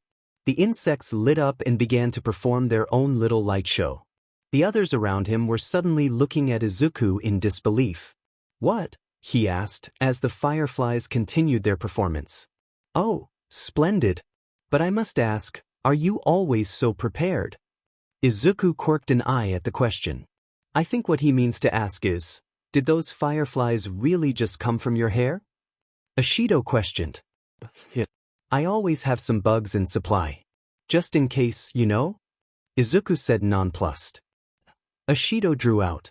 Well, I believe that you're pretty manly just for that. I don't think that I'd be able to stand being so close to so many bugs, Kirishima interjected. How do you do it? How do I do it? Izuku paused. I'm not entirely sure of what you mean, but I suppose that I could say that it comes naturally to me. The bugs are my friends, sort of thing. Wow. Being able to brave through it all? Just like that? Man, I'm kinda jealous. You could get a whole lot of popularity if you play it out right. Unlike my own quirk, hardening, which isn't too flashy. Kirishima went on to demonstrate his own quirk, hardening his arm in example. Oh, I don't know about that, Izuku said. You can easily be a pro with your hardened skin. You'd be like a bruiser, in that regard. A melee combatant who soaks up the damage. You'd be in the eye of the media just like that, taking up hits in a fight. A bruiser? Kirishima asked. I haven't heard of that term before. Oh yeah. It's, actually a video game term. A friend of mine kinda likes to go on about that kind of stuff. I thought that the term fit. Seems like his hobby talk has sorta bled into my vocabulary. Izuku shook his head. Never mind that. I, on the other hand, am not a frontline combatant. I'd much rather stay in the shadows, using my bugs remotely. I wouldn't actually show up on TV all that much. Unless I'm doing something wrong anyway. Really? Kirishima asked. Michim. Nothing all too flashy for me that the public has to see. You, however? I can see a couple super moves for you. Perhaps you can launch you at an enemy, like a human bullet? Or your armor, for example. It's based on your stamina level, right? I can guarantee you that you haven't reached your limit in regards to how much armor can cover your body. Wow. You really hyperanalyzed me, didn't you? You even got that part about my stamina correctly. Kirishima exclaimed. Thanks for the tips, Midoriya. Izuku nodded. You've thought long and hard about stuff like this, haven't you, Midoriya? Ida mentioned. You even have usages for Kirishima's quirk figured out. Izuku shrugged. I suppose. I mostly analyzed all your guys' quirks during the battle trial. Scary, Ashido said. Wonder how far in you've thought about all of us, she asked, not really expecting an answer. Well, I'm impressed, Ida said. A skill like that could go pretty far. You think Deku there can amount to anything? Bakugo yelled from further away, interrupting the conversation. All he can do is research others' quirks. He got lucky with tentacle arms the other day. But in a real fight? Against somebody like me? I'd crush him. Whoa man, kind of extreme, Kirishima said. What's your beef with Midoriya, anyways? Aizawa Sensei had to stop you the other day when you were running at Izuku the other day during the ball toss. And what's with Deku? What's that mean? Bakugo refrained from answering, instead making a frustrated sound and looking out the window. Wow, such a JRK, Ashido said. Indeed, Tsu ribbited. He wouldn't get all that popular with an attitude like his. What did you say, Frogface? Ha! Kaminari laughed. We barely only started socializing and already you've made it clear to us the unpleasantness of your steamed turd of a personality. What's with that vocabulary? Want me to pound you in? Conversation died down a bit after Bakugo's outbursts. Rather than Izuku's quirk, topics switched to more mundane things, like how school was treating everyone so far or the fact that All Might was a teacher. But excitement began to rise again as the class arrived at the exercise site. Wow. It's almost like Universal Studios Japan. The class departed from the bus, herded by their teacher through the doors of the large facility. They were greeted by someone in an almost astronaut-like suit. It's the famous rescue hero 13. Izuku thought. Hello everyone. Welcome to what I like to call the unforeseen simulation joint. It comes with every disaster and accident you can imagine. The various zones that 13 went on to mention were explored with Izuku's bugs. The different zones were indeed very intricately detailed, looking almost like the real thing. Whether it was the landslide zone and its steep terrain, or the flood zone with its ocean aesthetics, the site looked a promising place to practice the class's rescue skills. Izuku took notice of 13 and Aizawa talking in hushed tones away from the class. He inched his insects a bit closer to the two. 13 where's All Might? Aizawa asked. Isn't he supposed to be here? It seems that. He reached his limit during his commute this morning, 13 said, raising 3 fingers up. Looks like All Might used up all his time. They're lucky that I already know about it. They'd be having a problem with one curious and nosy student otherwise. 13 went on to explain his own quirk, black hole, as well as the potential lethality of it. 13's point of his quirk, that despite being used for rescue, had the potential to kill, reminded Izuku of his own quirk. His own bugs definitely had their various uses. Some focused on neutralization, others border on lethal. As 13 rambled on, Izuku's bugs noticed a black swirl slowly expanding near the center of the room. He nearly jumped in place when his bugs saw the hand-covered face peek out of the hole. Midoriya? Uraraka asked. Something wrong? A few of Izuku's bugs ending up getting caught up in the swirl, leaving Izuku slightly disoriented with the sudden shift. The swirl, the black mist, had transported his bugs to a rather large warehouse filled with various people. The constricting manner of the mist was all too familiar to the senses of his bugs. It's like the black mist from yesterday. But instead of a bar, this time it's a whole group of what I assume are villains. That means that the media breaking through was what? A distraction? For what? Getting info to break into here? More and more villains poured out from the mist, leading to dozens of the criminals within the USJ. 13 and Eraserhead, is it not? Asked the black mist. According to class schedule I received the other day, All Might was supposed to be here. There we go, confirmation that this guy was on campus yesterday. Makes sense. Izuku paid little attention to the speech, ignoring Eraserhead as he jumped down to defend the class. He can handle himself.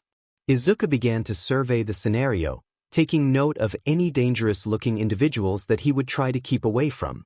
However, he was interrupted upon the arrival of the black mist from behind a teleporter. Tricky.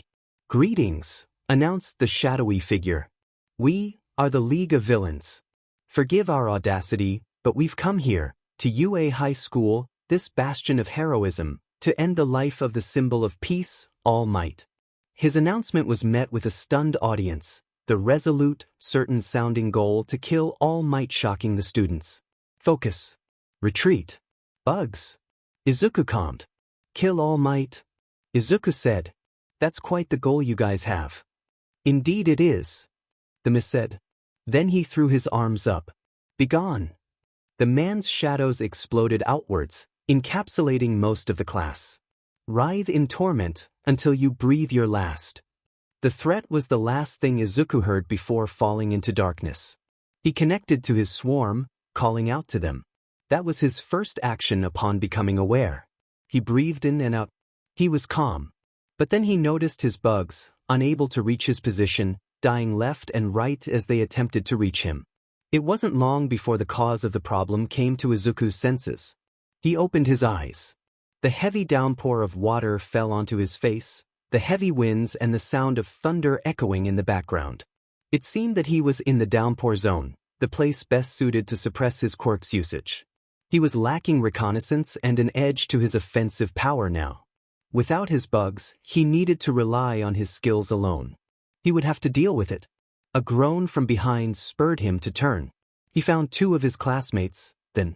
The one with a bird's head, Tokoyami, his own head supplied, slowly rose up, rubbing his head. Thither, Finetta, was nervously moving his head back and forth throughout the landscape. Izuku ignored them for now, instead calling out to his bugs again. This time, he relayed a single command. Come inside. The bugs would find their way into USJ.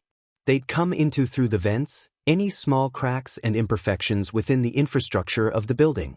But that would be all, and then they'd continue on with their routines, scurrying, skittering, flying, eating.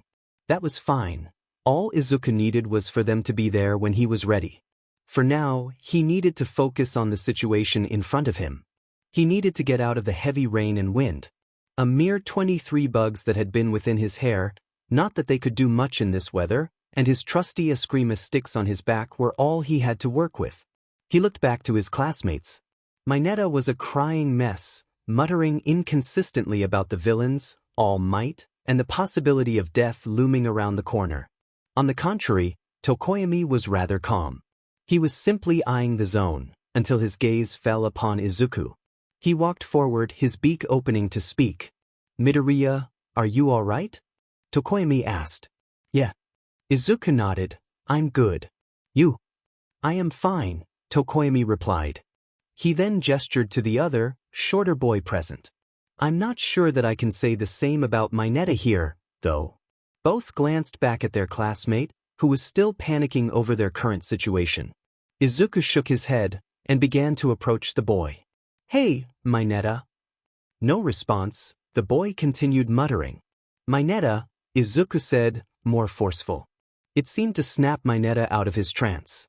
"Me Midoriya." His eyes widened again. "Villains. We can't handle something like this. We need to wait for the real heroes to—" Izuku smacked him in the face, revving him out of his stupor. "Are you going to just stand there, being useless?" Izuku said. "Are we going to have to carry you on our backs? Or are you going to help us get out of here?" Aye. Midoriya. We have a problem," Tokoyami interrupted. Izuku turned his attention away from Mineta, and only then did he notice what Tokoyami meant.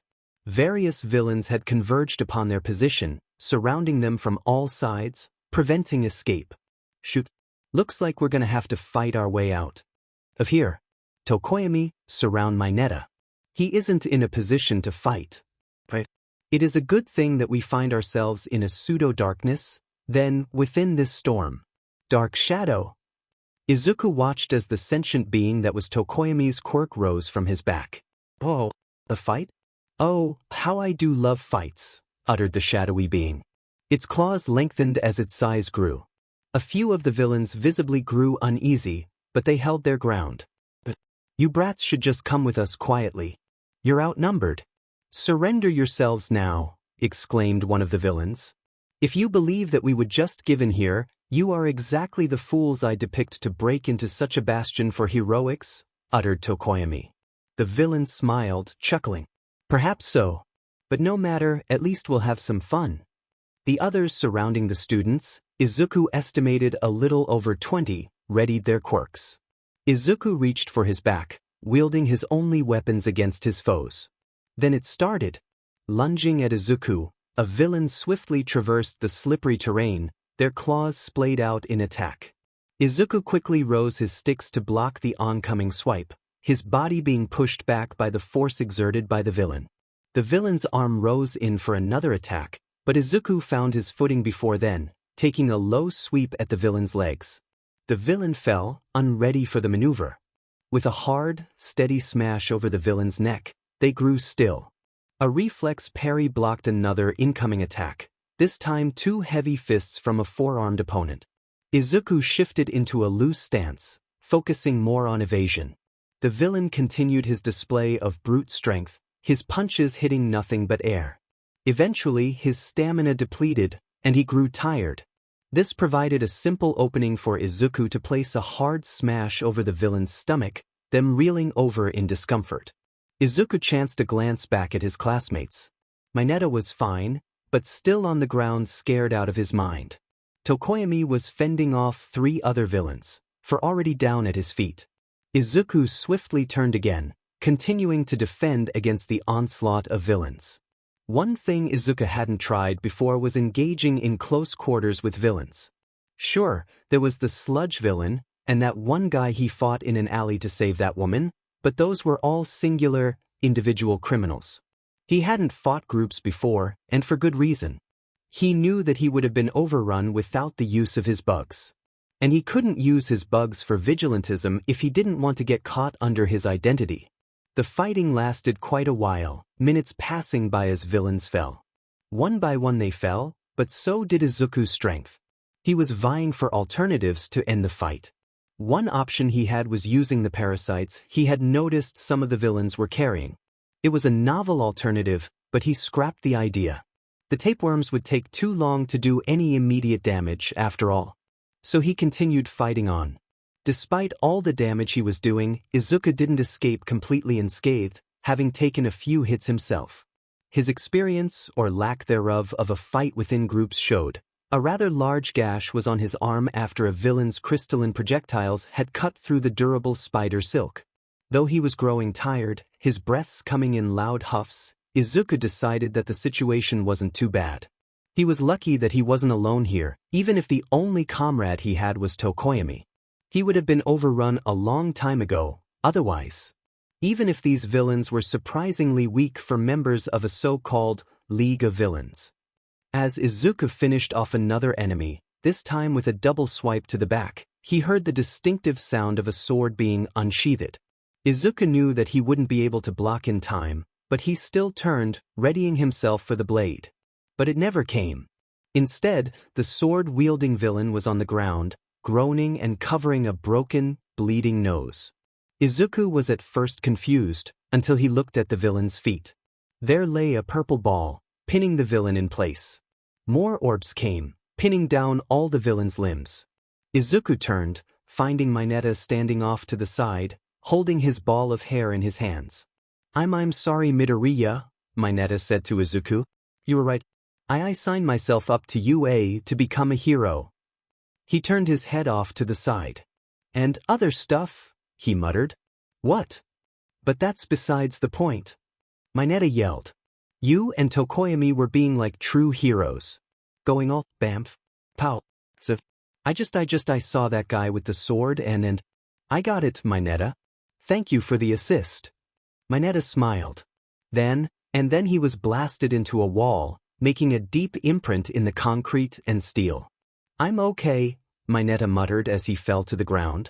Izuku turned back to face the villain that had launched Mineta into the wall. He was big in a very muscular sense. His horns spiraled very much like a ram's, a swirling tail branching from his hindquarters. You should have stayed down, punk, the villain said to the now fallen Mineta. He turned towards Midoriya. As for you, I think that I'll act. He was cut off, Tokoyami's dark shadow lashing out in a barrage of fury, subduing the unsuspecting villain into unconsciousness. Thanks, Tokoyami. No problem, Midoriya. Izuku looked around, noticing the silence. The ram villain was the last of them. He turned back to the position where Mineta had landed, wandering over to make sure the boy was okay. After a bit of observation, Izuku found that Mineta was mostly fine, even if he wasn't in any state to move himself. Don't worry, Midoriya, I've got him. Dark shadow emerged from Tokoyami's cape, taking Mineta in its arms. Good, Izuku said. I believe that we're free to go. The exit is... Izuku connected to the bugs outside the dome of the downpour zone. He focused on the bugs that he could to pinpoint the position of the exit. That way. Izuku pointed down a street. Tokoyami and Midoriya trudged through the heavy rain and howling winds, keeping an eye out for any stray villains. Tokoyami. The bird-faced boy turned towards Izuku. Yes, Midoriya? If you don't mind keeping an extra eye out, I'm going to connect to my bugs right now, see how everyone else is faring against this league. Tokoyami nodded. Of course. Do you require any assistance to guide you, or... No, I can walk. You can still follow me to the exit. My attention will just be split into multiple avenues, is all. I won't be all that good at spotting any villains around us. Alright, I'll leave it to you, Tokoyami said. They entered a companionable silence, Izuku leading the charge as a Mineta-bearing Tokoyami followed. Within seconds, Izuku's attention was divided between the millions of bugs within his reach, and he finally gained sight of the people within the USJ. Sato, Shoji, Ashido, and an injured 13 at the entrance, fighting off the guy with the teleporting mist. Yaoyorozu, Jiro, and Kuda in the mountain zone, a swarm of birds aiding their cause. Ojiro, Aoyama, and Hagakure, if his myriad eyes weren't deceiving him, within conflagration. Todoroki and Siro were making a bigger mess in the landslide zone. And Bakugo and Kirishima were in the ruins doing what they knew best, smashing and fighting. Then his view shifted to the more dire situation within the entire facility. He found a defeated Eraserhead, his broken body pinned down by the large, bird-shaped villain. And then there was Tsu, Uraraka, and a dazed Kaminari in the flood zone, just feet away from by the villain covered in severed hands, the teleporter, and the bird with the exposed brain. The one with the hands turned his way to the 3 students resting on the flu zone's edge. "Shoot, that doesn't look good," Izuku said. Tokoyami hummed. "Quick!" Izuku alerted. "We need to hurry. Some of the others are in trouble." Izuku ran off into a sprint. "Right?" Tokoyami said to the furthering behind of his classmate. They quickened their pace, risking the chance that they'd end up falling upon the slick ground. With his bugs, Izuku began to take in the situation. Some bugs discreetly gathered near the trio, with some landing on their backs in the area exposed above the water. His pride as the symbol of peace. Izuku caught the villain saying. Then he launched himself at the 3 with a burst of speed. Izuku was caught completely off guard, his bugs watching as the villain's hands went to enclose around Tsu's and Kaminari's faces. But the hands stopped just before they reached the faces. The hand-covered villain backed away a little, turning his way back toward Eraserhead. "You really are cool, Eraserhead." The hero's eyes shone red with his quirk, eyes obviously canceling out whatever quirk the hand villain had. Eraserhead's hurt. Real bad. Really, really bad. Bad enough that his body was nearly broken, probably by the villain holding him down right now. Yet Aizawa-sensei still went through the effort of canceling out the other villain's quirk. He saw him as someone Tsu and Uraraka couldn't handle, despite the obvious evidence that they had taken out the other goons in the water. The bird villain smashed Eraserhead's face into the ground, deactivating the hero's quirk. Which means danger, a greater threat than before. And the villain stopped his advance as his quirk was cancelled out, rather than continuing to just grab them. Which means his quirk is based around his hands. Meaning, Izuku acted to the revelation in earnest, rising the offensive bugs hidden on his classmates. They dashed forward, and, just as he thought, intercepted the incoming hands on the villain. Oh, what the? The bugs were successful in their initial attack, stinging the vulnerable flesh of the villain's hands. The villain backed off, and Izuku stationed his bugs in a defensive line tens of thousands strong, guarding his classmates from harm. The villain went to grab one of the stray insects on his arm, a dying bee lacking its stinger. Izuku felt the bee disappear from his influence, almost like it had just slowly dissolved. Emitter quirk, hand-based disintegration, then? On contact? Or when he closes his hand on the thing? The latter would make sense. "What is this?" the villain said, considering the ramifications of somebody being able to control such an array of insects. "A mini-boss who summons minions? And bugs? I can't grab those. Unfair. Unfair, unfair. Where are you? Come out," he yelled, fuming and frantically searching around him. What's with all the video game terms he's tossing around? And why am I the mini-boss? Who would have thought that Manga's video game knowledge would come to use like this? At the same time with Tokoyami, Mineta, and Midoriya, the trio came upon a large steel door. AMD with the flick of a switch, they finally made it out of the downpour zone. Tokoyami and Midoriya could now see the incident with their own eyes, the flood zone being directly across from the downpour zone. They exited the dome as the hand villain spouted out the admission of a mini-boss.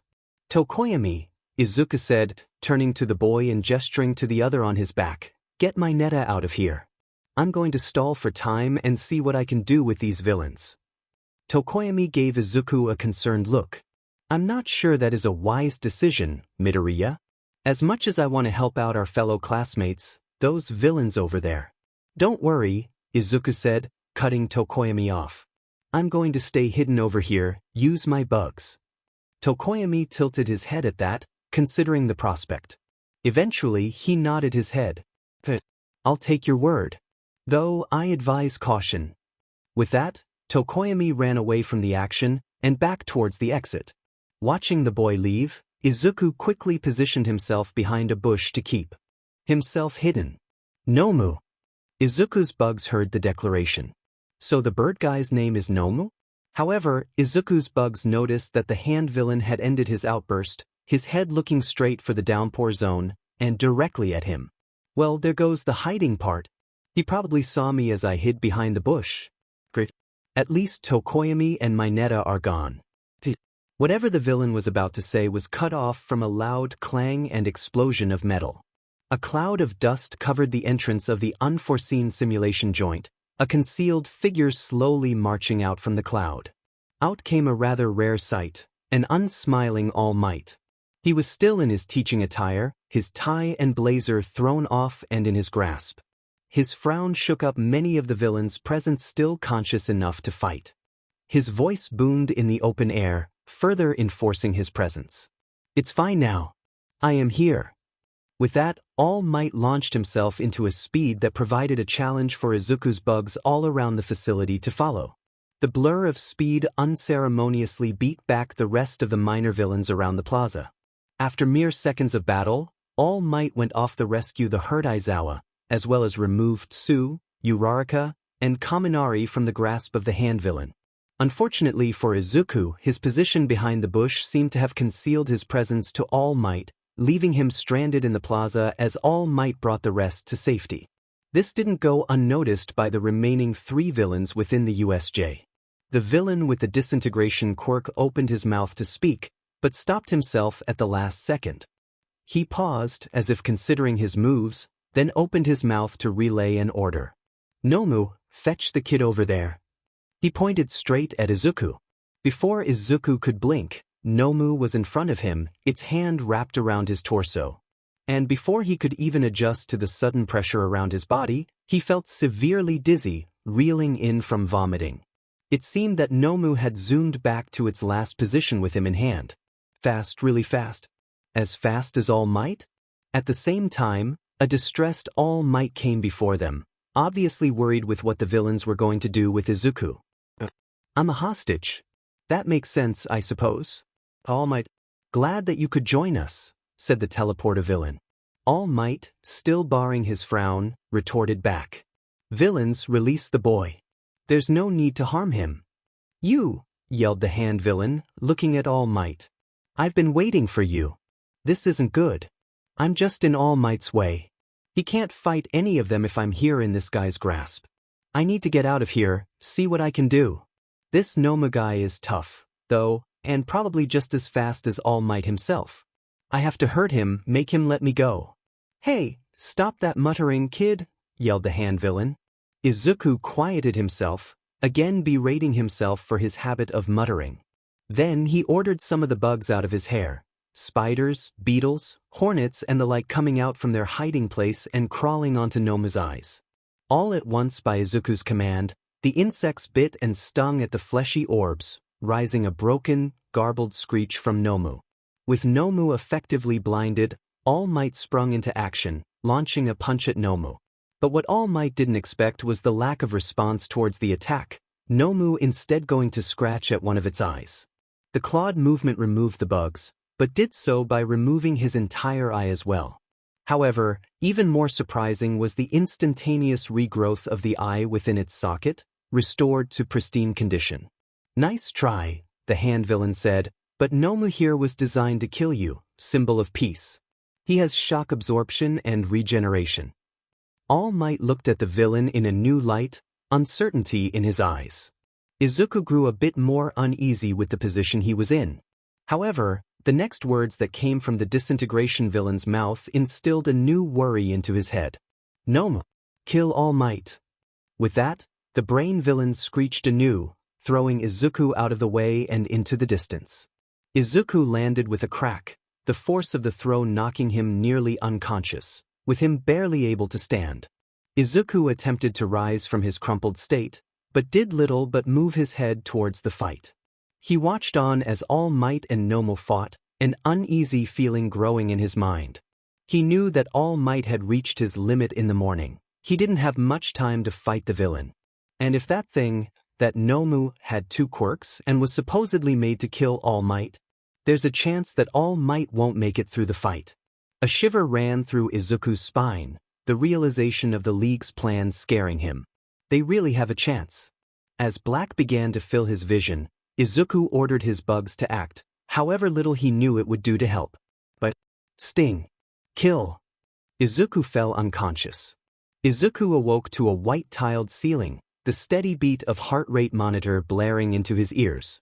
He shifted slightly, attempting to adjust his position into one that was more comfortable.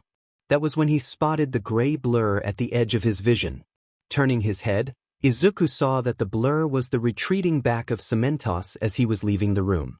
Before he could even think upon the strange occurrence, 2 police officers strode in. "Hello, Midoriya," greeted the one in the overcoat.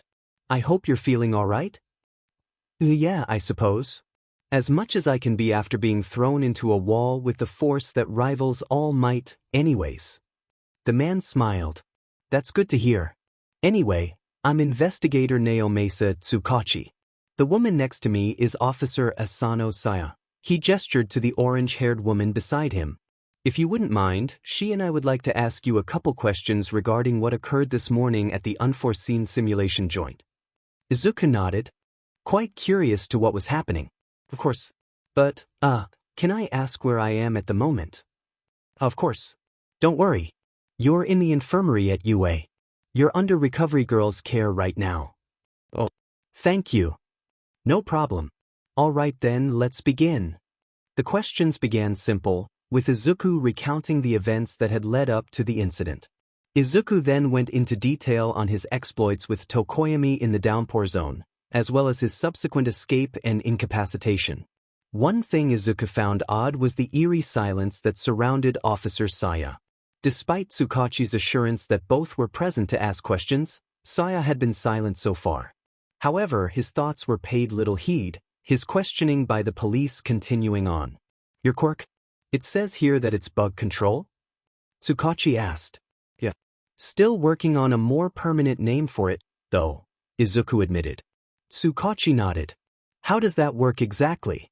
You relay commands and the bugs just do what they're told?" "Something like that, yeah." Izuku replied. Tsukachi hummed, writing down some notes. "What was the last command you gave your bugs, if I may ask?" Izuku rose an eyebrow in question, but he replied anyhow. "Just bite and sting. You know, whatever my bugs could do to help All Might at that moment. That Nomu guy wasn't something to scoff at."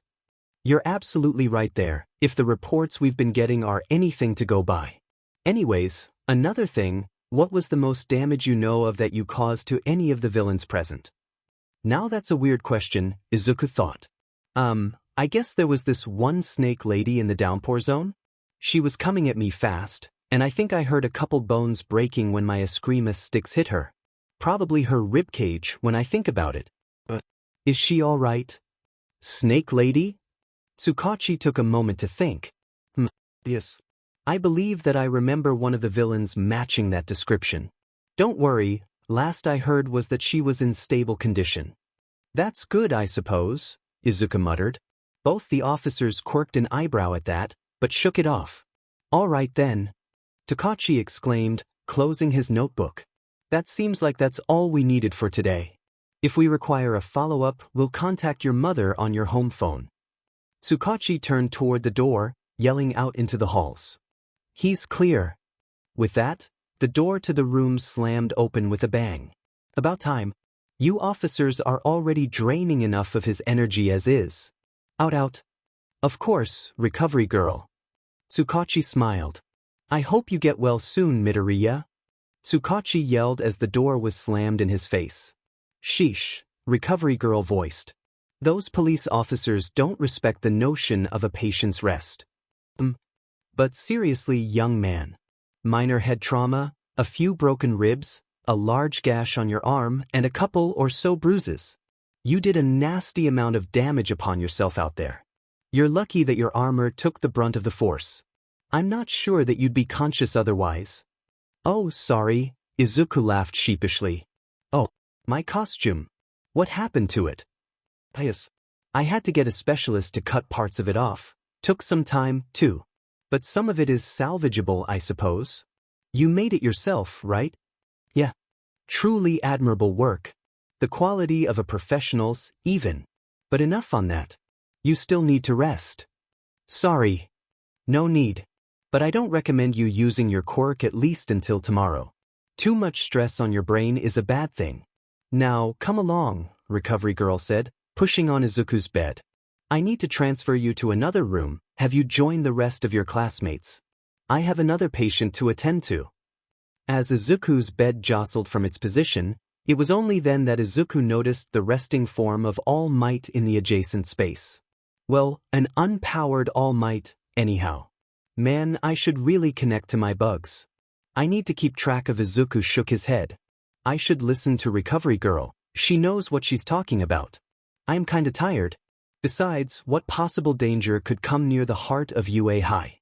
But how about... Izuku stopped himself in reflex. He didn't trust his own voice at the moment, with him about to refer to the skinny man as All Might. Does Recovery Girl know about duh? Of course she does.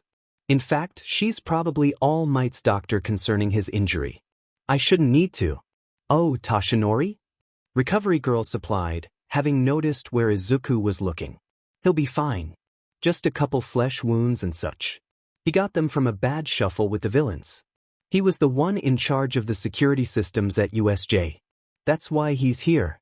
He got beat up over it. Oh, alright. A believable cover story, I suppose. Guess that means she doesn't know that I know, though. Oh well, I'll just leave it as B. And stop that muttering, boy. You're already using enough energy as is. Yes, Recovery Girl. The gurney was wheeled into an adjacent room, where he noticed another bed with their curtains pulled over, obviously concealing someone. Wait, other classmates? That would mean... The curtain opened. Midoriya. You're all right, yelled the voice. Oh, hey, Mineta. I told you that you weren't required, Asano, Tsukachi said in a chipper mood. The two officers were just leaving the infirmary, making their trek back to their car through the school halls. Better safe than sorry, Officer Saya replied curtly. My flames were a precautionary measure. You know that. Neither you nor your quirk would have been able to fend off a swarm of insects. Come on, Asano. Did you see him? That boy wouldn't harm a fly. Officer Saya gave Tsukachi a blank stare. You know what I mean, he said, waving her off. Point is, everything the boy said was 100% true, no lies whatsoever. You know that my quirk doesn't lie to me. Saya let out a grunt of indignation. Then how do you explain the mess he left behind at the crime scene? Tsukachi took on a sheepish expression. Yeah, I'm not entirely sure on that part. Genbu's thinking that the insects clutched onto the boy's last commands before he went unconscious. The biting and stinging stuff do line up pretty well with that, you've got to admit. But 21 injured villains? And 4 deceased. Saya admonished. Hey, it's the best theory we have so far. Who knows? Maybe some of the villains might have just been allergic. We won't know until the coroner's finished with them. Allergies? Really? Saya relayed sarcastically. What? You and I both know what we saw. Some of their faces were puffed up and swelling. Others had necrosis settling in. In fact, I'm almost certain that muscle failure got some of them. But, heck, one of the bodies still had a whole swarm of hornets stinging at it.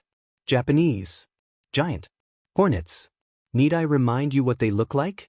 What they can do to a person? Look, Saya. At that moment, Takachi motioned for Saya to stop, raising his hand to listen to his earpiece. His eyes rose in surprise. What is it? Saya questioned, reverting back to a calm demeanor. Make that 5, Tsukachi spoke as he lowered his hand. He slowly began walking forward, Saya not far behind. Saya's grew in pace with Tsukachi, face scrunched up in confusion. What? 5 what? She questioned. 5 individuals deceased, Tsukachi said. You know the one with the exposed brain and the avian features? The one who was completely unresponsive during interrogations? Seems that he died in his cell a little over half an hour ago. The medics weren't able to do anything by the time they noticed anything. It didn't help that this Nomu neglected to act against any external stimuli. He was still sitting upright and motionless in his cell, with his beady eyes still open, when they found him dead. But doesn't he have a regeneration quirk? But but it looks like his nervous system was already overflowing with venom and neurotoxins. Seems like all those bugs that were surrounding its head weren't just lounging around as we thought, Tsukachi supplied. But all regeneration quirks on record have been known to normally be able to fend off such a thing, Saya mused. Unless the body was subjected to tranquilizers, Tsukachi continued, which would in turn slow down his bodily functions, including his quirk. And we pumped him full of tranks when we arrested him, Saya said in revelation. Yup. Dang, Asano muttered, her hair flaring a bit with her flames. We should have been more lax with the precautions we took. Hey, it's not our fault. Like you said, better safe than sorry, right? A prisoner still died on our watch. He died a preventable death. And that same prisoner went head-to-head with the symbol of peace and escaped virtually unscathed, need I remind you.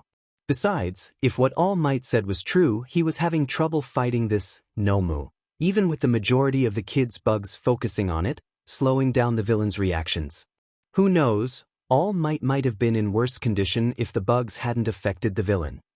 All Might? Being worse for where? Saya said jokingly. You do know who you're talking about, right? A slight grimace appeared on Tsukachi's face, but it quickly disappeared. Oh, I sure do. Hey Midoriya. You said that you can see and hear through your bugs, right? Came the eager voice of Mineta. Yeah, Izuku replied cautiously. Well, have you ever thought of peeking in on OWW? Alright, okay. Izuku knew he was betraying Recovery Girl's trust in him to not to use his quirk, but still. Mineta's thought processes deserved at least one ant bite. Or two. You know, Midoriya, if you're going to say something about wanting me to spy on. No, it's nothing like that. I don't want to get bit again. Good, Izuku chuckled. Go on then. I want to say thanks. You know, for saving my behind back there with the villains. I really thought that we were going to die, you know? But then you and Tokoyami fought off all those villains, and I had to do something, you. And when I saw that samurai guy with the sword, Izuku never could have imagined Minoru Mineta acting like this. With his perverted ways and his quick-to-break-down reaction at you, even his last-place position the quirk assessment, it seemed that Izuku had underestimated him. He ultimately pulled through, though, his quick reactions having saved Izuku despite his quick defeat at the hands of the Ram villain. It's no problem, Mineta. Just doing the duty as a fellow classmate. I couldn't just leave you to die, right? But still, thanks. Izuku nodded his head. Midoriya, you have some visitors. They've been outside for half an hour and haven't left, so I'm just letting them in, Recovery Girl announced. Mei, Manga, and Pony made their way to Izuku's bed, faces laced with worry. Izuku, yelled the eccentric inventor, tackling the laying Izuku with a hug. Ah, Mei hurts. Mei jumped off him. Sorry, Izuku. You okay? Yeah, we heard what happened, said Manga. That stuff over at USJ sounds pretty scary. Giant tentacle monsters, sharks with laser beams, poison gas, flying golden robots. Izuku gave Manga an incredulous look. What are you talking about? What do you mean? Asked Manga. I thought that the attack was just a bunch of minor villains and 3 main ones, supplied Pony. That's right, Izuku affirmed. I don't know where you heard about all that other stuff. Oh. But you're all right? Pony asked. Recovery Girl wouldn't, elaborate is the word, I think. It's not too bad. Recovery Girl said I'd be out by Friday morning. But it's still Wednesday. I know. What the heck happened to you? Exclaimed Mei, shaking him. You can still help with my experiments, right? Don't worry. It wasn't that bad. Took a really bad hit from one of the villains. Got knocked out right after. What? Sprung up the voice of Mineta behind his closed curtain. The OWW. All right. Mineta quieted himself then, resigning to simply watch the newcomers. Who's that? Asked Pony. Just a classmate, responded Izuku. One who doesn't know how to control his mouth. Heh, whimpered Mineta. Anyway, continued Izuku, the villain tried to attack me, I guess. He was beat by All Might in the end, I'm told. So, no worries. The three friends looked at Izuku with unconvinced faces. But ultimately, they decided to rest their case. Mei, Manga, and Pony stayed for a while longer, but under Izuku's insistence left after the lunch bell rang. After they left, Mineta's voice reached Izuku's ears yet again. When did you get so lucky? Some bugs found their stingers in use yet again. So Kaminari just jumped into the water. He didn't wait for the signal or anything, said he had to get into the water for our sakes. He only got around half of them because of that. We had to knock out the others by ourselves. Then Tsu and I had to carry him back to shore, Uraraka shared. Indeed, Tsu riveted. If he waited, the boat probably wouldn't have been sunk. Then we wouldn't have had to go to shore where the other villains were. But I am glad that your bugs were able to stall for All Might's arrival at least. I'm glad too, Izuku said. When I saw what that guy could do, I knew that he couldn't take a hold of you or you'd be well. Yeah, Uraraka trailed off. Indeed, Ida interrupted. Your actions they were pretty impressive. I applaud you for your resourcefulness. Oh, that's right, exclaimed Izuku. You three were up and about during the fight All Might had, right? What happened? Oh, I'd like to know too, exclaimed the eavesdropping Mineta. How was All Might? All three grew silent. Guys? Oh, come on. Was it something I said? Questioned Mineta. It's just? Uraraka sputtered. All Might beat up that brain guy into SBMSN, Tsu said. Your bugs really helped in the fight. All Might said himself that your bugs helped slow the Nomu's response time down, Ida added. Really? That's a relief. I thought that my bugs would just get in the way or something. I'm glad they were able to help. Yeah. Tsu, Uraraka, and Ida left not long after. It was after school after all. Some had parents expecting them, and homework was needed to be done. That was kinda weird, don't you think? Asked Izuku. Kind of, responded Mineta. Perhaps it was just the fight? We all did just get out of a life or death situation not too long ago. Maybe the reality of the situation is just getting to them. Izuku blinked, looking over at the only other person in the room. What? Asked Mineta. Nothing. Full of surprises. Eventually night came, the sun setting declaring the end of Class 1 as hectic day. As the patients of Yue's infirmary got ready for the night, Izuku shifted his position in his bed, preparing for sleep. All this fighting. Izuku closed his eyes, eventually dozing off into sleep. Perhaps there's room for improvement. Within the building of the Mizudafu branch of the police force, Deputy Hachiro and Captain Amori arrived at their police chief's office. Chief? Asked Hachiro. Yes, Deputy? It's about the kid. What about him? What are we going to do with him? The chief sat silent for a moment, considering his answer. Nothing as far as we are concerned. We got orders from the Commissioner General. He said to let the matter go unless another incident occurs. Seriously? Wheezed Captain Amori. Michim. The Commissioner also said to divert the attention away from the deaths. Or, at least, say it was the villains at fault. Why? Asked the captain. As far as we're aware, the kid doesn't know anything about this. Tsukachi's report made sure of that. So, that means that this kid has had his quirk all his life.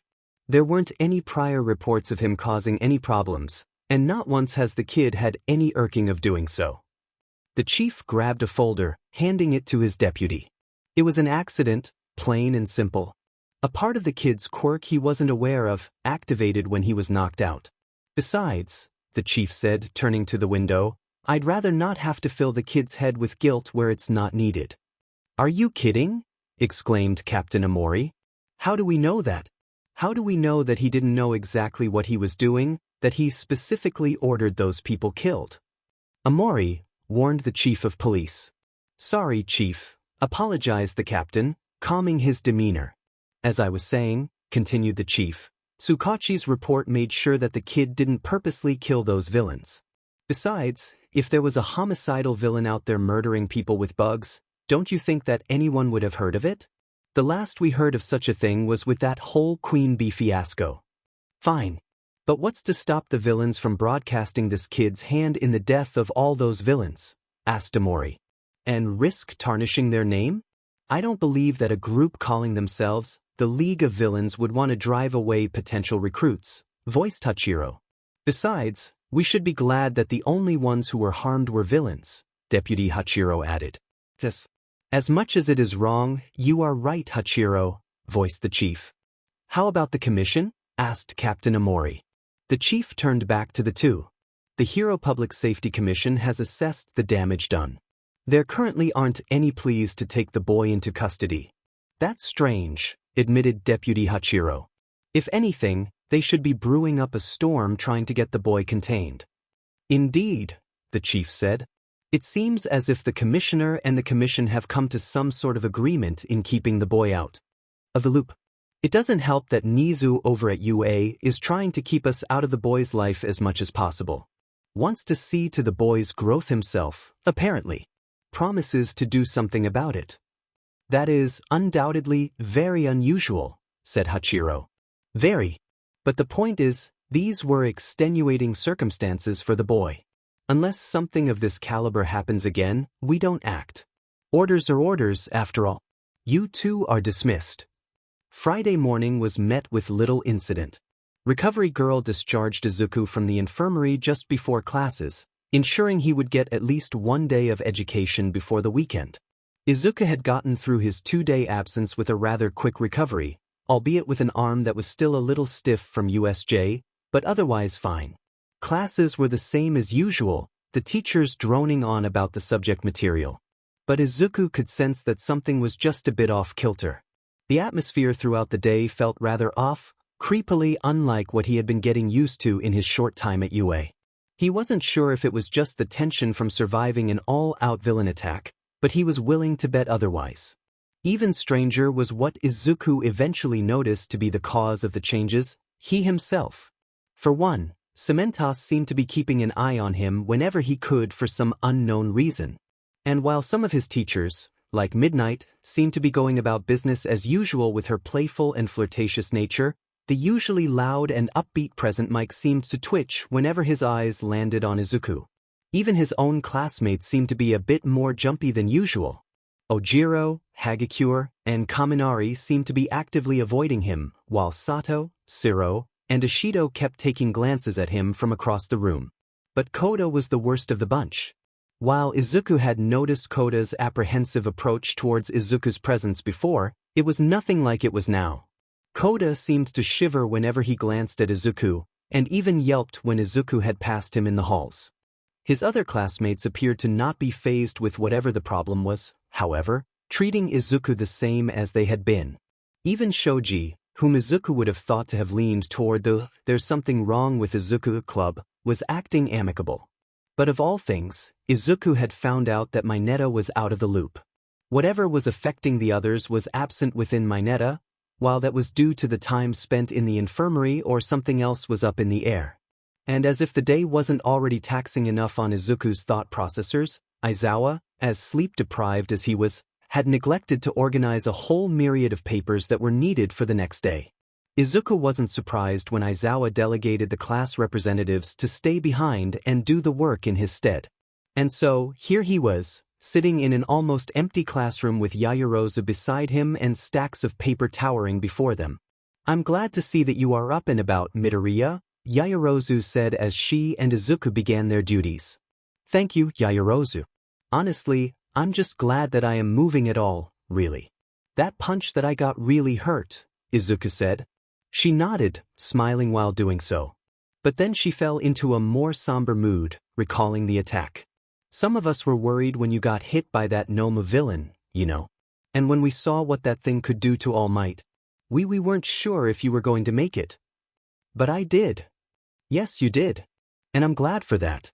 It's just, I'm not sure what I would have done if you died on us," she sniffled.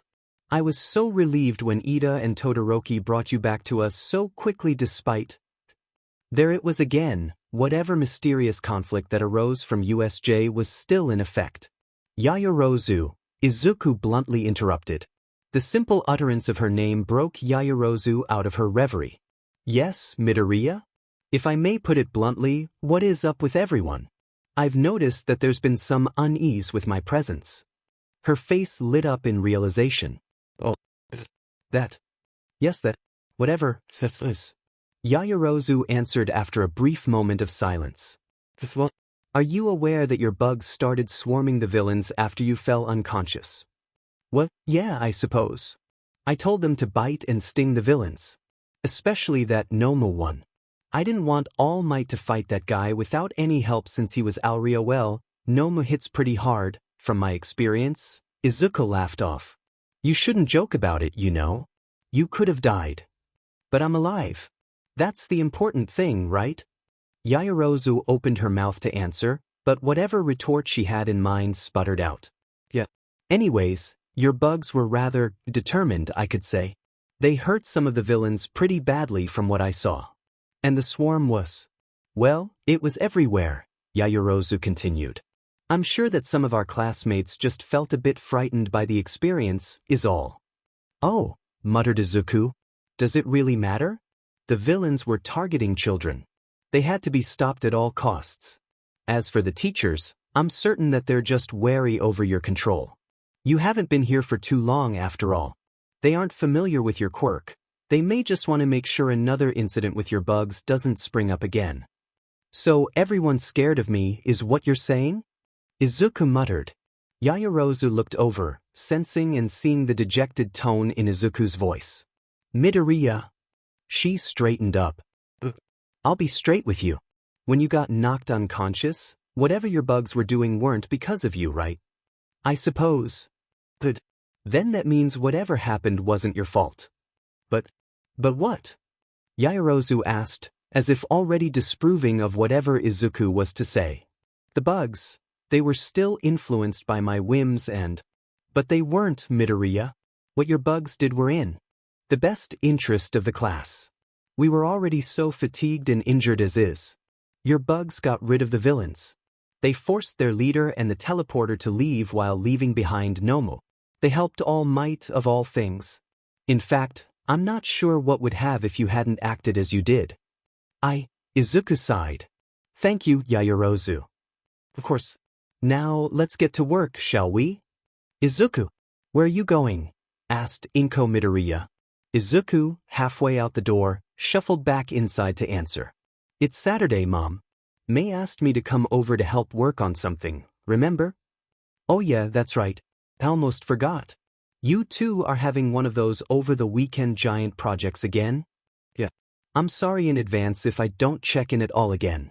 You know how Mei gets when she really gets invested into one of her projects. Oh yes, Inko laughed. She was all over the place when we went to visit that one time. That robot of hers looked like it had a lot of effort put into it. It did. It was all right. I'll try to be back by Sunday night, then. Of course. Have a good time, sweetie.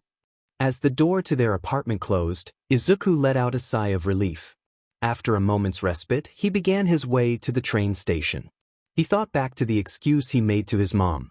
Going over to Mei's was the best cover for his weekend activities. He'd been over at Mei's for days at a time before, and he didn't always pay attention to when his mom called when he was over there. Him supposedly being over there would provide a way for his absence to be noticed by nobody. He hoped. Mei was in on it, of course, but only for the part of his absence. He hadn't told her what he'd be doing, no matter how much she insisted for him to say. As a result, he owed her a lot of guinea pig time in place of manga. Still, he felt bad for lying to his mom. But this was the only way for him to reach his goals. The only way he'd be able to go out as a vigilante without any obstacles. Or, at least, find a way to get the urge out of his system. Izuku couldn't really describe the feeling he was having that led him to such drastic measures, if he was going to be honest with himself. A way to describe it was always just on the tip of his tongue, but the words always escaped him. It was like, a thirst for conflict? Izuku shook his head. He didn't now. But he'd been getting this urge to fight for a long while now. Ever since he'd gone out to have his bugs demolish the Yakuza presence in Mizudafu, he'd been suppressing the urge. But it was manageable then, barely present in his subconscious. But he'd felt a surge, a sudden boost in its urgency, with the battle trial. That had ended in an easy victory. A hollow victory, the urge unsatisfied. USJ made it worse. The villains within the downpour zone were cannon fodder, mere crooks for the League. On the other hand, Nomu was too powerful, too strong to provide any satisfaction of a fight, and too quick in ending the fight. The urge was urging for a real fight, telling him to start one. Izuku sighed, reorganizing his thoughts. He knew how dangerous vigilantism was. He knew how stupid he was for going out like this. But the feeling in the back of his head was tired of fighting, only for him to ultimately lose when it mattered most. That one petty criminal he'd fought, defeated by the victim Izuku was saving. The sludge villain, ultimately captured by All Might. And even Nomu, the monster that he was, taking Izuku as a hostage. Yes, a small part of him was against this. That same part of him wanted the night to go as uneventful as possible. But to deny his urges even longer, he couldn't. He just wanted it gone, no matter what he needed to do. Izuku had traveled to a whole other prefecture during his time on the train. He did so in order to dissociate his first physical outing as a vigilante apart from the cloak-wearing bug clone named Snitch. As such, the vibrant sunset of the Kanagawa skyline as it met the waves of the ocean was both a blessing and a spell of doom for Izuku. Nevertheless, Izuku found his way to an abandoned building to begin his nighttime outing. His costume for this specific task was different from the others. Prototype number 4 was one of his earlier attempts at a costume, made to be much more flexible to the sacrifice of using a much thinner armor layer than later projects. It was created without any usage of more colorful dyes, and with functionality in mind over presentability. The result was a costume that many would have considered much too edgy and darkly colored for a hero. However, its appearance was perfect for a stealth-oriented vigilante stalking the streets at night. The silk-woven costume donned a black and gray color scheme, consisting of armor panels made of arthropod exoskeletons around his more vital parts. This version lacked any pouches, as did it any way to hold his trusty eskrima sticks. But that was fine, as he delegated to not use them in this costume. Instead, Izuku would rely on his lesser-used knowledge of Muay Thai and general CQC. His mask slid on and ended before his ears. It was evenly black aside from its lenses, which shone with an amber gleam. A last-minute addition to the costume was the simple hood which was held firmly on his head. Unlike most hoods, it was tightly bound with spider silk, unable to be pulled down until Izuku had the spiders break down the strands holding it in place. But even still it was a normal hood that provided little protection. Instead, the hood ensured his rather identifiable green hair was tucked away from prying eyes. The fact that it hindered his peripheral vision played no importance, considering his quirk. On another note, his fingertips ended in claws, sharp enough to cut, but not deep enough to kill. Still, too much force and the potential to cause lasting damage was there. It was one of the main reasons this piece had been hidden away in his closet until this night. And so, as the moon rose high into the nighttime sky, Izuku took reign of the rooftops. Izuku was hoping that the night was going to turn out mostly quiet. Maybe a few muggings there, an assault there, maybe even just a drunken disturbance. Something, anything, to satisfy the urge. He'd planned to go through the motions throughout the night, pack it up as the sun took its place in the dawn sky, and head back on a train to be due back at home in the evening. His bugs played a part, even if he wanted to keep them separated from this new persona. He used them to scout out the city, flying in sparse numbers while searching for possible crimes to stop. But as the hours ticked by, it seemed that the chance to fill his urge had arisen. Because, of course, there would be an actual villain on the prowl on this night. Curse his luck. The unmoving body laid upon the ground was oddly lacking any visible traces of blood despite the multiple gashes and stab wounds littered among it. However, Izuku supposed that such a phenomenon would be possible if the girl lapping up the body's blood had anything to do with it. And, of course, Izuku stood there just taking the scene all in until the girl turned around and noticed him. She seemed to be around his age, a factor enforced by the easily distinguishable school uniform she wore under her oversized cardigan. As here clothes were, her ashy blonde hair was sprinkled with blood from her victim. She seemed to be blushing as well, the redness of her face not completely to be blamed by the blood. "Oh, who are you?" she cheerily asked. "Have you come to play too?" Izuku immediately backed away, taking a defensive stance. He refrained from answering as well, choosing to adopt a silent character for this persona. The girl rose a knife in the air, pointing it at Izuku. "What's your name?" she asked. Izuku didn't answer. "You're no fun," she whined. "Oh well." And she sprung forward with incredible speed, knife moving for Izuku's midsection. Izuku stepped backwards, dodging the blade by mere centimeters. But by the time he got his footing, she was already swiping at him again. The blade ran across his stomach in motion of disembowelment, running from side to side of his torso. However, Izuku remained unharmed. Despite its thin layering, the costume was only slightly cut from the move. But she's pretty strong. And her speed. She actually cut a little into the costume. "Oh, so you do talk." She laughed. "And thanks, by the way. You're a real charmer." She blushed with joy. Dang. There goes that silent persona. The villain lunged for Izuku again. This time, Izuku raised his arm in defense, the blade digging into the forearm of his costume. Izuku retaliated by pushing back his opponent.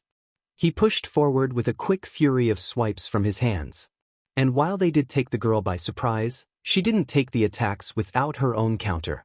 Her knives eventually found themselves parried against a few of the swipes, allowing her to make distinct cuts in specific positions. And so, while some Izuku's attacks found their way through, so did the girls, albeit with more precision. After a long series of blows, they both stepped back from the onslaught, taking a breath to ready themselves next. The clawed tips of Izuku's hands drew blood from the villain, his hands covered in a thin layer of the red fluid. The girl's knife, miraculously, was in a similar state despite the nature of Izuku's costume. This caused Izuku to widen his eyes in surprise. Reaching down, he felt at his torso. Izuku discovered that a small incision had found its place on his side, a result of the girl's constant attacks on the single spot. Across from Izuku, the girl inserted the blood-covered knife into her mouth. The knife slowly slid out from her mouth, as if she were savoring the taste. "You taste good," cheered the villain. "But it's not enough. I need more." Again she lunged, her knife going for the exposed spot on Izuku's costume. Izuku saw the attack coming, dodging away to the left away from the move. However, as Izuku went to block her next attack, the villain disappeared from his vision. Izuku looked left to right, but he couldn't find her. It was as if she had suddenly disappeared. But his confusion didn't last long. He felt a swipe aimed at his legs, originated from behind him. He fell backwards, feeling himself being pulled down to the ground. His head met the pavement with a loud thump. The back of his head, with no armor protecting it, began to bleed.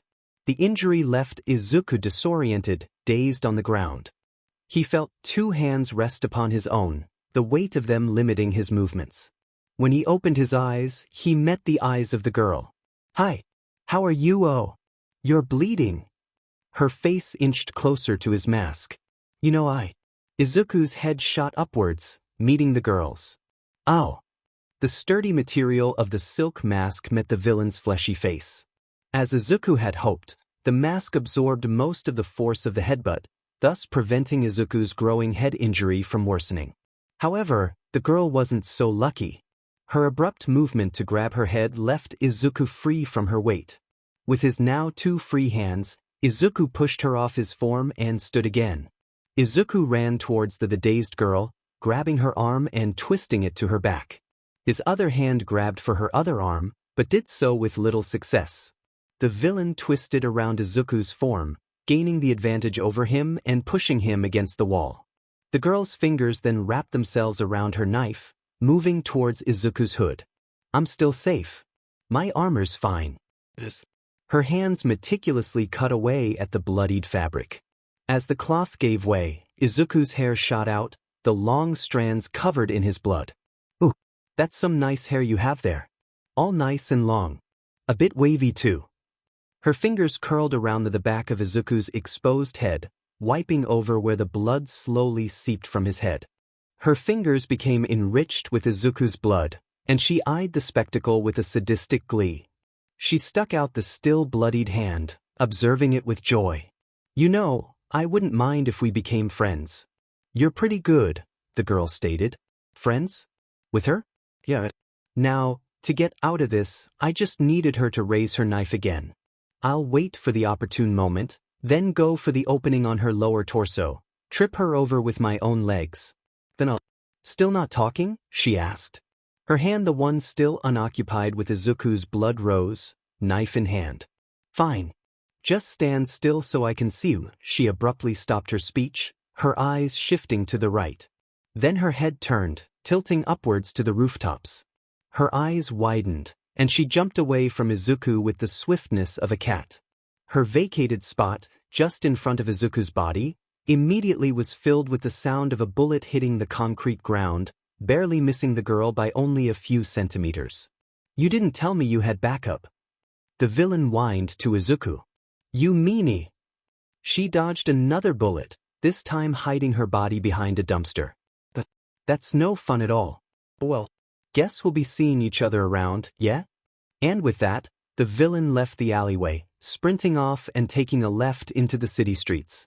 Meanwhile, a bedraggled Izuku stood dumbfounded against the alley's wall. "Back?" he mused. Izuku looked over at the rooftop where the shot had gone off.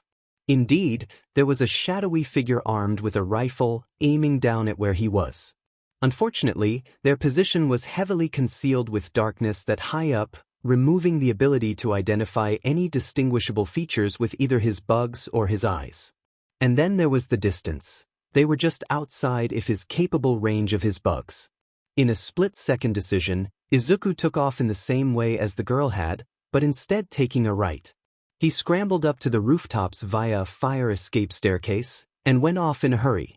His bugs noted that, thankfully, whoever was on that rooftop was not following, content to stay where they were. But Izuku didn't take any chances. He ran and traversed the rooftops until he reached the abandoned warehouses that made up some of the industrial district. Finding his way to the warehouse where he hid his belongings, Izuku sat down to catch his breath. After a couple minutes of rest, Izuku slowly began to strip down, replacing his costume with his normal clothes. As he packed away his things, Izuku connected to his bugs, surveying the surrounding area to make sure nobody would spot him leaving the warehouse. After he confirmed the lack of potential bystanders to see him, that it was nearing morning, and soon he'd be on a train back to Mizudafu. As he thought back to the night's events, he berated himself again for potentially getting himself killed. Between an actual fight with a villain and that mysterious figure on the rooftop, he knew that he had had enough excitement for one night. Izuku's eyes widened in realization. That urge is gone. Guess the night was a success?